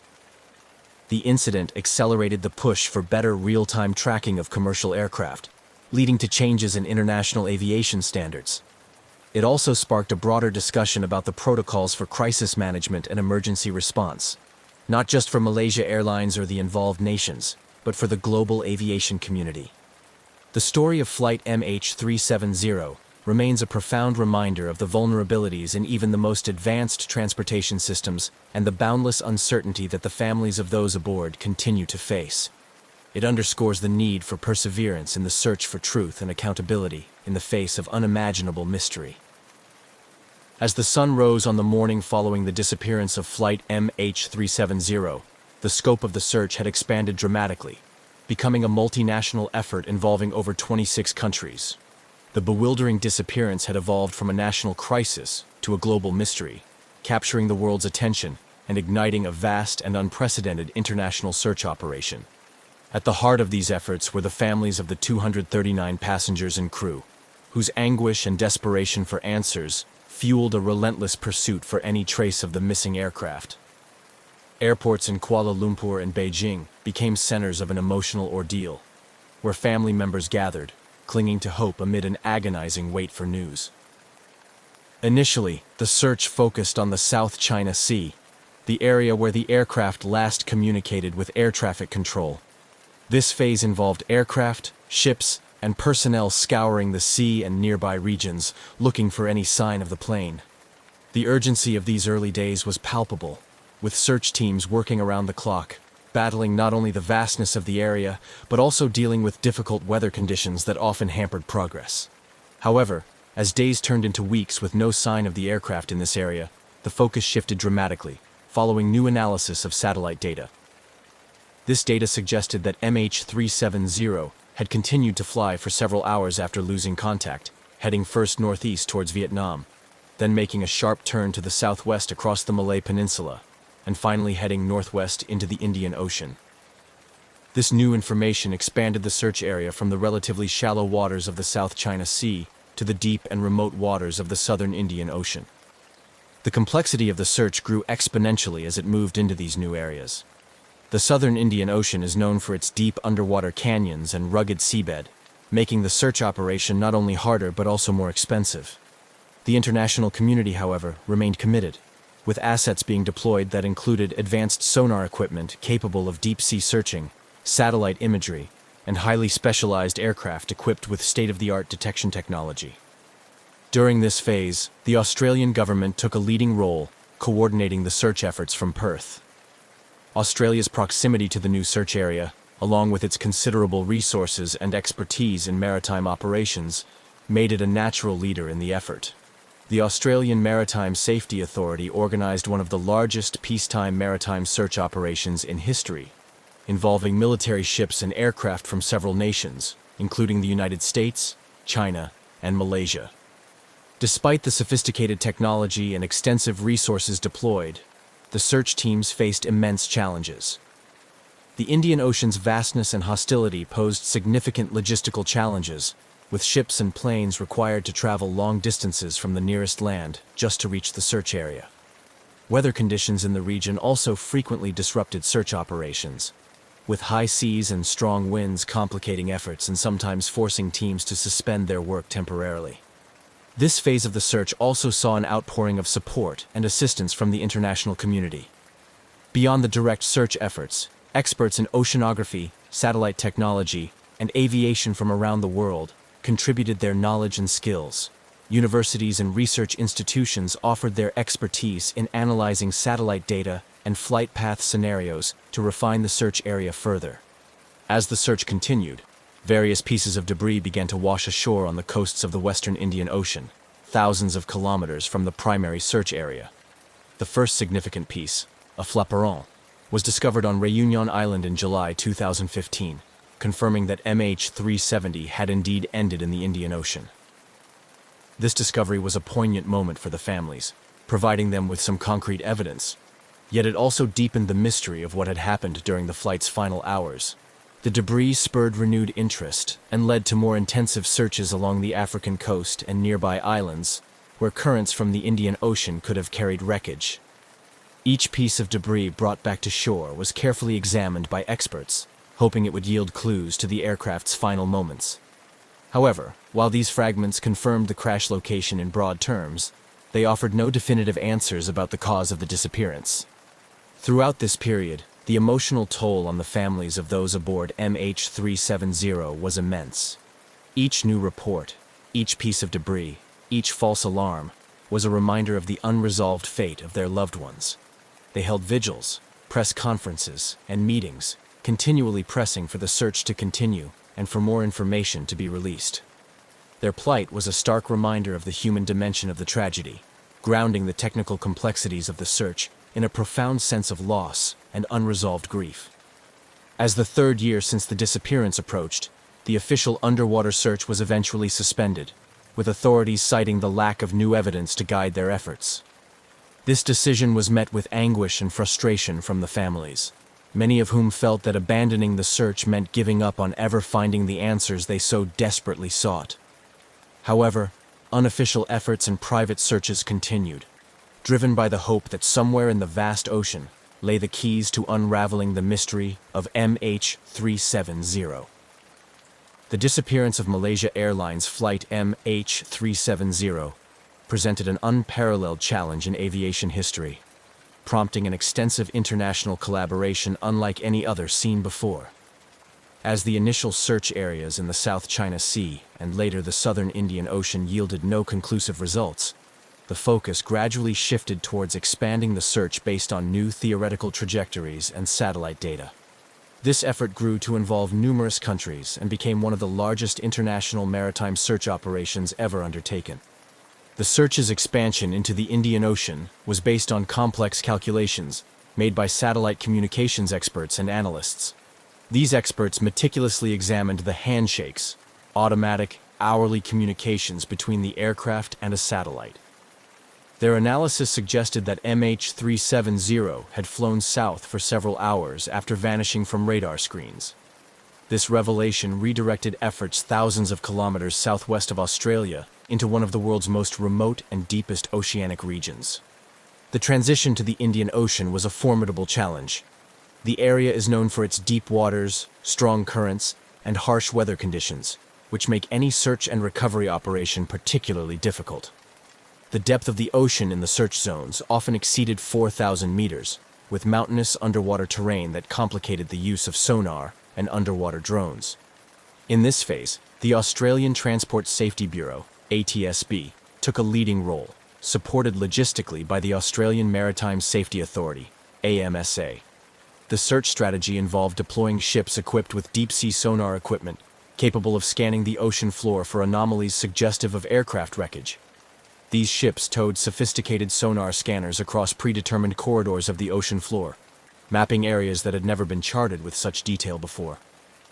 This meticulous underwater search was supplemented by aerial surveillance missions, which involved aircraft equipped with sensors and cameras capable of spotting debris on the ocean surface. These flights were grueling, with planes often covering vast areas of ocean each day. The international fleet included contributions from Malaysia, Australia, China, the United States, and several other nations, reflecting the global scope of the tragedy. As the search continued, the costs began to mount, raising questions about the sustainability of such an extensive operation. Millions of dollars were spent in the multinational effort, with funding provided by the governments of Australia, Malaysia, and China primarily. The financial, emotional, and physical toll of the search was immense, as teams worked under difficult conditions, often facing disappointment and frustration when leads turned into dead ends. Despite these challenges, the commitment to finding MH370 remained strong, driven by a sense of duty to the families of those lost, and the broader international community's need for answers. The possibility of solving this aviation mystery provided a compelling motivation, pushing the limits of available technology and international cooperation. Theories about MH370's fate continued to evolve alongside the search efforts. Some experts suggested that the aircraft's final descent into the Indian Ocean was the result of a deliberate act by someone on board, while others believed a catastrophic mechanical failure might have led to the loss of control. Each theory was examined with the evidence at hand, but without the main wreckage or the flight data recorders, conclusive answers remained elusive. Amidst ongoing operations, occasional discoveries of aircraft debris on distant shores added pieces to the puzzle. The most notable of these finds was a flaperon that washed ashore on Réunion Island in 2015, followed by additional debris found along the coastlines of Mozambique, Tanzania, and Madagascar. These pieces were carefully analyzed by aviation experts, who confirmed that they belonged to MH370. Each discovery provided critical clues to the aircraft's disintegration pattern and drift models, helping refine search areas and fueling further investigative leads. However, these fragments offered limited insights into the events that transpired on board before the aircraft entered the ocean. The lack of data recorders continued to hamper efforts to understand the precise sequence of events during the flight's final hours. As a result, the investigation into MH370's disappearance maintained a high degree of uncertainty, with more questions than answers. The emotional impact on the families of the passengers and crew was profound and enduring. Regular meetings, vigils, and public appeals kept the memory of the missing alive and maintained pressure on governments and agencies to continue the search. These families, bound by shared tragedy, became advocates for aviation safety reforms, pushing for changes that would ensure no other flight met a similar fate. By late 2016, despite the most sophisticated search technology and analysis then available, the underwater search was officially suspended without finding the main wreckage. This decision marked a somber milestone in the saga of MH370, concluding a chapter of active search, but not the quest for answers. International teams stood down, leaving the mystery unresolved, but ensuring that the lessons learned from this unprecedented search would reshape future aviation safety and search and rescue operations. The story of MH370 is not just a tale of a missing airplane, it is a chronicle of human determination, international unity, technological innovation, and the relentless pursuit of truth in the face of overwhelming odds. It serves as a reminder of the vulnerabilities inherent in modern aviation and the continuous need for improvement in global communication and monitoring systems. As the search for Malaysia Airlines flight MH370 transitioned from an active mission to a more investigatory and speculative phase, the focus increasingly shifted towards understanding not just the whereabouts of the missing aircraft, but the reasons behind its mysterious disappearance. This shift was marked by profound deliberations over the available data, including satellite communications, debris analysis, and the examination of all possible mechanical and human factors that could have led to the tragedy. The investigation into MH370 was as multifaceted as it was international, drawing on expertise from across the globe. The Joint Investigation Team, led by Malaysia but including specialists from Australia, China, the United States, and the United Kingdom, pored over every detail. Central to their analysis were the satellite handshakes, automated, hourly signals sent between the aircraft and a satellite that provided the only post-disappearance communications indicating the plane's possible location. These signals were groundbreaking in their ability to offer data points on the aircraft's location, yet they also underscored the vast regions over which the aircraft could have traveled. Analysts used this data to construct potential flight paths, leading them to focus on the southern Indian Ocean, a remote area that posed significant challenges for any search and recovery operations. Simultaneously, investigators delved into the backgrounds and actions of the flight crew, particularly the captain and the first officer. Scrutiny fell on the captain's personal life and his home flight simulator, which some reports suggested contained flight paths leading into the Indian Ocean, although these findings were later deemed not suspicious by official investigators. Despite thorough background checks, no evidence suggested that the crew had intentions or motivations for deliberately diverting the flight. Technical and mechanical theories were also exhaustively explored. The Boeing 777-200ER was examined in terms of its maintenance history and any known issues that could lead to catastrophic failure. The possibility of a depressurization event, which could have incapacitated everyone on board, was considered, as well as other scenarios such as an onboard fire or electrical failure. However, without physical evidence from the bulk of the wreckage, particularly the black boxes, definitive conclusions remained frustratingly out of reach. The role of satellite data in the investigation became a subject of both praise and criticism. The unprecedented use of this technology provided crucial insights and helped direct the search efforts post-disappearance. Yet, it also highlighted the limitations of current global aircraft tracking systems, which could lose complete track of an airliner. This realization prompted a push within the international aviation community for improvements in tracking technology, ensuring that commercial aircraft could be monitored in real time, anywhere in the world. This push led to significant regulatory changes. The International Civil Aviation Organization, ICAO, and other regulatory bodies proposed new standards for aircraft tracking, mandating that by 2021, all aircraft must be capable of transmitting their location at least once every minute in distress conditions. Furthermore, The tragedy accelerated the adoption of enhanced cockpit security measures and more rigorous mental health screening for pilots, addressing issues of cockpit intrusion and pilot sabotage. As technical and regulatory frameworks evolved, so did public and cultural responses to the disappearance.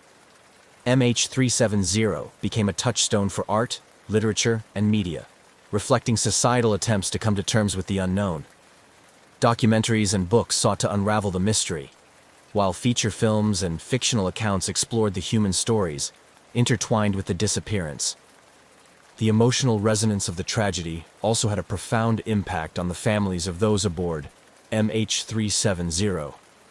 They became vocal advocates for the victims of air disasters, forming support networks that lobbied for changes in aviation policy and continued search efforts. Their persistent presence in the media and at international aviation forums ensured that the lessons from MH370 continued to influence discussions on global aviation safety. The tragedy of Flight MH370 also spurred renewed interest in other unresolved aviation mysteries, drawing parallels and sometimes providing new insights into decades-old disappearances. This collective memory of unresolved loss has permeated the aviation community, serving as a somber reminder of the stakes involved in air travel and the continuous need for vigilance and improvement.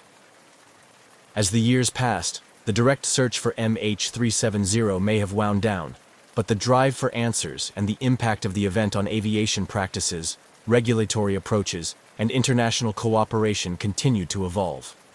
The story of Flight MH370, with its profound mysteries and far-reaching consequences, remains a pivotal chapter in aviation history, symbolizing both human vulnerability and resilience in the face of the unfathomable.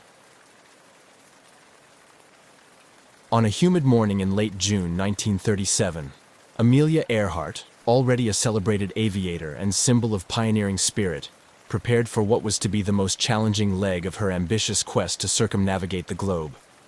Alongside her was navigator Fred Noonan, whose skills would be crucial in navigating the vast and treacherous expanse of the Pacific Ocean.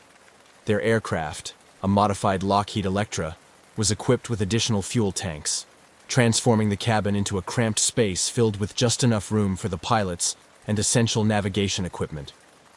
This setup underscored the gravity and daring nature of their journey. Amelia Earhart was not just a pilot. She was a visionary who had already broken numerous records and established herself as a formidable figure in the rapidly evolving field of aviation. Her goal to fly around the world was more than a personal challenge. It was a statement about the possibilities of air travel and the role of women in its future. As the Lockheed Electra took off from Lae, New Guinea, the weight of this ambition was palpable.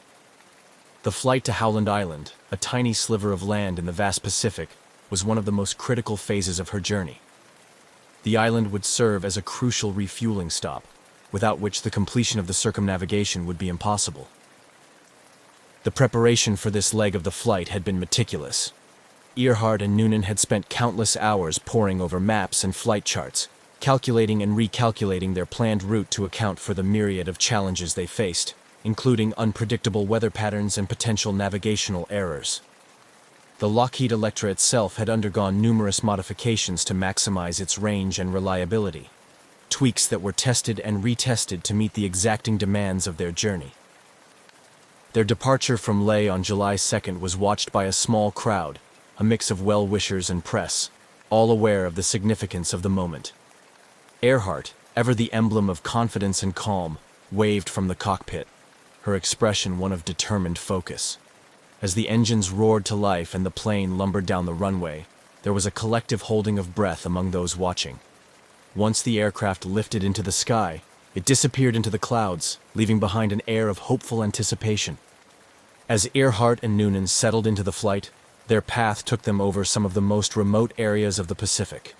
Communication during this leg was limited to scheduled transmissions with the Coast Guard ship Itasca, which was stationed near Howland Island to provide radio guidance and weather updates. The vastness of the ocean around them was a constant reminder of the isolation and risks inherent in their undertaking. The last communication with the Itasca was both routine and ominous.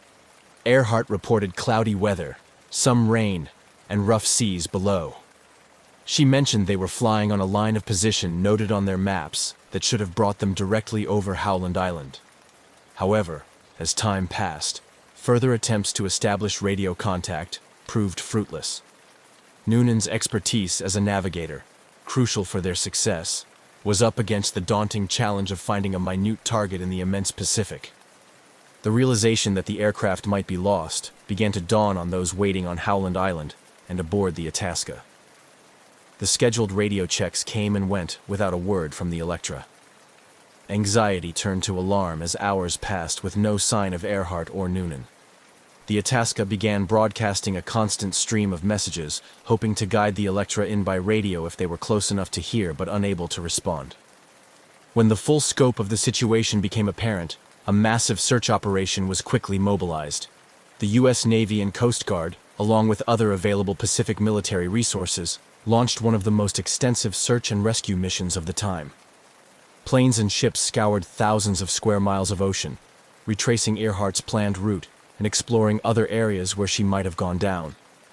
Despite these efforts, no trace of Amelia Earhart, Fred Noonan, or the Lockheed Electra was ever found. The disappearance became one of the greatest aviation mysteries of the 20th century, prompting a myriad of theories and continuing explorations that spanned decades.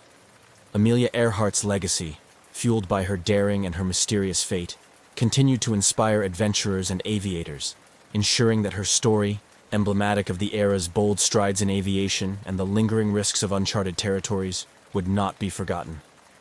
As Amelia Earhart's Lockheed Electra soared across the Pacific Ocean towards Howland Island, her voice crackled over the radio in what would become the last transmissions ever received from the famed aviator.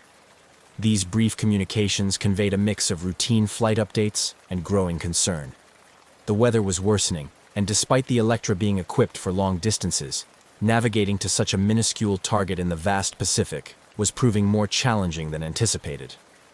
On the morning of July 2, 1937, as Earhart and her navigator, Fred Noonan, approached the vicinity of Howland Island, the tension aboard the Itasca, a U.S. Coast Guard cutter stationed nearby to support the flight, was palpable. The ship served as Earhart's lifeline to landing safely, equipped to guide her in with radio bearings. Earhart's transmissions, however, indicated she was having difficulty finding the island and receiving the radio signals meant to guide her approach. Earhart's last known transmission, fraught with static, indicated that she believed they were on course but could not see the island. She mentioned running low on fuel and requested that the Itasca take bearings on her signal. Despite the urgency in her voice, the specifics of her position remained unclear, complicating the Coast Guard's ability to provide effective assistance. The gravity of the situation deepened with each unproductive exchange. The plane was somewhere close, yet invisible, hidden by vast oceanic expanses. This final phase of Earhart's flight was marked by a series of critical decisions and unfortunate miscommunications. Earhart and Noonan were navigating largely by dead reckoning, having to rely on their calculations and the plane's instruments, as their radio equipment lacked the sophistication to effectively pinpoint their location relative to Howland Island. The challenges were compounded by environmental factors. The weather conditions included overcast skies and sporadic rain showers, reducing visibility and further complicating their efforts to visually locate the island. Meanwhile, on Howland Island, personnel waited anxiously. Equipped with binoculars and ears tuned to the radio, they scanned the horizon for any sign of the Electra. Time ticked by with growing dread as the reality set in. Earhart and Noonan might have missed the island entirely, or worse, run out of fuel and been forced to ditch in the shark-infested waters. Back on the Itasca, operators attempted to re-establish contact, broadcasting a steady stream of messages in hopes that Earhart would pick them up and use them to find her way. Unfortunately, technical limitations and a critical misunderstanding about the frequencies used for transmission hindered these efforts. The Itasca was equipped to transmit strong signals, but without confirmation that Earhart was receiving them, their utility was severely compromised. As hours passed without further contact, the situation escalated into a full-blown crisis. The initial search efforts were frantic, with the Itasca deploying its resources to scour the possible areas where the Electra might have gone down. Aircraft from the island joined in, expanding the search grid and covering larger areas in desperate hope of spotting debris, an oil slick, or any sign of life. This period of uncertainty marked the beginning of one of the most enduring mysteries in the annals of aviation. The disappearance of Amelia Earhart and Fred Noonan prompted a massive response, not just from the immediate search teams, but from the international community. Their fate captured the world's imagination and triggered widespread speculation. Theories abounded, each trying to make sense of how such a well-equipped and well-planned mission could end so abruptly and without a trace. The search for Earhart and Noonan continued for weeks, becoming one of the most extensive and costly in history. Ships and planes combed thousands of square miles of ocean, but the Pacific, vast and inscrutable, offered no clues. As the search efforts proved fruitless, the hope of finding them alive dwindled, leaving behind a haunting legacy of mystery and a poignant narrative of ambition and courage that continues to inspire and intrigue to this day. As the realization dawned that Amelia Earhart and Fred Noonan might indeed be lost at sea, the scale of the search operation intensified dramatically. The United States government, spurred by public interest and the significance of Earhart's international stature, mounted an unprecedented rescue effort. This initiative quickly became one of the largest and most expensive search and rescue operations in history, emphasizing the urgency and desperation to find the missing aviators. Within hours of their last radio contact, the U.S. Navy and Coast Guard mobilized a fleet of ships and aircraft to scour the vast area surrounding Howland Island, the intended destination of Earhart's flight. The Itasca, already in the area and initially tasked with providing navigational assistance to Earhart, became the central hub for the initial search efforts. It was joined by other U.S. naval vessels and aircraft, including the battleship Colorado, which launched its float planes to cover an even broader area. The search strategy was multi-pronged and exhaustive. Planes were dispatched to fly grid patterns over thousands of square miles of ocean, looking for any signs of the Electra or its occupants. Ships crisscrossed the suspected areas where Earhart might have gone down, their crews keeping a vigilant lookout for debris or oil slicks that might indicate the location of a crash. Infrared cameras and other advanced, for the time, sensing technologies were employed in the hope of detecting the aircraft or life rafts. Despite these extensive efforts, the vastness and depth of the Pacific Ocean presented formidable challenges. The ocean's immense size and the difficulty of spotting small debris or oil traces made the search like finding a needle in a haystack. The weather conditions, which included frequent cloud cover and choppy seas, further hampered the search efforts, often obscuring visibility and complicating the navigation. As days turned into weeks, the urgency of the search began to wane, with each passing day reducing the likelihood of finding Earhart and Noonan alive. The emotional toll on the search teams and the public was considerable. Each day brought hope that was met with disappointment, a cycle that repeated itself relentlessly. The exhaustive nature of the search also brought about logistical strains and raised questions about the feasibility of continuing the operation indefinitely. Internationally, the disappearance of Amelia Earhart became a media sensation, captivating audiences around the world. Newspapers and radio broadcasts provided daily updates on the search, fueling public fascination and concern. This global attention not only underscored Earhart's significance as a cultural icon, but also highlighted the emerging interconnectedness of the world through modern communications and aviation. The U.S. government, aware of the high public and international stakes, continued to pour resources into the search. However, after spending today's equivalent of millions of dollars and covering hundreds of thousands of square miles without any success, the difficult decision was made to conclude the official search. On July 19, 1937, just over 2 weeks after their disappearance, the search for Amelia Earhart and Fred Noonan was officially called off. The conclusion of this extensive search operation marked a somber moment. It was a testament to the limitations of even the most determined and resource-intensive rescue efforts of the time.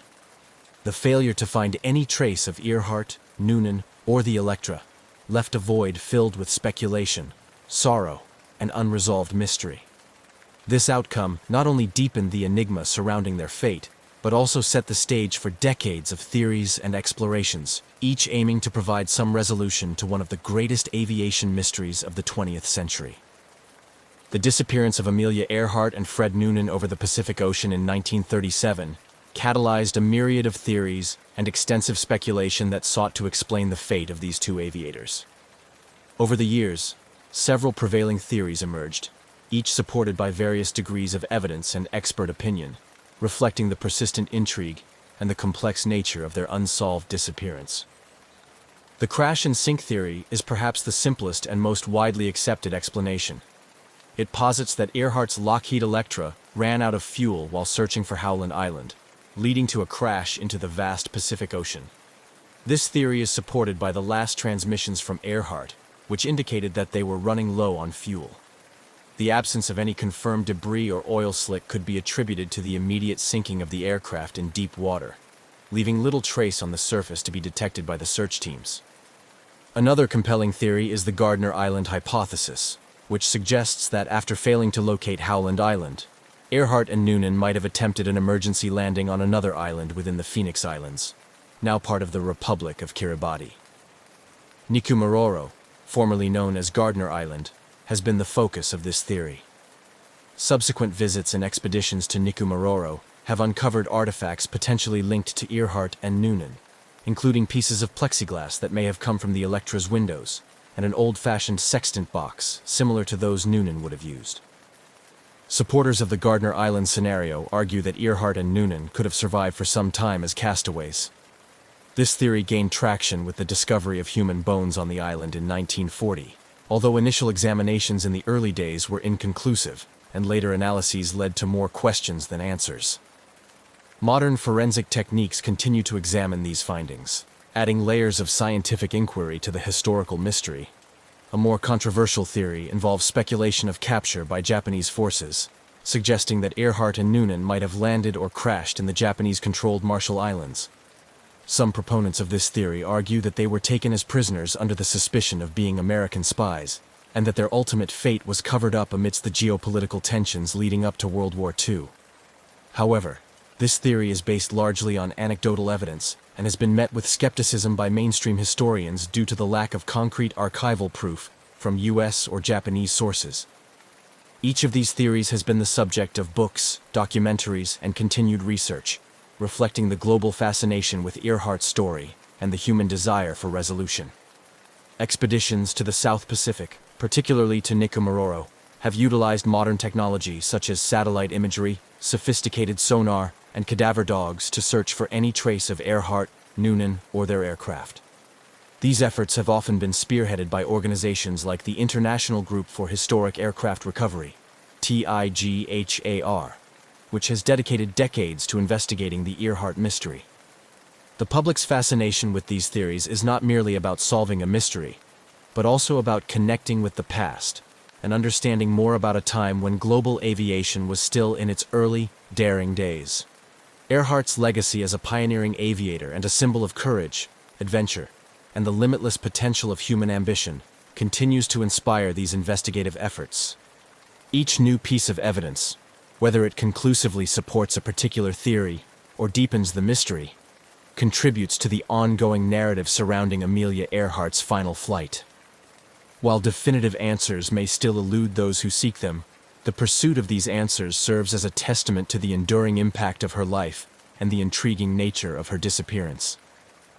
In the decades following the disappearance of Amelia Earhart and Fred Noonan, advancements in technology and methodology have rejuvenated efforts to solve one of aviation's greatest mysteries. These modern investigations have not only provided new leads, but have also refined our understanding of what might have happened to Earhart's Lockheed Electra on that fateful day in 1937. One of the most persistent efforts has been led by the International Group for Historic Aircraft Recovery, which has conducted numerous expeditions to Nikumaroro Island, formerly known as Gardner Island. This atoll, part of the Phoenix Islands in the Republic of Kiribati, is central to the hypothesis that Earhart and Noonan may have landed there when they could not locate Howland Island. TIGHAR's expeditions have focused on systematic searches both on the island and in the surrounding waters, employing advanced forensic techniques and technologies. Significant among the findings from these expeditions are items that could plausibly be linked to Earhart, Noonan, or their aircraft. These include fragments of a plexiglass window that closely matches the type used in the Lockheed Electra and an aluminum panel that appears to be aircraft debris. Additionally, the discovery of a 1930s woman's shoe, a jar of anti-freckle cream — Earhart was known to dislike her freckles — and improvised tools suggest the possibility of castaways attempting to survive. Moreover, Tighar's efforts have extended to analyzing bone fragments and other biological material found on the island. Initial analyses in the past were inconclusive, or led to the determination that they were from a male, which contradicted the hypothesis that they might belong to Earhart. However, with the advent of more sophisticated DNA technology, these materials are under continuous re-examination, holding out the possibility that one day they might conclusively link them to Earhart. These expeditions have also benefited from technological advancements in satellite imagery and underwater robotics. High-resolution satellite images have allowed researchers to scour the island for signs of an aircraft from the comfort of their laboratories before setting foot on the island. Underwater drones, equipped with cameras and sonar, have explored the deep waters around Nikumaroro for any signs of the wreckage, which would be definitive proof of the plane's final resting place. Despite these promising leads, each expedition has also underscored the monumental challenges of such an endeavor. The remote location of Nikumaroro, combined with its harsh environment, means that each trip is not only costly but also fraught with logistical difficulties.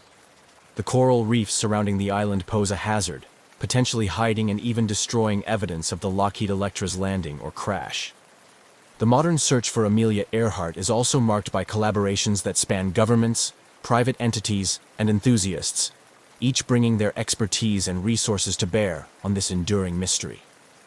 These collaborative efforts reflect a larger trend in the field of historical and archaeological research, where multidisciplinary approaches are increasingly seen as vital to solving complex puzzles.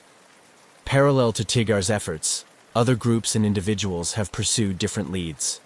Some have focused on analyzing historical records and personal accounts from individuals in the Marshall Islands, where some locals have long claimed that Earhart and Noonan were captured by the Japanese. These investigations often involve combing through Japanese and American archives for any overlooked clues that might shed light on the aviator's fate. The renewed interest in Amelia Earhart's disappearance and the application of new technologies to the search have not only brought us closer to potentially solving this mystery, but have also had broader implications for aviation archaeology. Techniques developed and refined during these searches, such as deep-sea sonar imaging and DNA analysis from old remains, have applications in other investigations, expanding our capabilities to explore and solve historical enigmas. Moreover, these efforts underscore the changing nature of historical inquiry in the age of technology. With each new tool and each expedition, the public's fascination with Earhart's story is rekindled, ensuring that her legacy continues to inspire and that the quest for answers remains alive. Whether or not these modern investigations will ever conclusively solve the mystery of what happened to Amelia Earhart, they stand as a testament to the enduring human spirit to seek answers, no matter how elusive they may be. Amelia Earhart's disappearance in 1937 transcended the realm of a mere aviation mystery to become a powerful symbol of courage, adventure, and the endless quest for equality. Her legacy has profoundly impacted not only aviation, but also the role of women in STEM and broader societal contexts, inspiring countless individuals and shaping cultural narratives across decades. Earhart was more than an aviator. She was a pioneering spirit of her time, breaking numerous records and challenging societal norms that restricted women's roles both on the ground and in the skies. Her attempt to circumnavigate the globe was a bold assertion of her belief in women's capabilities and their right to compete on equal footing with men. This aspect of her legacy has made her an enduring icon in the feminist movement, symbolizing the struggle for equality and the fight to break through traditional gender barriers. In the world of aviation, Earhart's influence has been equally significant. She was instrumental in the formation of the 99s, an international organization of women pilots established in 1929 to provide support and advocacy for female aviators. Her leadership and vision set the stage for future generations of women in aviation, encouraging them to pursue careers as pilots, engineers, and space explorers. The organization continues to thrive, supporting women in aviation through scholarships, education, and mutual support, perpetuating Earhart's legacy of empowerment and involvement in the field. Moreover, Earhart's story has been a persistent presence in media and popular culture, serving as a rich source of inspiration for films, books, and plays. Each portrayal explores different facets of her life and disappearance, reflecting the public's enduring fascination with her story. These portrayals often emphasize her bravery and the mysterious circumstances surrounding her final flight. But they also highlight her role as a trailblazer for women's rights and her contribution to the early days of aviation. Her disappearance has also sparked numerous conspiracy theories and alternative explanations, which have been featured in various documentaries and investigative reports. This ongoing intrigue ensures that her name remains in the public consciousness, continually sparking new discussions about her life and legacy. The mystery of her fate invites people to explore not only the facts, but also the symbolic meanings of her journey and disappearance. Educationally, Earhart's life and career are studied in schools around the world, where her story is used to teach lessons about perseverance, courage, and the importance of pursuing one's dreams despite obstacles. This educational impact is perhaps one of the most enduring aspects of her legacy, inspiring students to learn from her achievements and challenges. Additionally, Earhart's influence extends to advocacy for aviation safety and technological advancements in flight. Her disappearance highlighted the limitations of aviation technology of the time and underscored the need for advancements in navigation and communication systems. Today, modern satellite and GPS technologies, which provide real-time tracking of aircraft, are part of her legacy, addressing the very challenges that contributed to her disappearance. On a more personal level, the annual remembrance events and continued interest in her life have provided a form of closure for those inspired by her story. For many, especially young women and girls, Earhart is a figure who represents the limitless possibilities of the human spirit. Her life encourages them to dream big and pursue those dreams with the same determination and fearlessness that she did. In sum, the legacy of Amelia Earhart is a tapestry woven from her achievements in aviation, her role as a cultural and feminist icon, and the ongoing mystery of her disappearance. As each new generation discovers her story, they find in her a source of inspiration, a reminder that the sky is not the limit, but just the beginning. The quest to uncover the truth of her final flight continues to evolve with new investigations and technologies, ensuring that her legacy will endure as long as the skies are flown. The enduring mystery of Amelia Earhart's disappearance continues to fascinate and inspire people around the world, transcending generations and cultivating a rich legacy that is as vibrant today as it was in the early 20th century. Her story resonates not only as a historical enigma, but also as a profound symbol of adventure, courage, and the relentless pursuit of dreams against formidable odds. This ongoing mystique contributes to her status as an iconic figure in history, aviation, and women's rights. Amelia Earhart's legacy is commemorated in various ways, from museums and educational programs to annual events that celebrate her life and achievements. Institutions like the Amelia Earhart Birthplace Museum in Atchison, Kansas, which was her childhood home, serve as custodians of her legacy, offering insights into her life and the era she influenced so deeply. These venues play a crucial role in educating the public and preserving the memory of Earhart's pioneering spirit. Moreover, Earhart's attempt to circumnavigate the globe and her subsequent disappearance have become a powerful narrative used in educational curricula across various disciplines. Schools and universities leverage her story to teach about early aviation history, the challenges of global navigation, and the societal context of the 1930s, particularly regarding gender roles and expectations. Educators also use her story to instill values of perseverance and resilience, highlighting how her life was a testament to overcoming obstacles and breaking barriers. In the broader cultural context, Amelia Earhart is a perennial subject in media and popular culture, her story having inspired numerous films, documentaries, books, and articles. Each new project that seeks to unravel the mystery of her disappearance or celebrate her achievements reintroduces her legacy to a new audience, ensuring that her impact is not confined to history books, but continues to be relevant in contemporary discussions about gender, technology, and exploration. The mystery surrounding Earhart's fate also continues to inspire adventurers, scientists, and historians. Modern expeditions equipped with cutting-edge technology aim to solve the puzzle of her disappearance, diving into the depths of the Pacific or exploring remote islands for any trace of her or her aircraft. Each effort, whether successful or not, keeps her story in the public eye and fuels an ongoing dialogue about historical investigation and technological advancement in exploration. Furthermore, Earhart's influence extends into advocacy for women's rights and empowerment in fields traditionally dominated by men.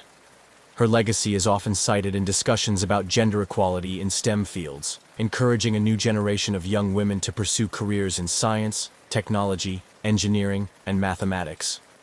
Her life story is a motivational tool used by numerous organizations and initiatives that aim to empower women and girls worldwide. Internationally, Amelia Earhart is not just remembered as an American aviator. She is celebrated as a global icon who pushed the boundaries of what was possible in her time. Her bravery and the mysterious circumstances of her last flight provide a universal appeal that crosses cultural and geographical boundaries. Festivals, exhibitions, and public talks in various countries commemorate her life, each adding to the tapestry of her global legacy. In reflection, the story of Amelia Earhart is more than an unresolved disappearance. It is a narrative rich with themes of innovation, bravery, and the unyielding human spirit. Her life and the ongoing quest to find her continue to inspire and challenge us, reminding us of the vastness of human potential and the enduring desire to explore the unknown. Her legacy, perpetuated through continuous interest and investigation, ensures that Amelia Earhart will remain an inspirational figure, symbolizing the pursuit of adventure and the endless quest for knowledge. In the quest to preserve and honor the memory of Amelia Earhart, her impact on the field of aviation and beyond has been memorialized in numerous ways that inspire future generations and deepen our collective memory of her pioneering spirit. This additional chapter seeks to encapsulate the tangible and lasting tributes that have been established to commemorate her life and legacy. Across the United States and around the world, various memorials and statues have been erected in Earhart's honor. Perhaps the most significant of these is located at the Amelia Earhart Airport, in her hometown of Atchison, Kansas, which not only serves as a functional airport, but also as a living homage to her legacy. The airport features a museum filled with personal artifacts, photographs, and stories that chronicle her life and career, providing a focal point for those wishing to understand and celebrate her contributions to aviation and women's history. Educational scholarships and programs bearing her name continue to support aspiring female aviators, encouraging them to pursue their dreams with the same boldness and determination that Earhart exemplified. These scholarships are often provided by aviation organizations, including the 99s, which Earhart helped establish, ensuring that her passion for flying and her advocacy for women pilots are passed on to new generations. Furthermore, Earhart's influence extends into annual events and educational programs that not only celebrate her achievements, but also look at her life through the lens of modern feminist and technological perspectives. Conferences and symposiums discuss her impact on navigation technology, global communication, and gender equality, reflecting on how her legacy aligns with contemporary issues in these fields.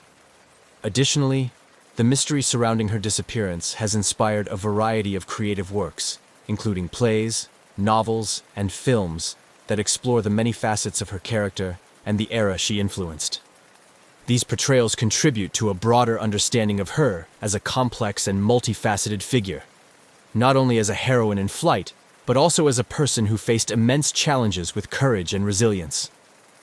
As these memorials, scholarships, and cultural portrayals continue to proliferate, they ensure that Amelia Earhart's legacy remains vibrant and relevant.